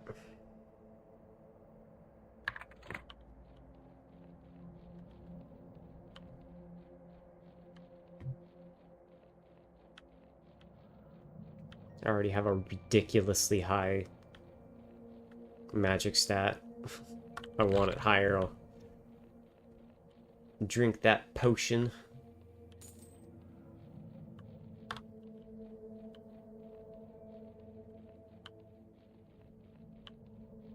Oh, what's in here?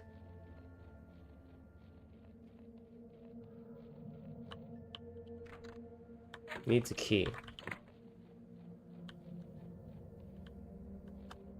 Oh, looks like an interesting landmark.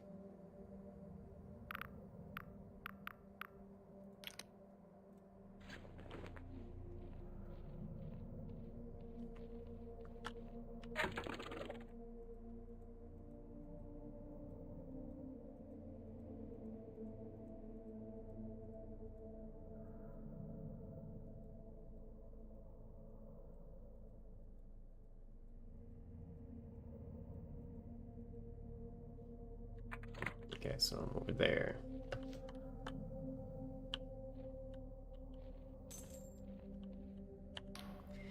It's not real. It's going to die like all the others die, and we're going to die with it like all the others did. And it will all have been a lie, and I will never have known freedom. Oh, that must be a Wiccan ghost.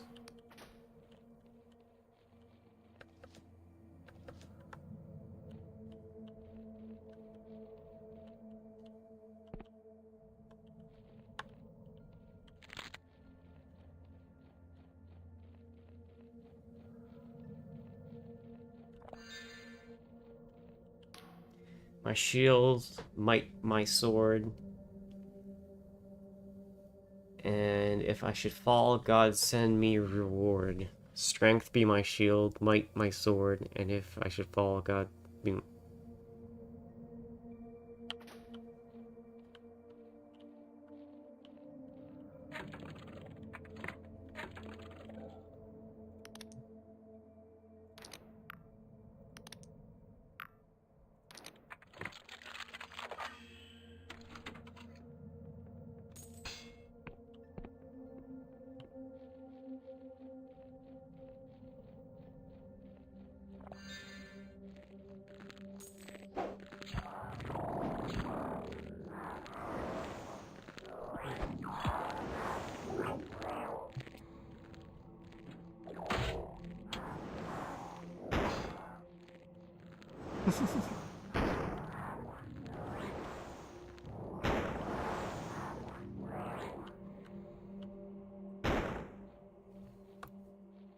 Fear me, for I have magic, and this gun I found.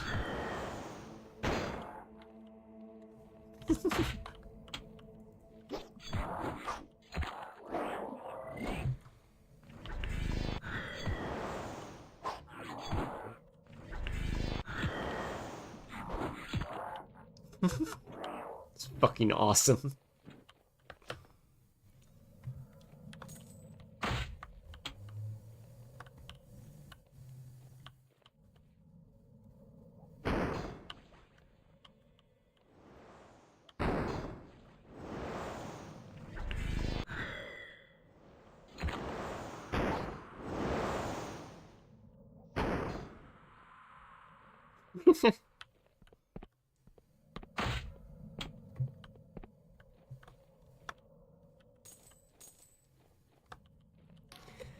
The size of it, the abomination, they who claim to throw down idols only to build this?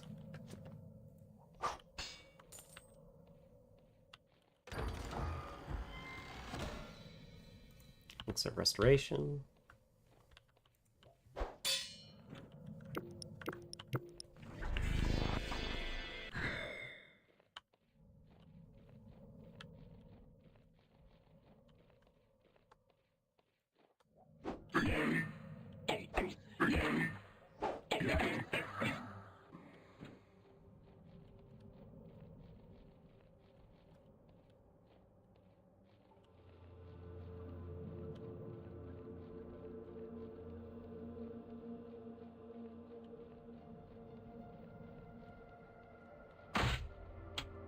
I swap from gun?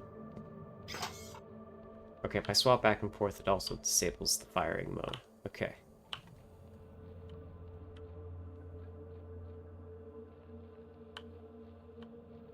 Fear me.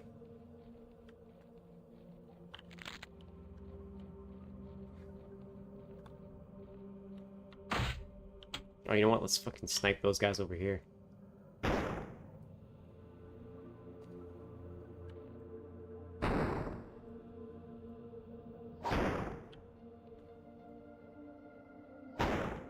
Can't get hit a single shot too far.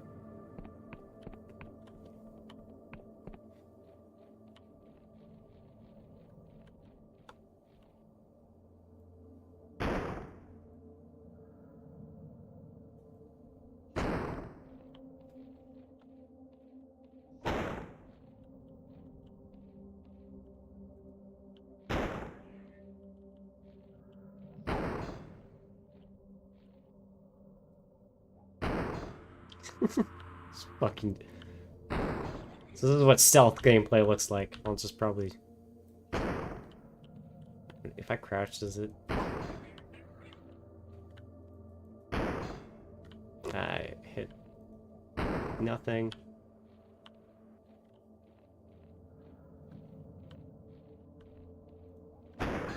Oh, that's a dude. You know what?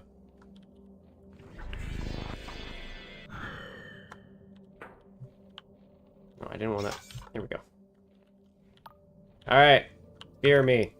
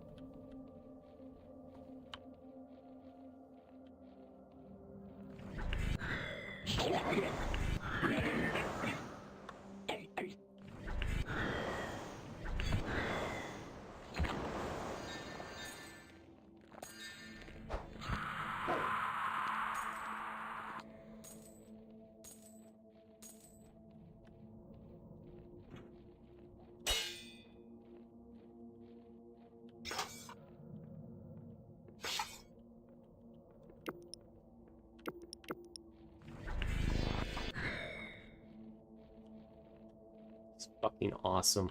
How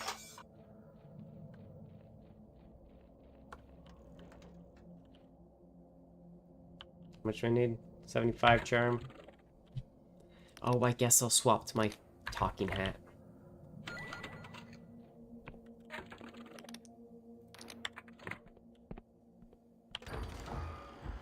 What is this? God War key. A rusty key with a scrap of cloth torn from a God War era banner still tied around.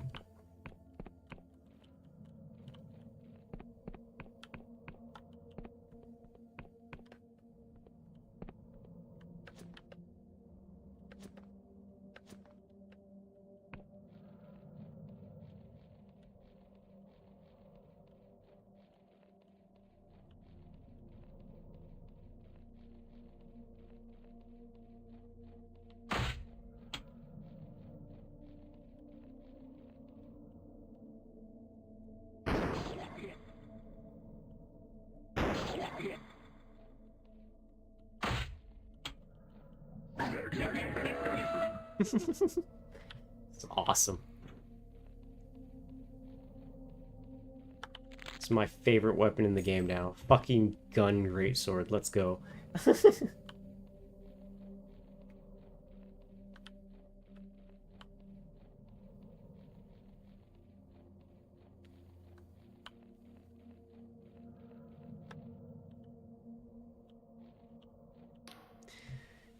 What have we built? What have we done? Bigger than the gods themselves. I wonder if we'll be bowing down to it before this war is done.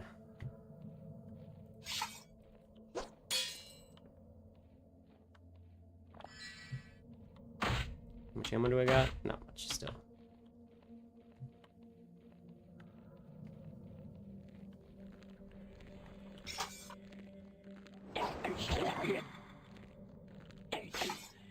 What?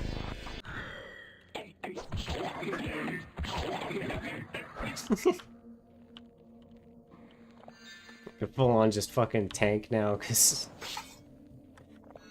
I can just cast regenerate and start slapping him away.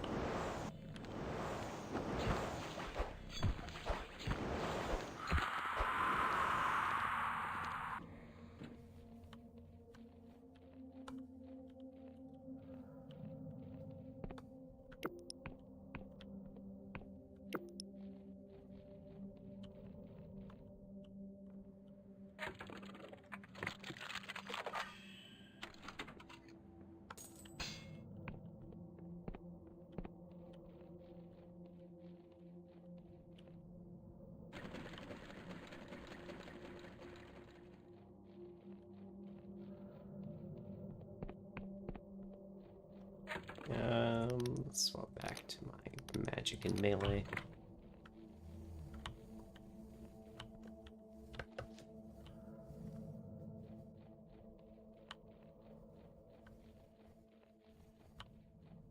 Probably another Emberian piece.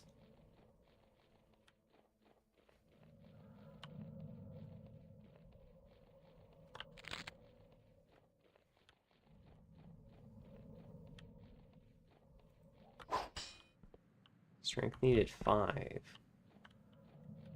Or, what was it? 10. Damn, okay. Oh, you know what? That looks like a door.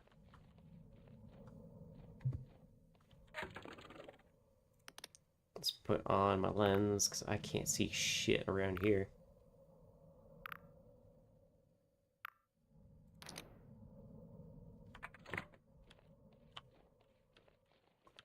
There it is.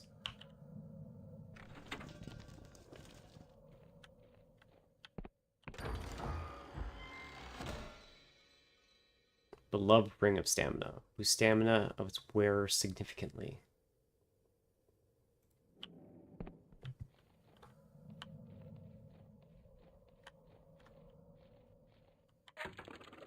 Interesting landmark, yes, eh?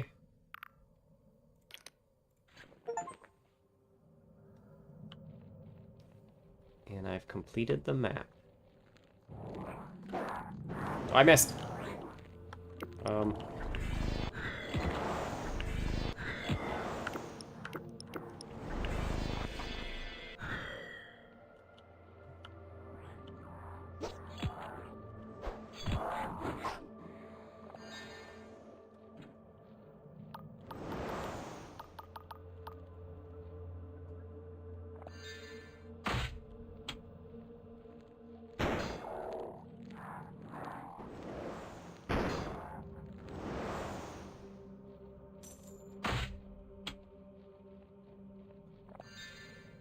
True mine.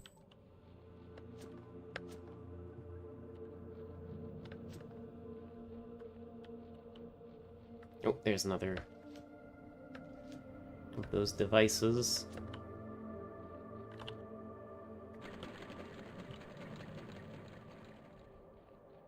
Oh, there's a mine over there.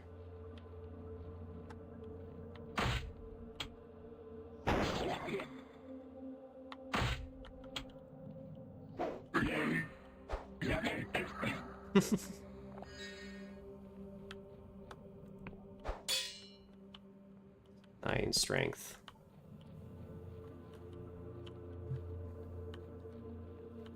Yeah, I'm not that strong.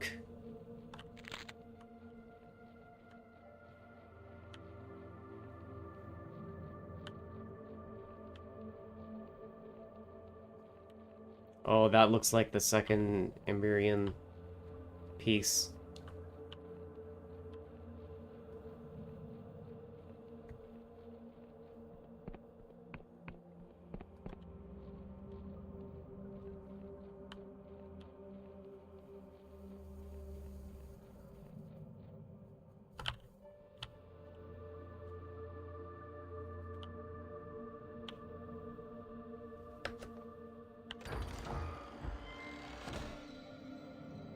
Damage Emberian armor. Boost maximum health, mana, and stamina slightly.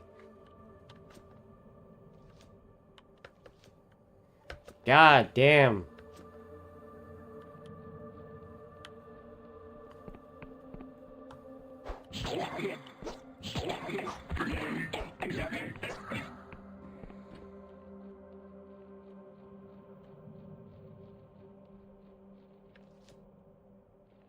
That would be nuts, but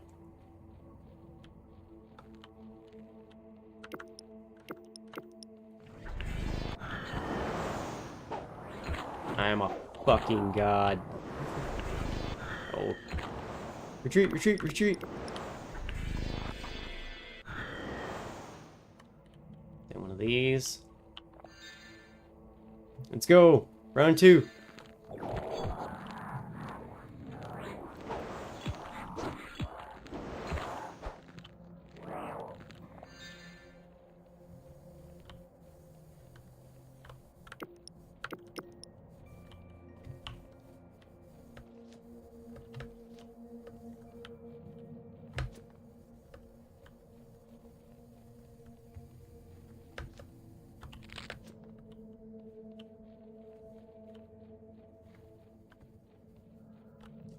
Let's check the map. Oh, there's a cave over there.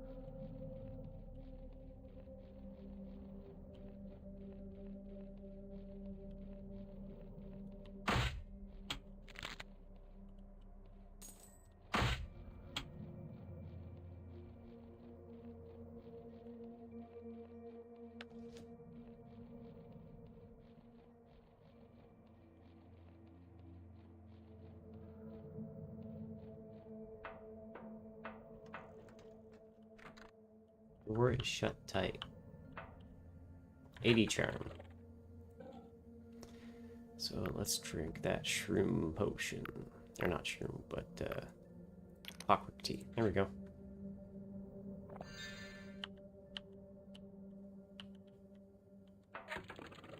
Am I off by a little bit? I am, okay.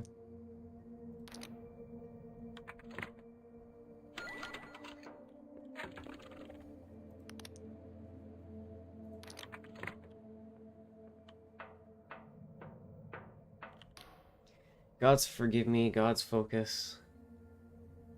Focus. Can a god forgive you if you killed it? Can you forgive a god if it kills you? Can a god kill you if you forgive it? Okay.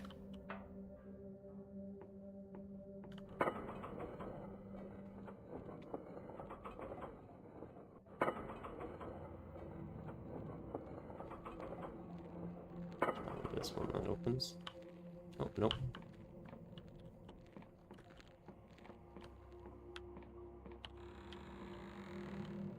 Those are spooder eggs. Looks like bomb.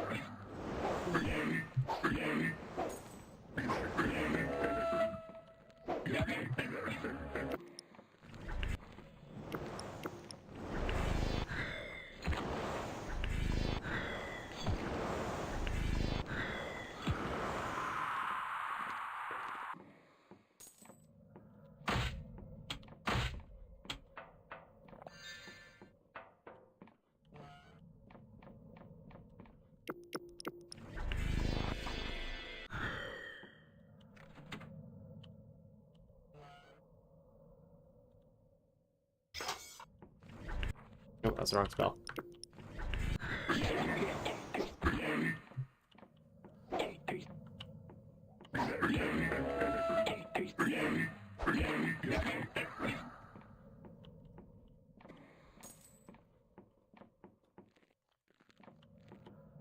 Alright, let's check this door. Probably goes up again. That's locked.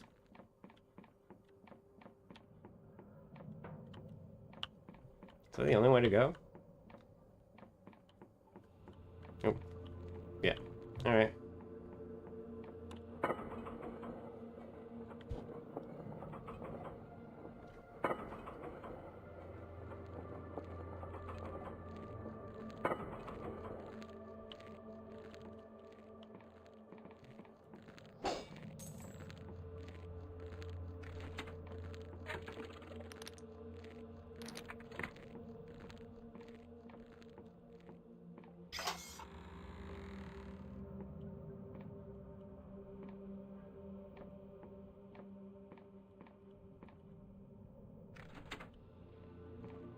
What do you say? I want to go home, I want to go home, I want to go home.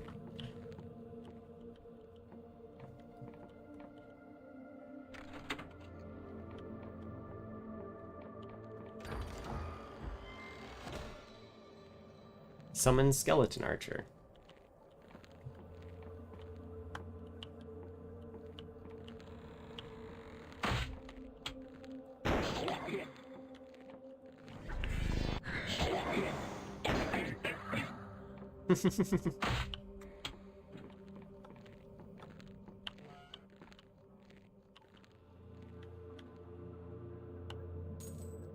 God War Pendant. A little silver pendant marked with one of the Union's early symbols. Seems to have belonged to Cornelius of the Grease Guards. The fastener is broken, so it cannot be worn. It surely has sentimental value to someone.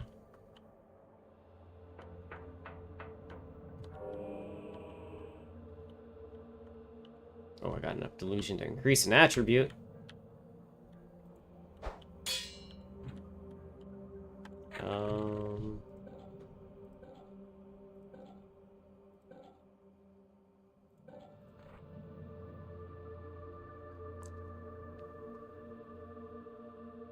Um...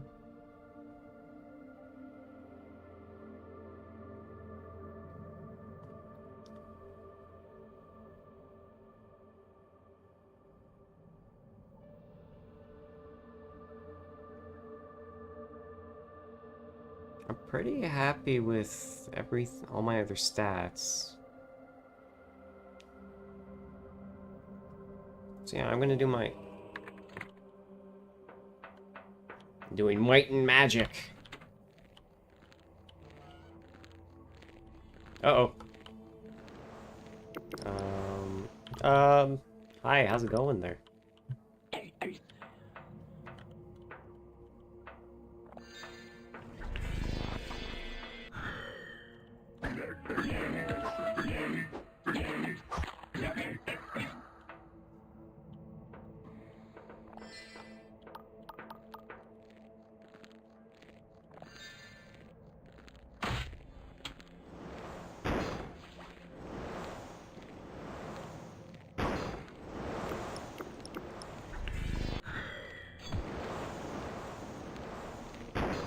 Oh, that was...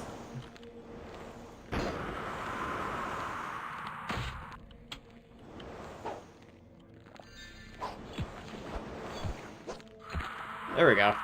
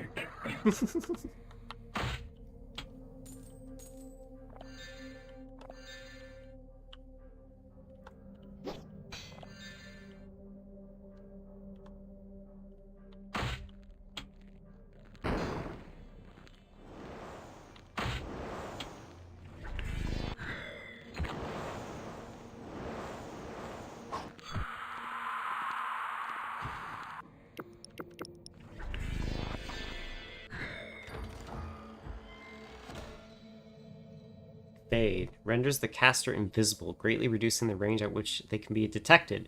Such spells are wildly used by the criminal gangs of Blundell and Slev, forcing many shopkeepers to invest in wards of dispel.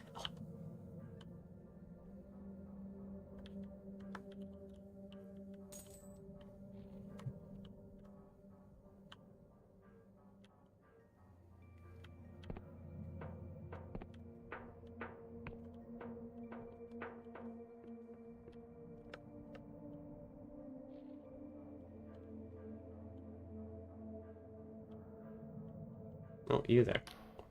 Onward for apostasy. For apostasy, death to idols and false and true, death to death itself. Onwards.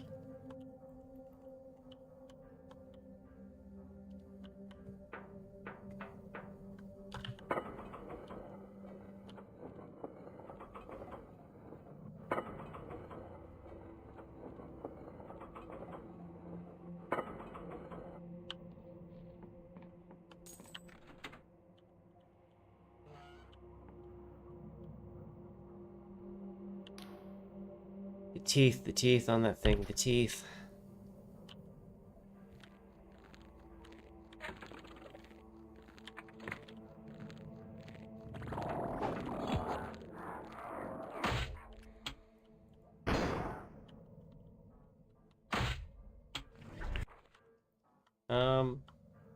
I should be fine with just this.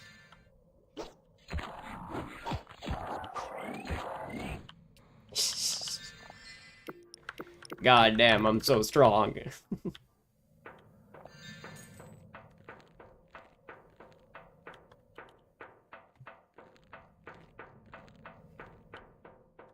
I want to equip my lockpicking gear.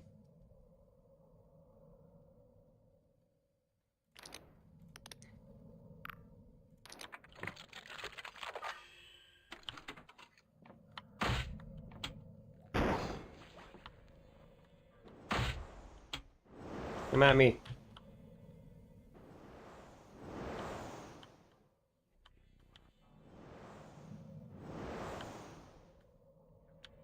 Okay, fine.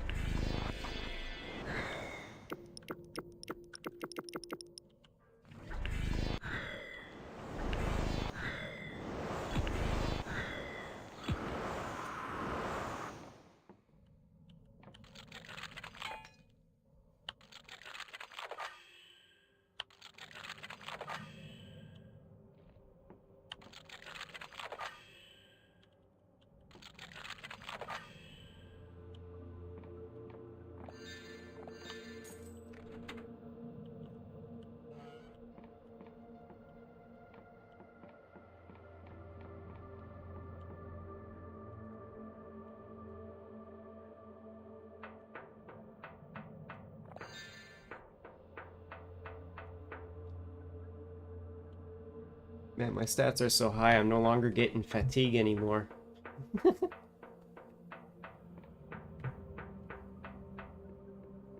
Nothing can stop the undominable human spirit.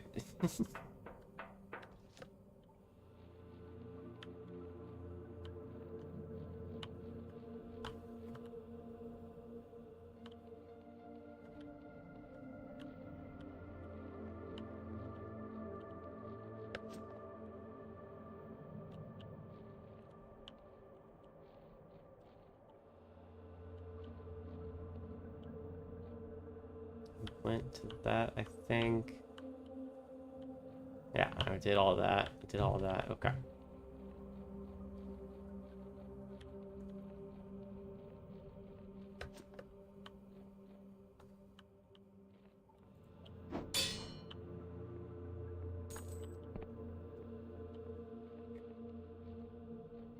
I didn't pay attention. Was there? There was.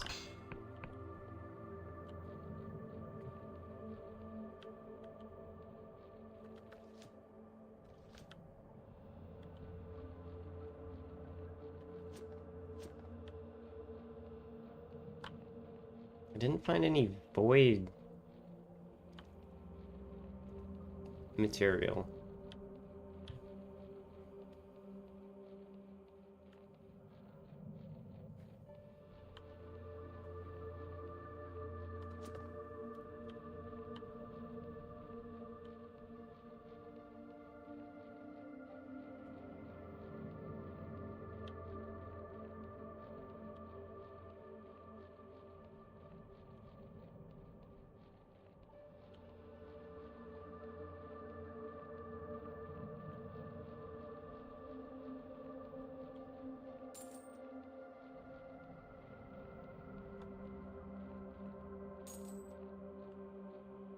Or did I? Ah!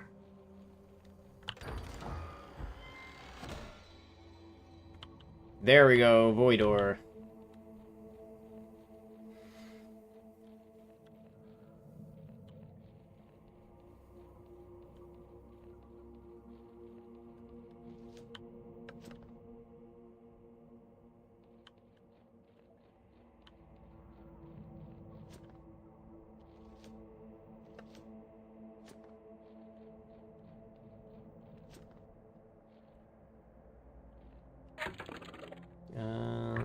Should be cave over to the left here. By the water. That's probably, yeah, it's probably that. Alright. So I think I scavenged everything I could here.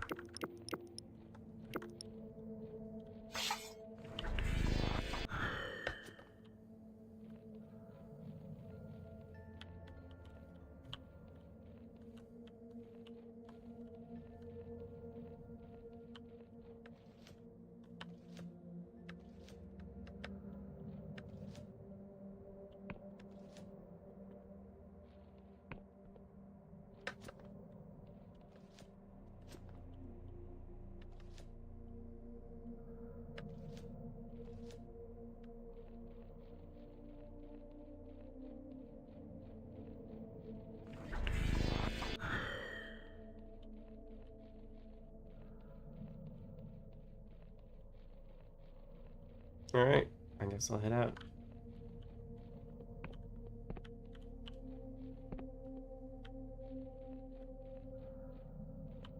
And my ship is over to my left.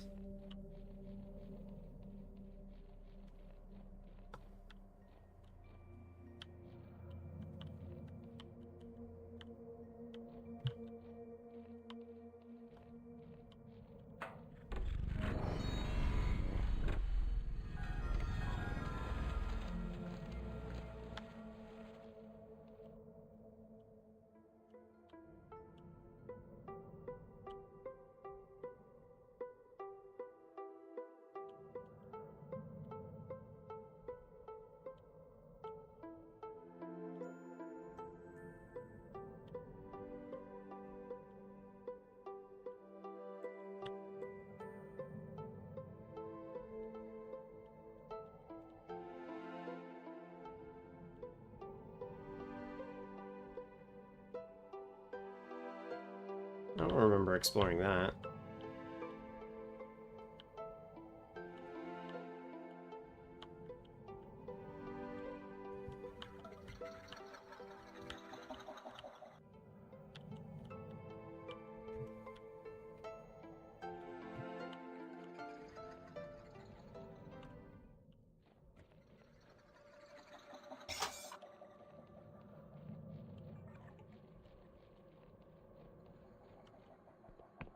Oh, is this a sacred mushroom? Yeah, it is.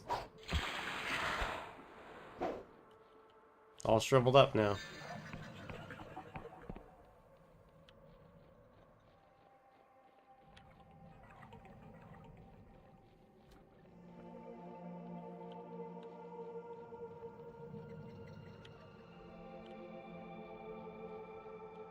Man. Just goes to show how far I've come.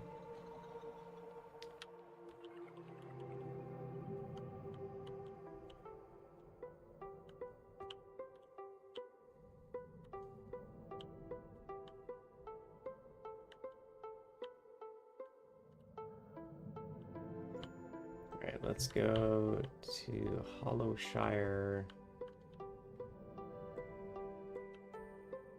Yeah, I've already been there.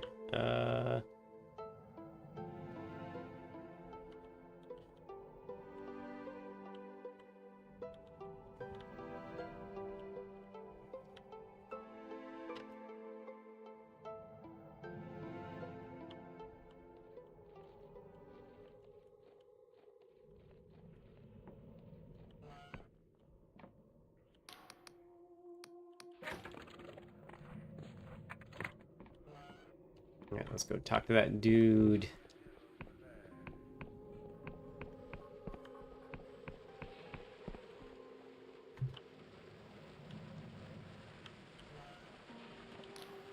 Ah, you again. The old veteran puffs on his mechanical pipe, half hidden by baroque swirls of smoke.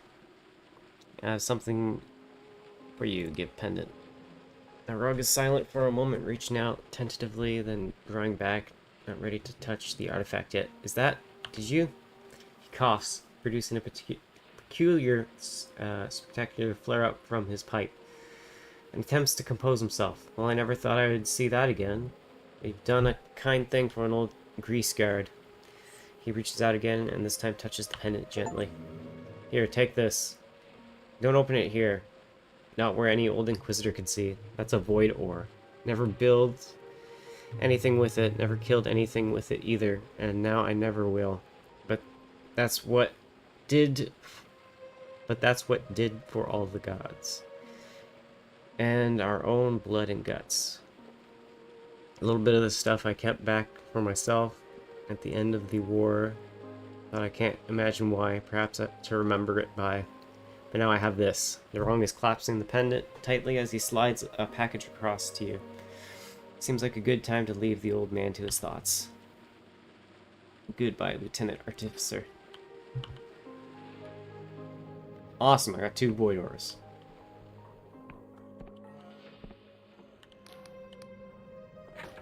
You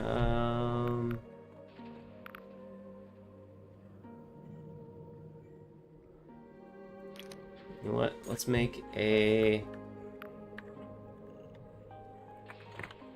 void regular sword.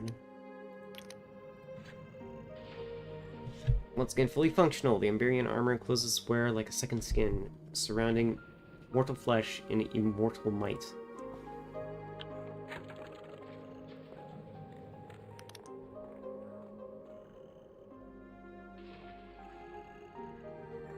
Okay, let's check my... Okay, so they're like that right now. What does it look like when I whip?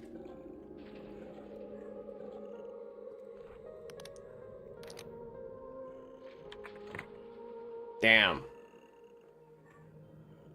That's a fair bit. But I'd rather cast better.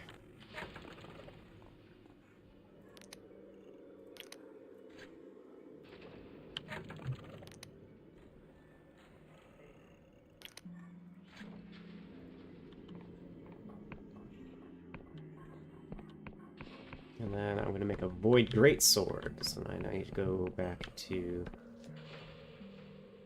Clockwork Kingdom.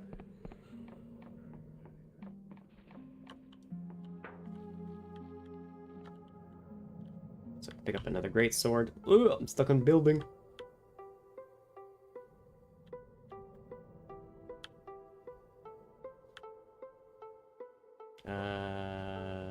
That's the Endless Realm.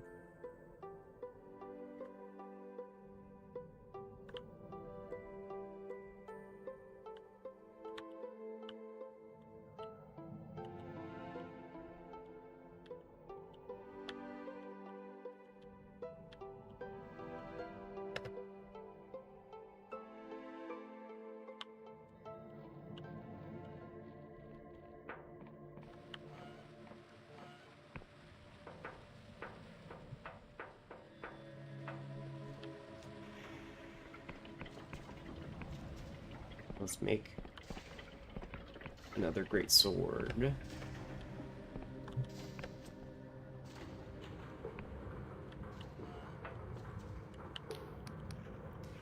Interested in buying some weaponry.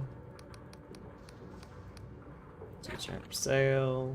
Let's buy a great sword.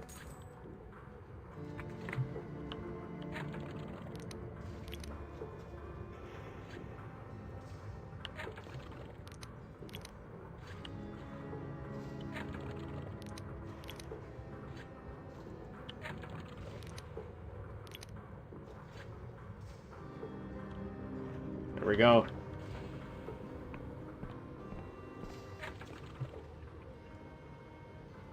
Now, if I ever want to... How much damage does it do if I equip that? Oh my god, 62!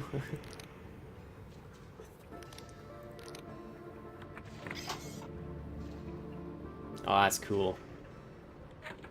What does this one look like? Oh, that's also cool.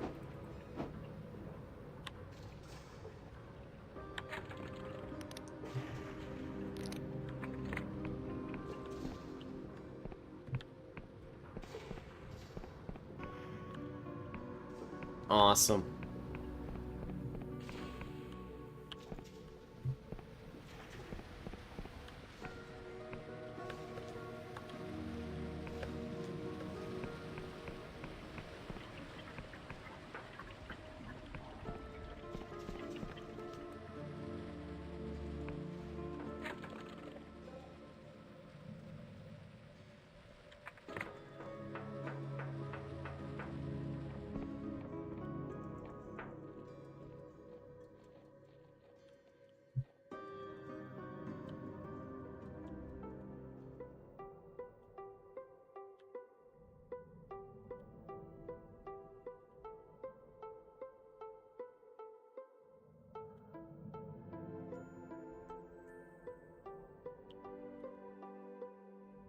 Can I land on those ships?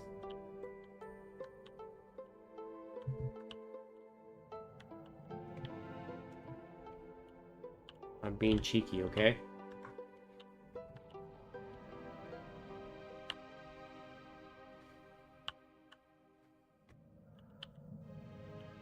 I can land on them, but there's definitely nothing there.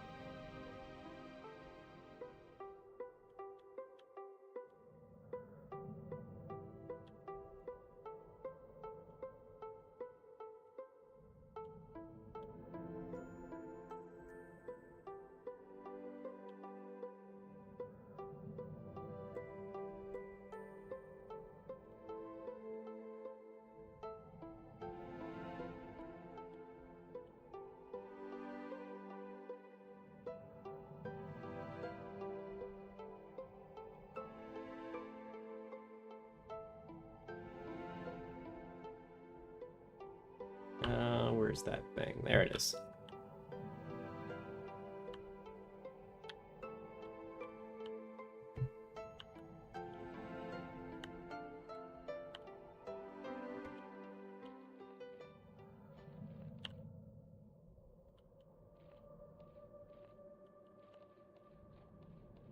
Am I too high up?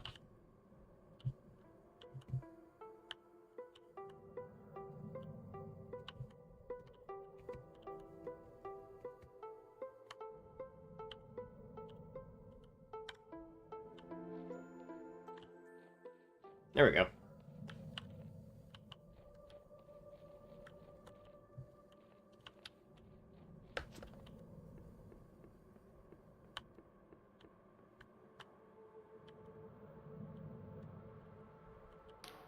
The High Compressor's coffin is being escorted away by her own agents. Let go of me, you fools. She coughs uncontrollably. She sees you. Confessor, there you are, you traitor. Do you know what you have done? You think appeasing that damned spirit will stop this madness? That thing is not even real. Just a shadow of my former self, a vestige of trauma, signed on the skies.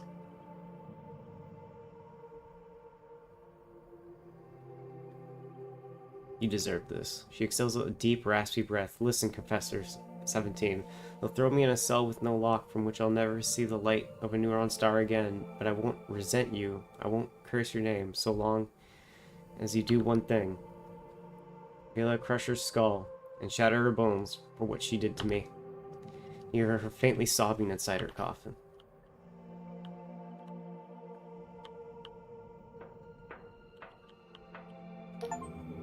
Thank you for what you did back there, stranger. Not all would have done as you did. Don't spare any tears for the High Confessor. It hardly pleases me to see my true self brought so low, but she dug her own grave by siding with these authoritarian bastards. She smirks. Oh, don't worry. They can't see or hear me. I may be a ghost, but I can still weave a simple concealment spell.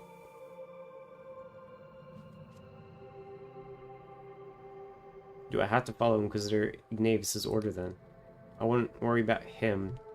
That bumbling fool hasn't the slightest clue what's going on. My personal feelings for the High Confessor aside, her plan is still your best chance of getting close to Vela. Looks like you've done it, stranger. The cutter's been fitted with those fancy gadgets, and you're all set to slip aboard the cradle without anyone being any the wiser. If you really manage to pull it off, I doubt the Inquisition will notice if a single confessor goes missing in the chaos. She winks. So tell me, stranger, if you make it through this, what will you do next?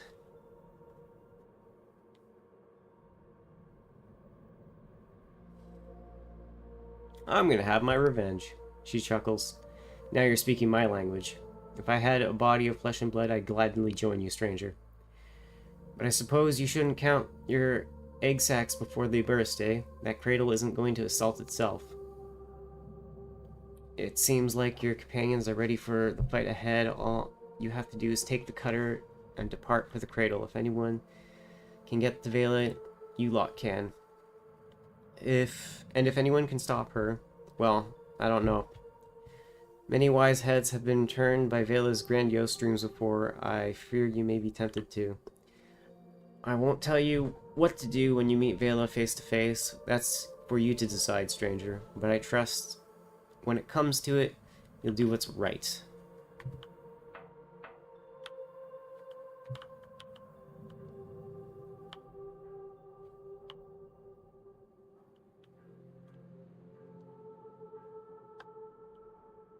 Oh, I gotta put on this.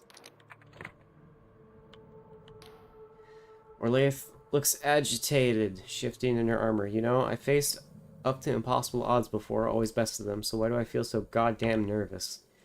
She looks at her hand, is trembling slightly. She clenches it into a fist. I guess I've always looked up to Vela. She saved me more times than I can count. So even though I know this is the right thing to do, my stomach's still churning. Listen, Confessor.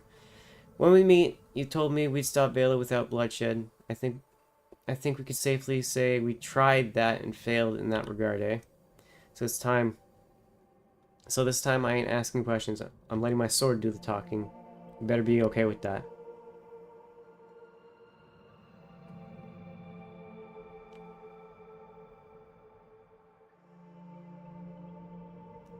You're right. Time for talk is over. Do your worst. She grins. Do I hear a lust for revenge in your tone, Confessor? She did skewer you pretty good back there. Orlaith is silent for a moment. You know, I've never felt like I've belonged anywhere. Being born from a glass tube will do that to you. In those first few years with Vela, when we thought we were really making a difference, it was still Vela's dream we were chasing, you know?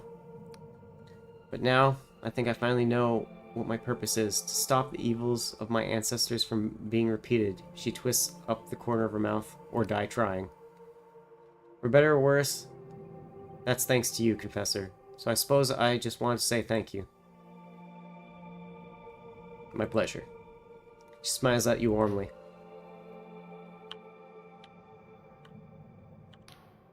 Frost is sipping from a teacup, which he raises in salute to your approach. Ah, Confessor, good of you to join us. So here we are at last. The interval is nearly over. The curtains soon open. Everything is in place for the final act. Let's just hope I can remember my lines. You'll do fine, Frost. After all, we rehearsed plenty. He sips. Nevertheless, a little stage fright is only natural. This is the confrontation I've been running from all along. This is why I became Horus, to escape. Yet I'm finding that the fear is less biting than before. Feels calming somehow. To last we be walking towards my troubles with a firm resolve. He snorts. Funny how long we resist the simplest lessons.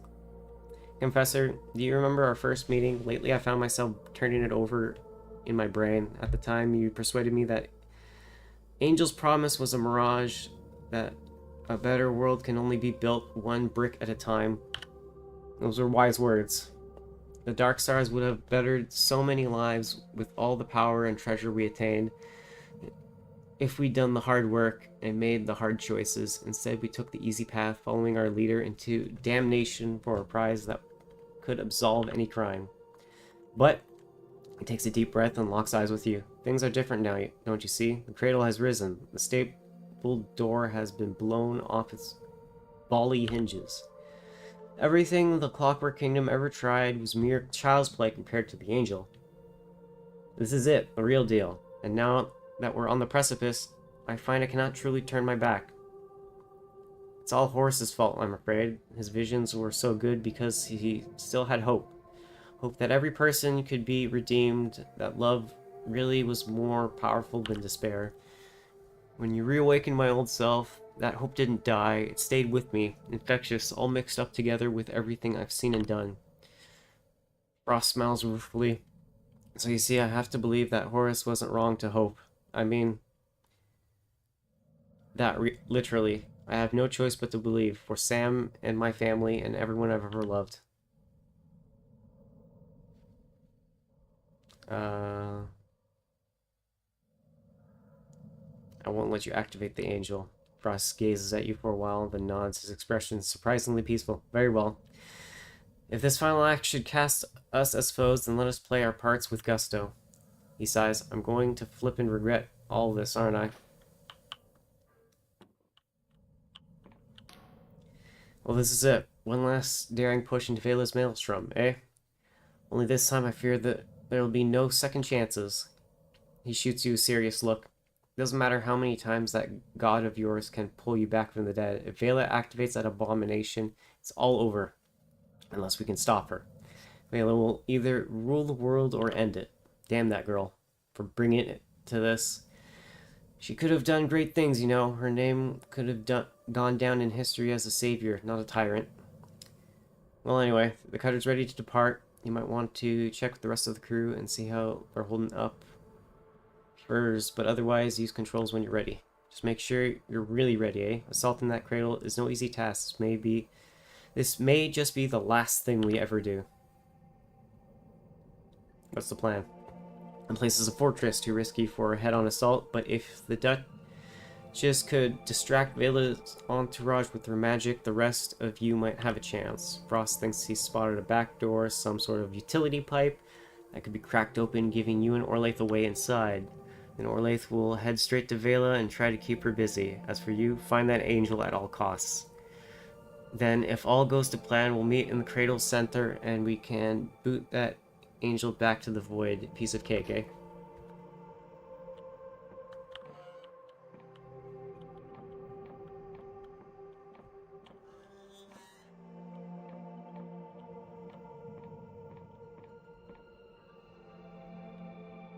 Oh, there you are.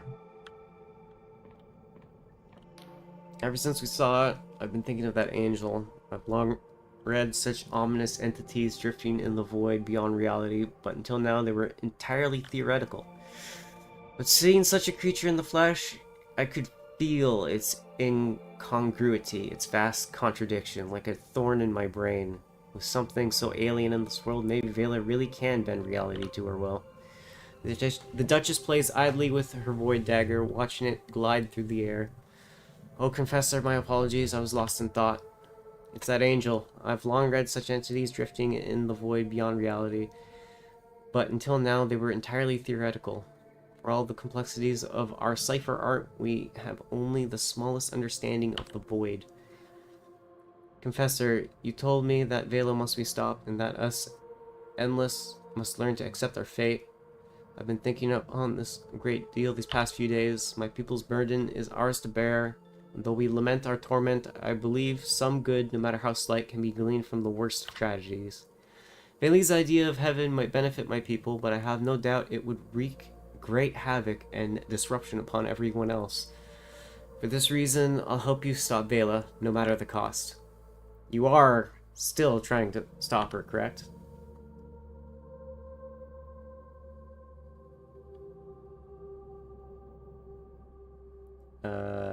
After she ran me through with her blade, I'm hardly going to help her.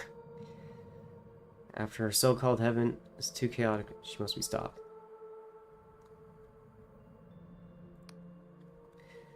I thought as much. It will be a risky fight, but I'll do my best to aid you. When we reach the cradle, I'll keep Vela's main force distracted with a cipher shield. That should give you time to find an alternate entrance. But no matter what, this will be a perilous mission. I've spoken to Kare and arranged for my daughter's hand to be delivered home if I am to meet a similar fate to hers.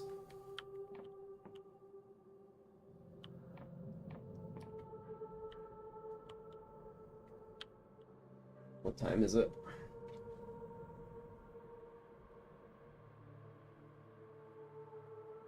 Four o'clock.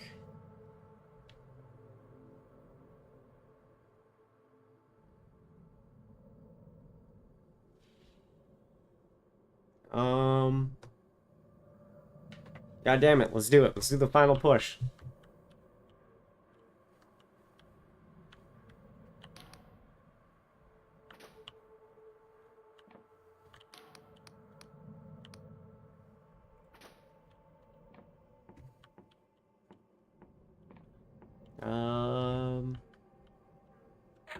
Let's check my quest tab.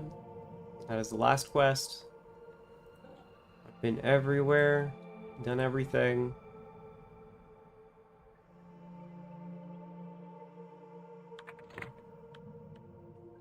Upgraded all the gear I want.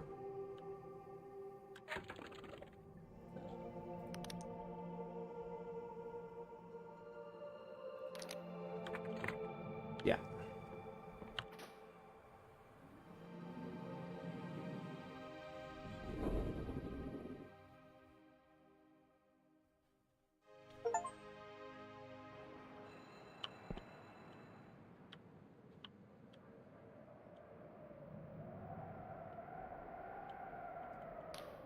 Once more, I've erected my transpositional supply tent. By all means, use it to stock up. Don't tarry, we must strike quickly now that we're here. Vela's lackeys will come at us in full force, but I'll try to keep them at bay for as long as I can.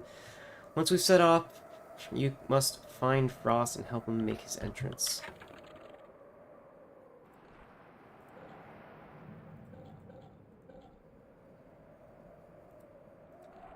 I want to check.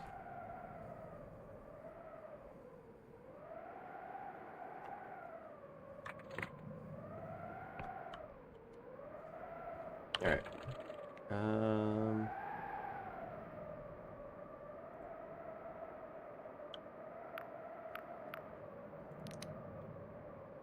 Let's make a bunch of spell boosts.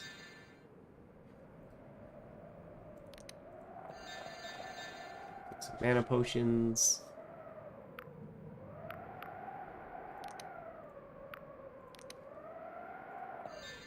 Get some regenning things. And then make a couple potions of elixir. Lucky elixirs. There we go. Alright.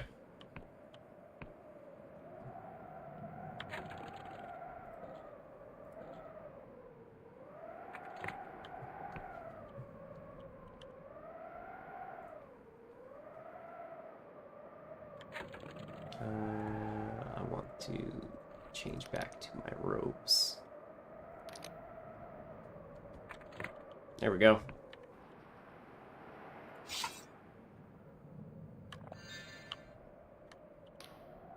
Reward the most abhorrent vessel ever constructed, surrounded by the Union Navy on our way to face Bela Kalos and her captive eldritch horror.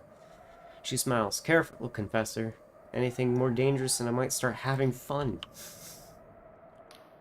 Frost is in full flow, seemingly possessed by the ghost of his heretical past. Onward, ladies. No dawdling, no dallying, no fannying about. Last one to reach the aeration pipe owes us all a full Delise breakfast. He glances at you, baring his teeth in a fierce grin. Showtime, Confessor. Break a leg.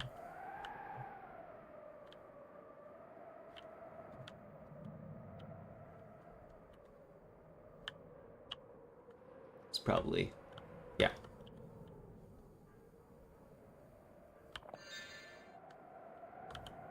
Everyone says I can't break the fortresses with a frontal assault. I'm gonna do it.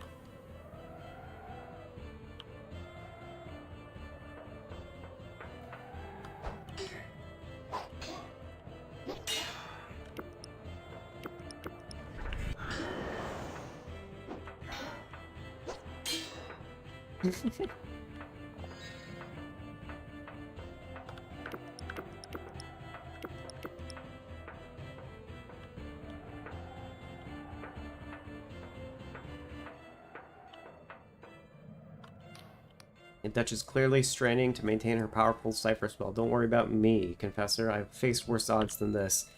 Just find Frost and get inside this thing. Can I? I cannot blast past. Okay, fine.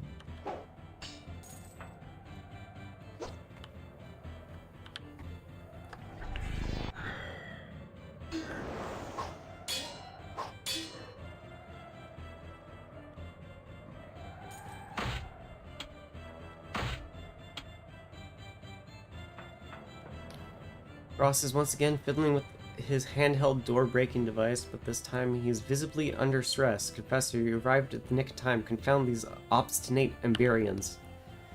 I'm attempting to help the alteration turbine to afford our ingress, but it appears there is a failsafe switch somewhere nearby, most likely on the platform beneath here. There's an elevator down nearby. Find that switch, shut it off, and you shall have your door. Behind you there is a deafening shriek of offensive magic and a flash of blue light that briefly casts deep shadows across Frost's face. He looks worried. Quickly now, Confessor. Let us not miss our chance.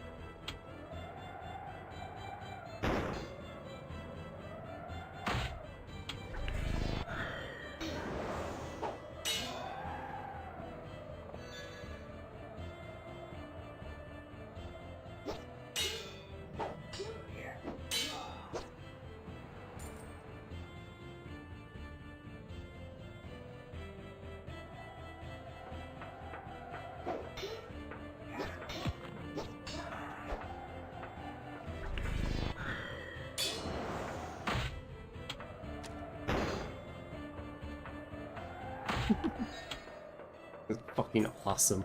I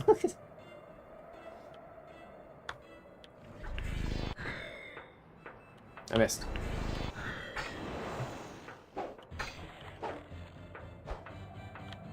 Swap. That guy hurts a lot. Ow.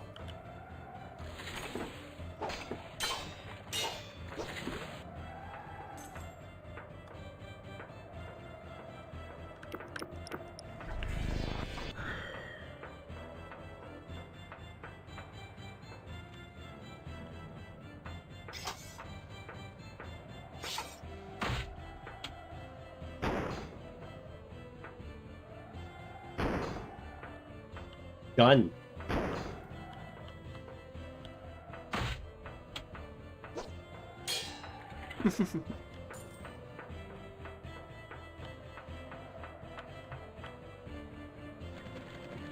Cradle assault.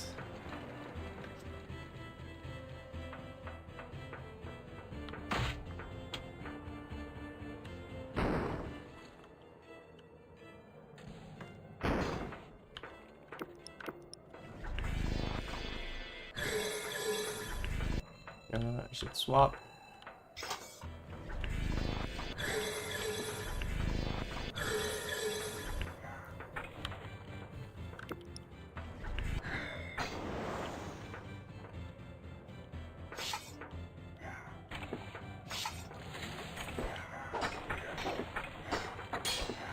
Still unlocked, bitch.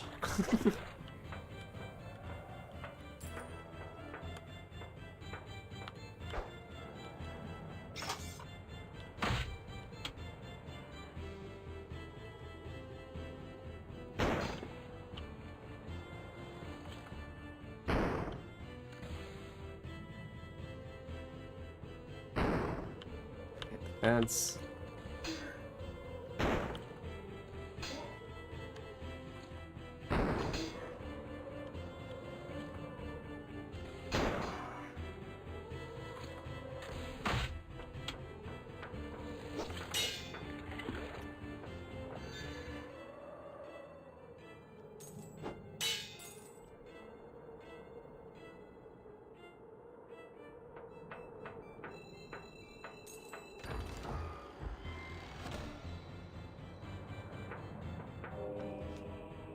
Aha, there we go. Another delusion, baby. Let's up might some more.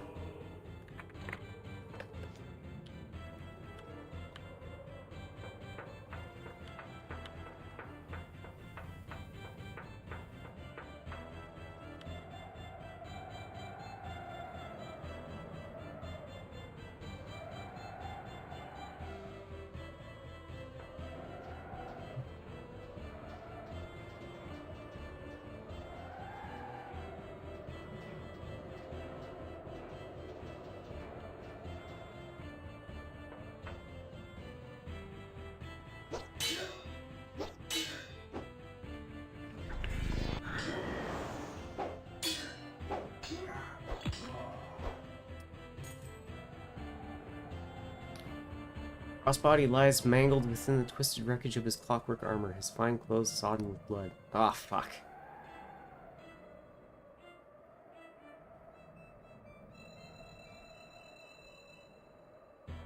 I'll get you back to the cutter. Frost tries to sit up as he cries out with surprising vehemence. No, coughing fit overwhelms him.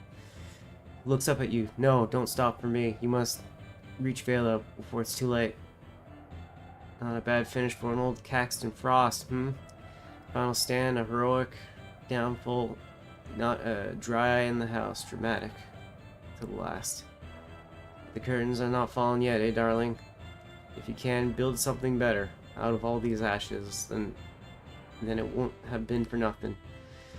He reaches up and grips your hand. Please, Confessor, activate the angel. Make all this worth a damn. He releases your hand and slumps back, his strength flailing. Oh, and please tell Sam I'm sorry. I really did want to come back to him.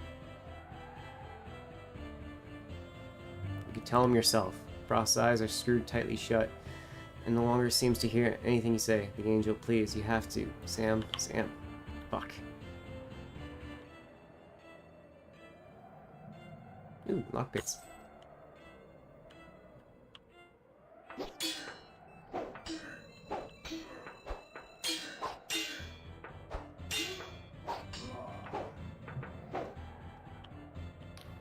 The Duchess has been hacked to pieces. You see parts of her body scattered across the floor, like the remains of some gruesome festival. Duchess, can you hear me? In response to your voice, a finger starts pointing wildly. You follow its gesture to a pile of body components, and you pull a jaw from within. I'm sorry, Professor. I couldn't hold them all back. Can we fix you? Heh. Did you bring your needle and thread? What a pleasing image. Alas, I fear there's no time for such a thing. I'll send for some help. Do no such thing. No, Professor, you mustn't make a fuss about me. There's simply no time. I knew it would come to this sooner or later, no doubt. I deserve it. After all that I've done, perhaps it will even prove an interesting change of pace, no? Just find Vela and that angel of hers. Now go. God damn, everyone's fucking falling.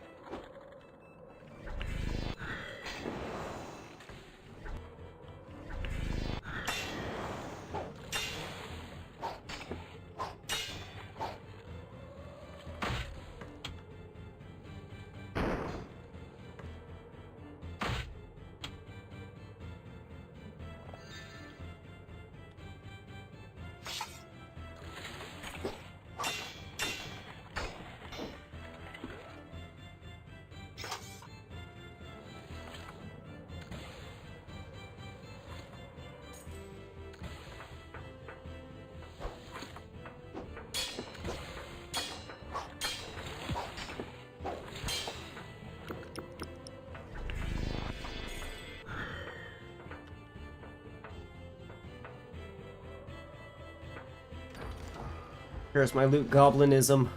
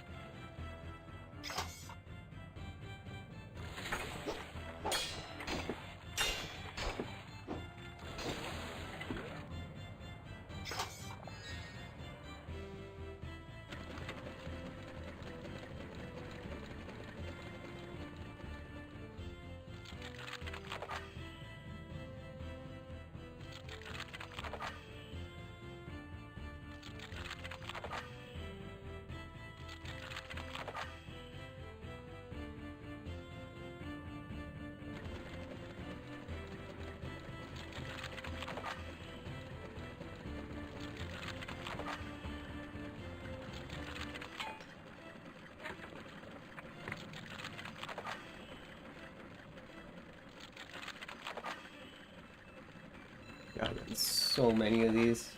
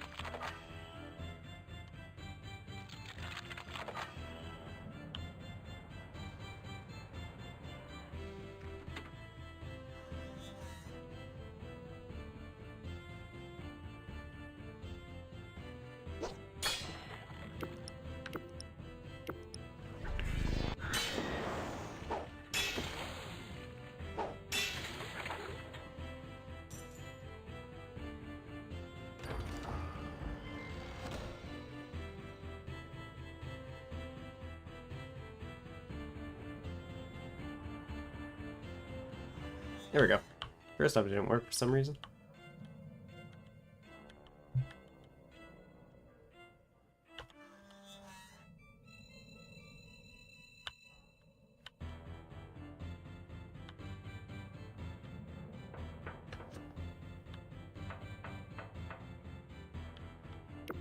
You know, fuck these guys. I'm killing all of them.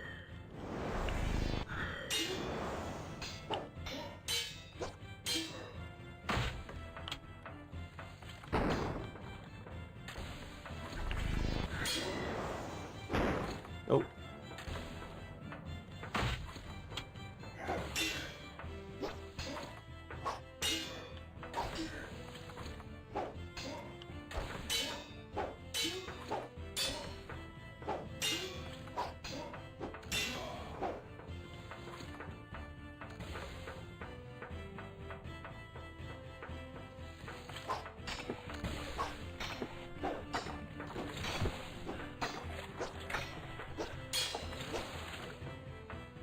Hell yeah, baby.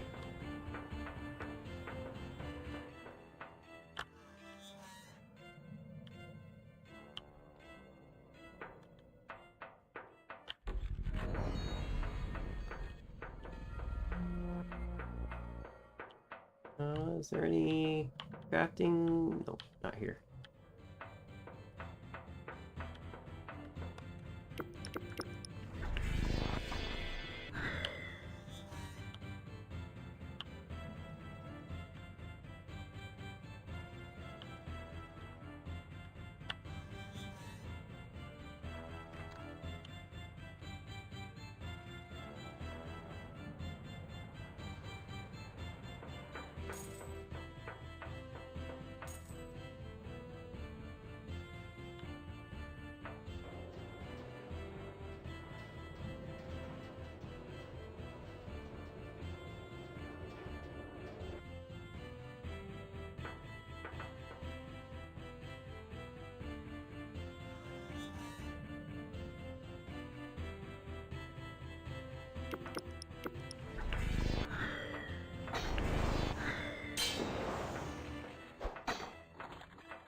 Swap for my other sword.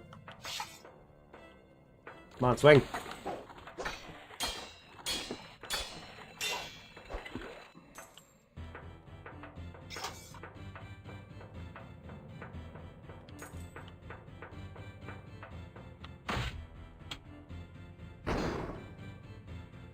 Got a headshot, baby.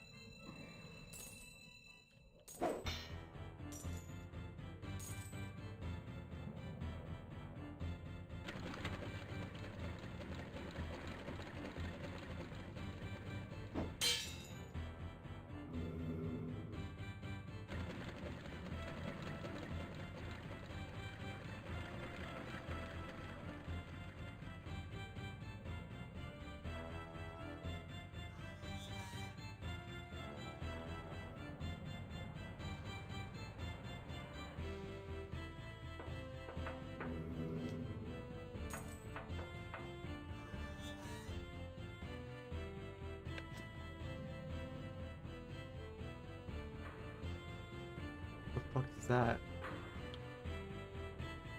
I don't want to mess with that.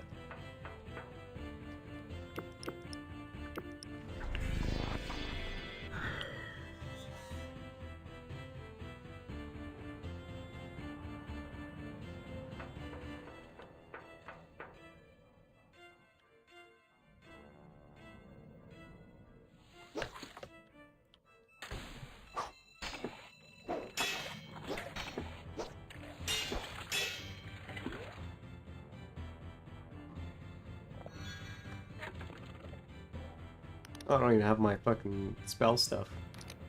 And that. There we go. I'll be doing better.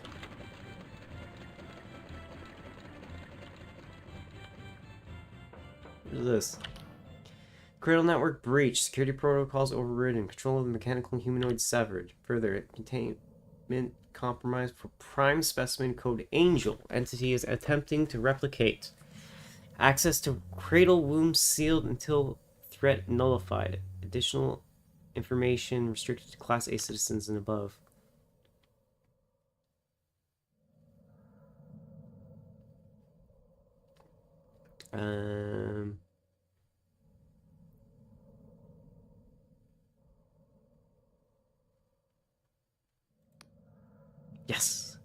Class A population count 0. Class B population count 0. Class C population count 0. Analyzing threat level critical. Without containment, prime specimen replication will trigger disaster event tier 0. Destruction of reality. Additional information request granted. Prime specimen code Angel is attempting to replicate. The resulting subspecimen code designation Angel Spawn is located in the power relay chamber. Subspecimen code Angel Spawn is capable of distorting reality. Designated Class A threat. Use of force not advised. Conclusion. Overloading the power relay chamber may result in subspecimen's destruction without unnecessary conflict. Speakers should look for 4 override terminals. High technical skill required. See some communication. Okay.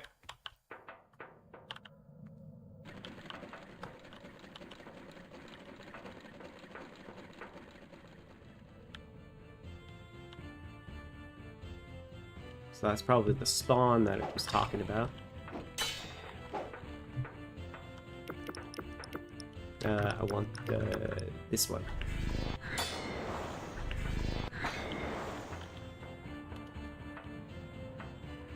I want to swap weapon.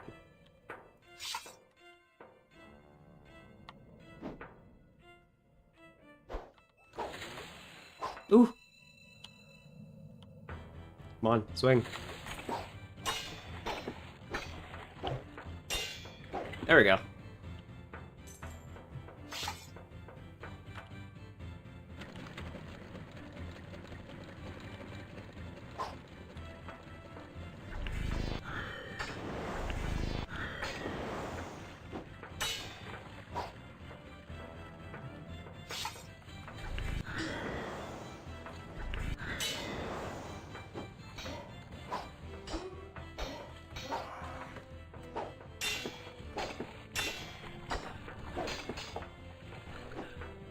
There we go.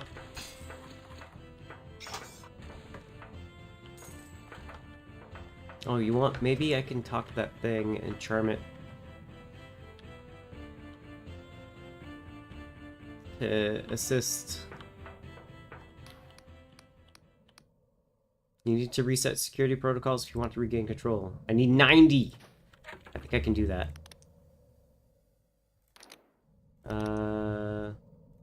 That. Drink of luck.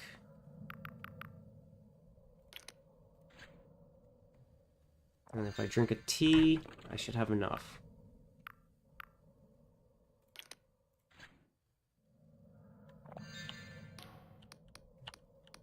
Charm. Fail. How close am I? Oh, I'm 5 off!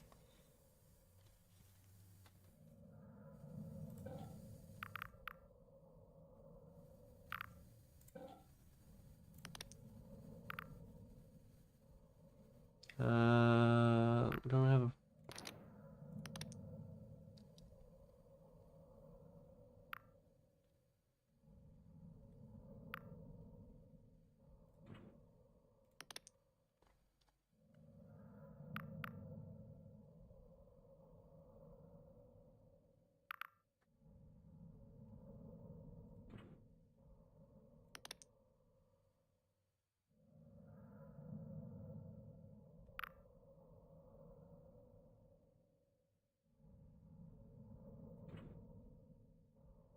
I don't think I got anything else. Okay, let's try it.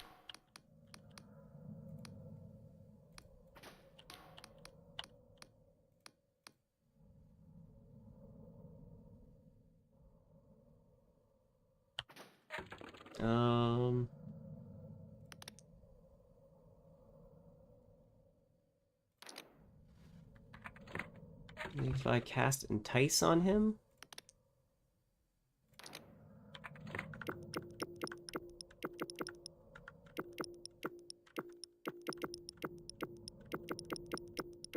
Ah!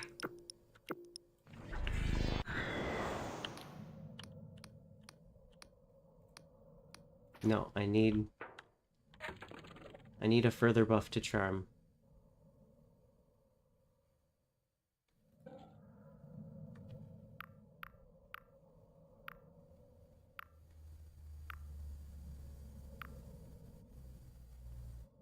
I don't have anything, I think.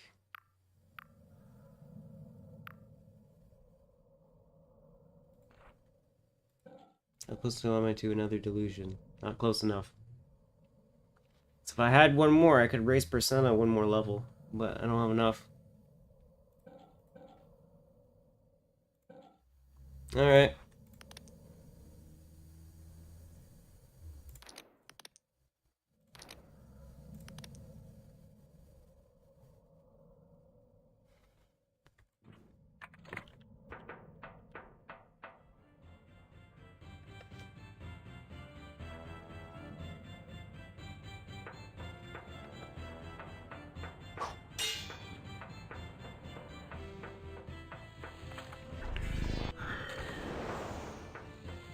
Oh, I need a lot of charm for that. Okay, put the swap. Sprint.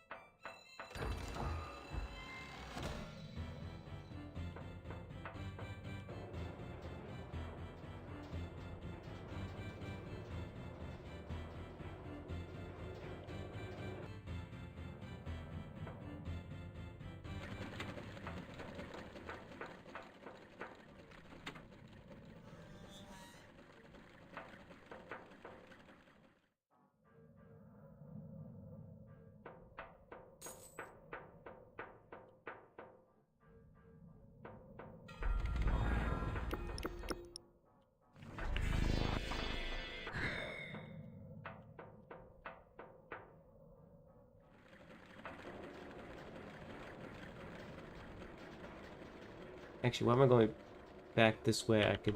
Damn it!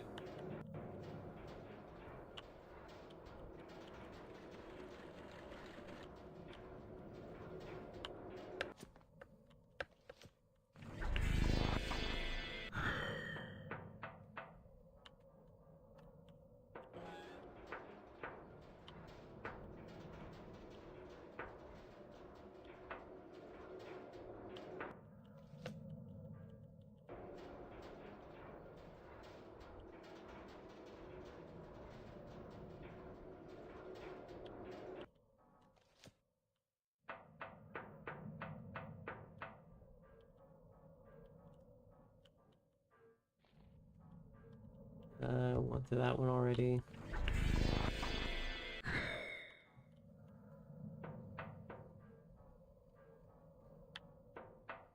There we go.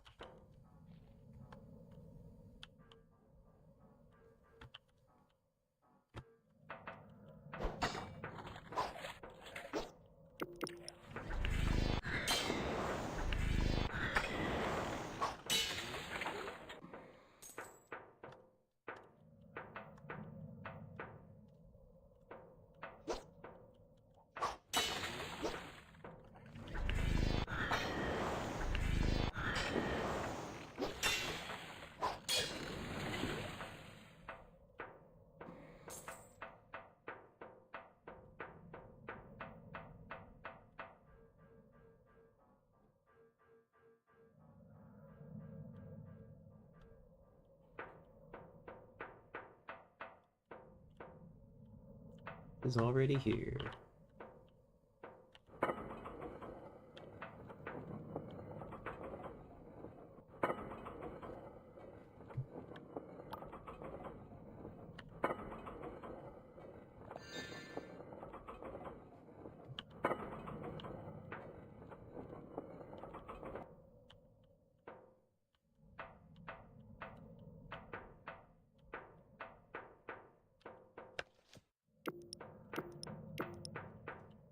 It's locked. It's open. Let's check the locked door regardless.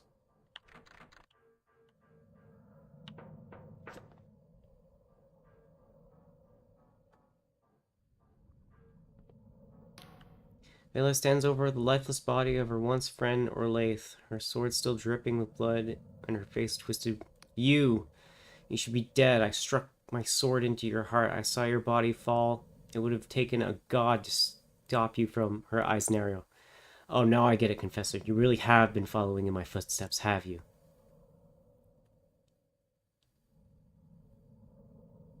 She's really getting corrupted. What's happened to your arm, your face? She flexes her arm, its black flesh pulsating with eldritch energy. Merely a byproduct of the unprecedented work we have been doing here. You killed Orlaith? She attacked me. I had no choice. And if it wasn't for you... Let's talk about this. No more talk, Professor. Not after everything you've done. You turned my comrades against me, forcing my hand. Their blood is on your conscience as much as my own. They abandoned your cause long ago.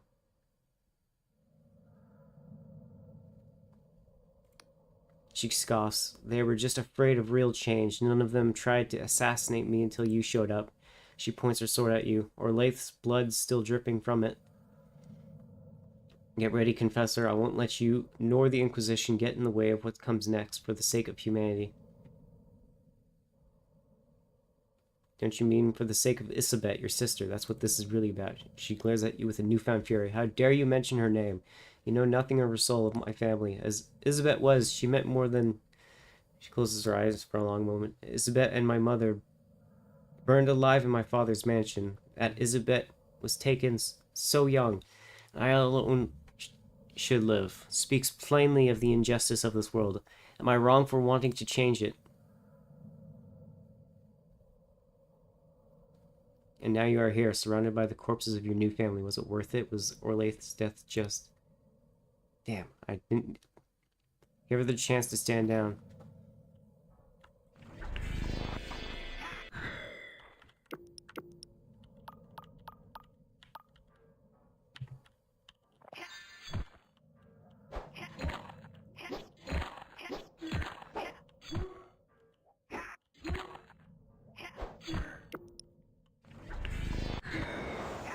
She really resists my magic.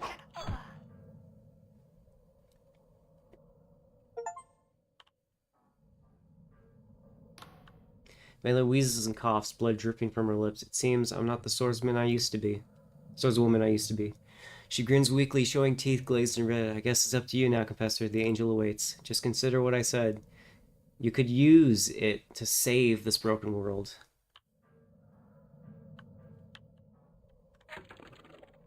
Put my talking hat on for a quick second. She grins weakly, showing teeth glazed and red. Alright.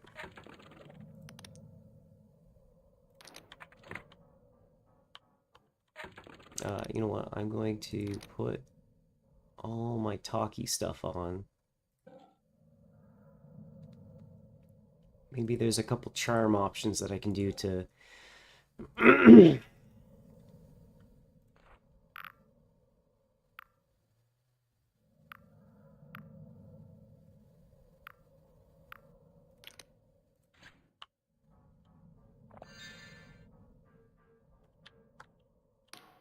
What do we have here? It seems as though some wretched soul spat from a dank prison cell has somehow stumbled into the most fateful moment in living memory. She grins.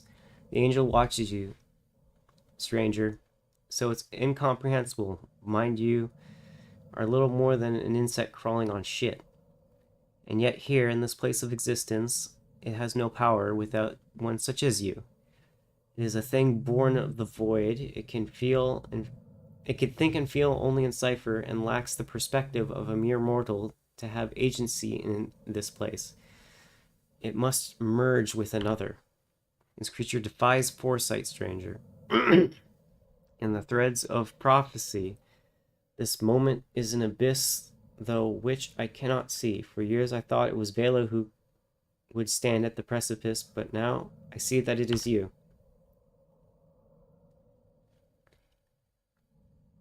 It was merely a roll of the dice. She smirks. Many in your position would claim sole responsibility for their success.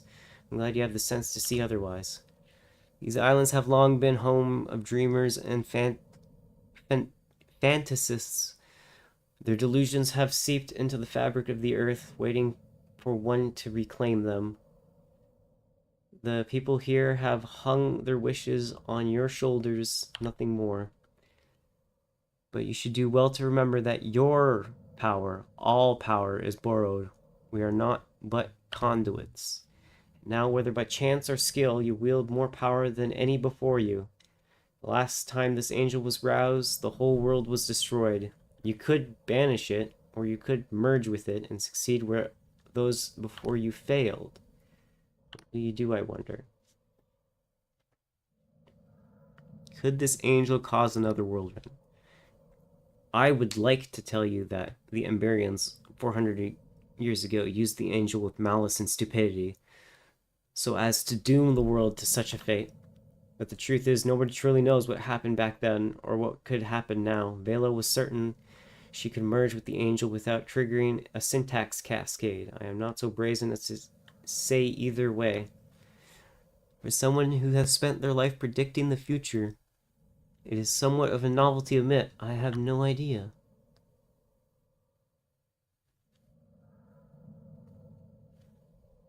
What should I do? I have long thought to change the rules of cipher, to fundamentally alter the very fabric of existence, is a sin more shameful than I could imagine. I believed this in my heart when I tried to stop Velo, but her will proved stronger, and in defying her, I lost everything I held dear. And if I ever could truly loved her, I can't also see that she was driven to such by love and beauty, and anger and ambition. She smiles at you weakly. The truth is, I am no longer a person, just an echo of one. I have no right to interfere with the living. Do as you wish, stranger. Well, it's now or never. Good luck, stranger. She smiles warmly. Or perhaps should I call you friend?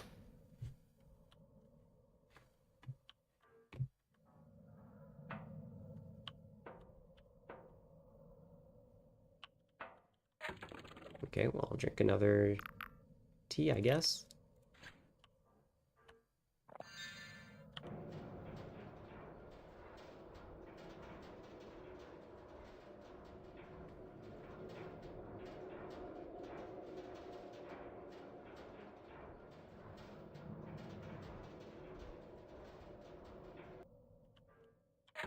Oh, alright, well, let's drink another one so I got a full buff so it doesn't wear out while I'm talking to it.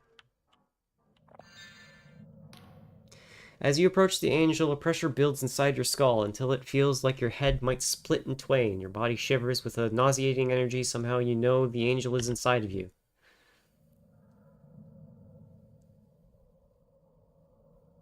Get out of my head. A needle of pain gouges through your mind. Memories of your childhood, of people and places you knew, all flash before your eyes, wrenched forth by the will of this creature. Is it trying to understand you?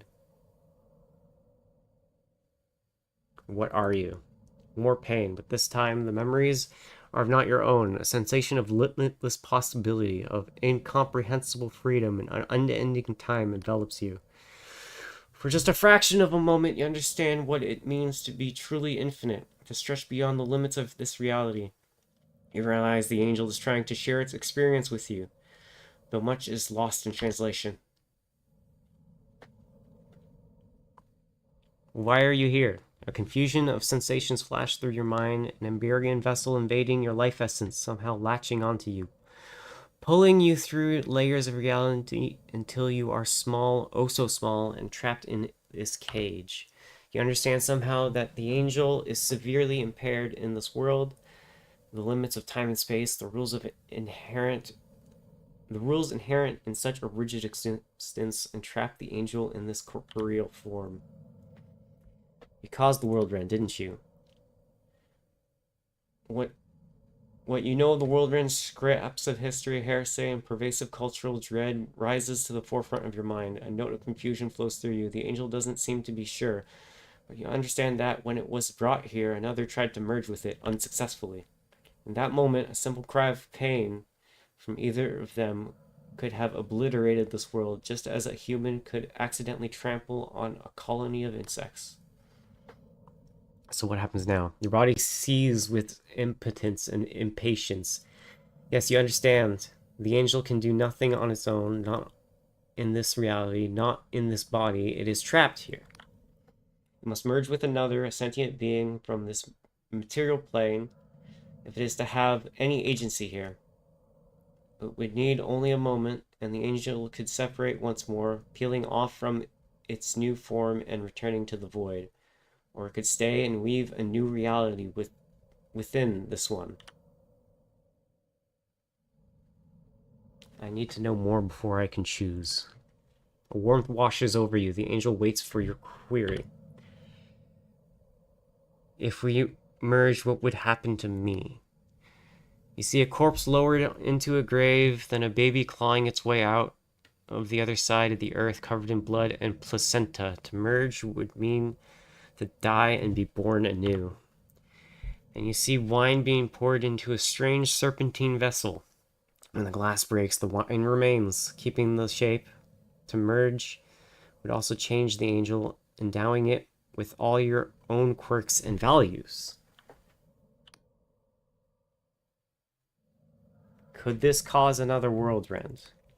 Flowers blossom and decay all at once. Clouds boil away and flatten and burst.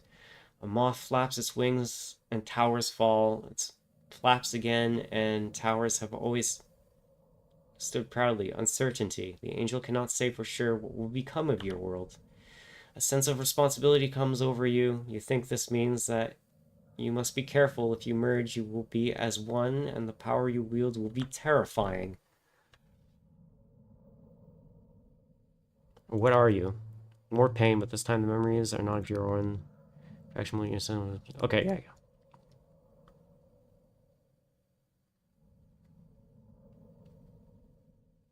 Let me ask you something else.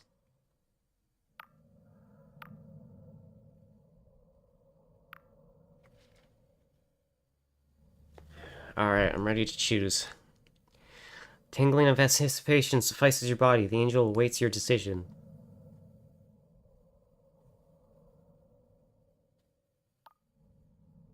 If I banish it, I die. If I merge, I make a heaven of my own.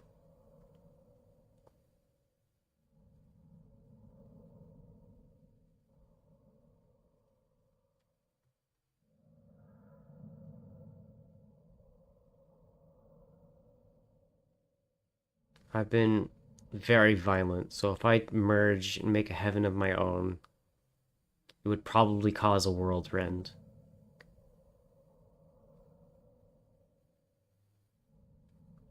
I want to banish you back to the void. You feel a yearning for something like home, for the expanse of the infinite void, but a wave of anxiety hits you. There will be no going back from this decision. All the pity and despair, the tumult and the blood, the cyclical cruelty and the pious theft, all of it will go on, alongside whatever joy the people of the Skyrims can carve out from the crooked bow of a mere existence.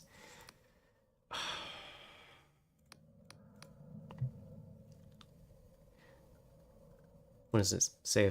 You feel a sense of opportunity and of excitement in the unknown, and of starting anew. When a surge of dread engulfs you, there will be no going back. Even if humanity survives, will we recognize ourselves, and why should you be the one who chooses for them? Are you so just or so righteous that you should set the pattern of their existence? Are you prepared to claim that power?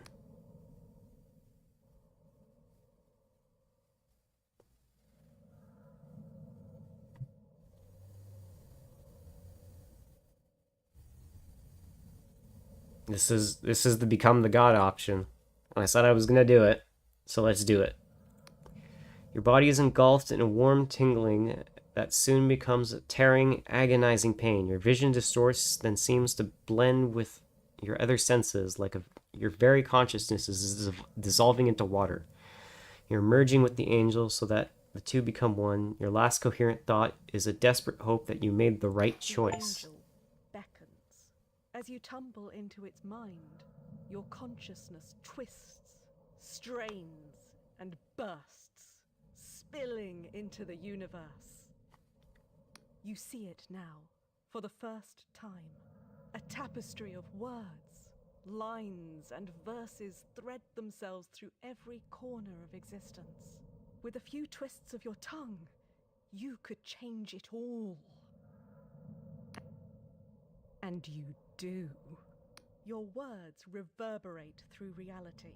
A few utterances reverse the finality of death and the frigid linearity of mortal existence. With another sentence, you bestow upon each person the smallest droplet of your newfound power. All across the sky realms, everyone, from the noble to the downtrodden, feels a surge of understanding beyond that of any cipher wizard. The long dead, silent for centuries or more, find they need only open their eyes and breathe. Among them are your companions. Basalt, Orla, Frost, and the Duchess stand ashore, watching your ascendancy to something beyond godhood. And here, in the Oneric Isles, you seal yourself away in a womb of cipher. A city soon propagates around you, but you pay it no heed, intervening as little as possible. Paths stretch ahead, to places both sunlit and dark, and even your new vision cannot see which one humanity will choose. Jack Basalt retires from mercenary work, drifting through the sky realms in a rickety old boat. On occasion, he is seen in one port or another, beguiling children with swashbuckling stories that seem too outlandish to be true. Frost marries his lover Sam'el, and they raise their children with stories of sky-faring adventures on a quiet little island on the edge of the sky realms. The Duchess, her youth restored, begins a journey to find her daughter, which takes her to the Underlands. In a grove of newly blossoming trees, she sees that beaming smile at last. And the Emberian finally sets down her armor, allowing the burden of her ancestors to finally lift from her shoulders. Thanks to your help, the Apostatic Union is able to cling to power in Hallowshire, despite the chaotic transition into this new reality. As the region transforms into a surreal and shifting wonderland, the Union are able to temper its excesses, while ensuring a semblance of order and normality. Though you try to encourage a more egalitarian spread of power, the Union proves tenacious. And in neighbouring Pwyll, Llwyd, in time, comes to be the town's mayor, and guides his people through this new age of wonders. By calming the Entombed One's rage, you ensured that the Queen of Silver can lead her people into this era of possibility with a newfound hope. Sure enough, the inhabitants of the Endless Realm soon find their skin a little more smooth, their throats a little less raspy. Some even notice saplings sprouting among the dead trees. Relations with Hallowshire improve dramatically, for the common folk of the Apostatic Union seem to harbour less prejudice against those with blood in their cheeks. In time, the newly titled Kingdom of Verdant and the neighbouring Union are known as firm allies, sharing commerce and culture alike. The Clockwork King is in its death throes when the power of the Angel ripples through it, disrupting Razor's spell and turning their orderly shutdown into a devastating miniature world rend. Ugh. Through a heroic sacrifice by the saboteurs, most of the population escapes. The survivors find that they have been gifted with extraordinary powers, but at the cost of disturbing the fabric of reality wherever they go. So they wander the sky realms as nomads, sometimes welcomed, sometimes spurned, carrying the new Cardova in their hearts and in the songs they pass down to their children. With Vela defeated, the chains that bound your mysterious benefactor shatter, freeing the entity at last. you never cross paths with it again. In this new age, the High Confessor's body is healed, and she steps out of her coffin as Care once more. And as for Vela, you could never detect her life force in the throb and pulse of reality. It seems that in the end, she did not have the will to embrace her own dream.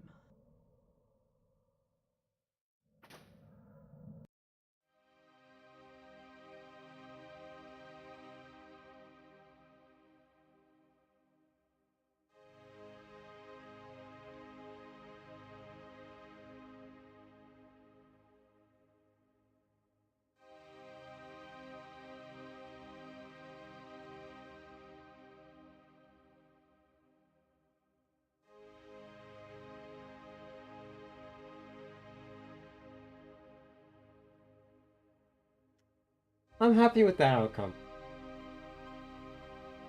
I'm happy with that outcome. For the most part.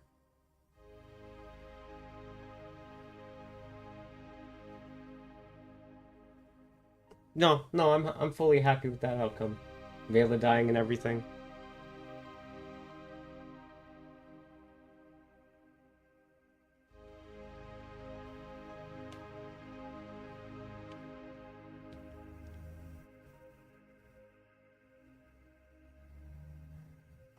I decided to let humanity take its path.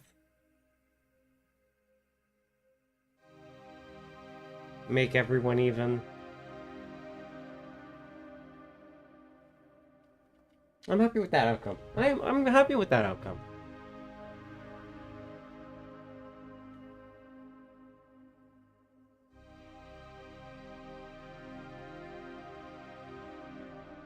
Yeah.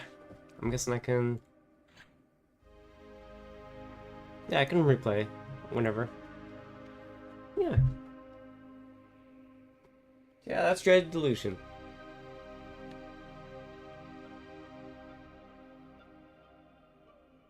Yeah. So, I got so sucked in, I didn't get to play, you know, the other game I said I was going to play.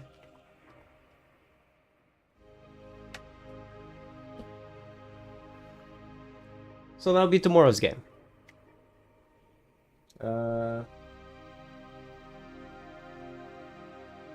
Otherwise, I think it's good to end it here.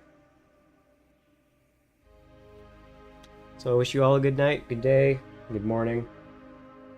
And I will see you tomorrow. Now I gotta just do that whole closing the game and all that, and shutting down OBS.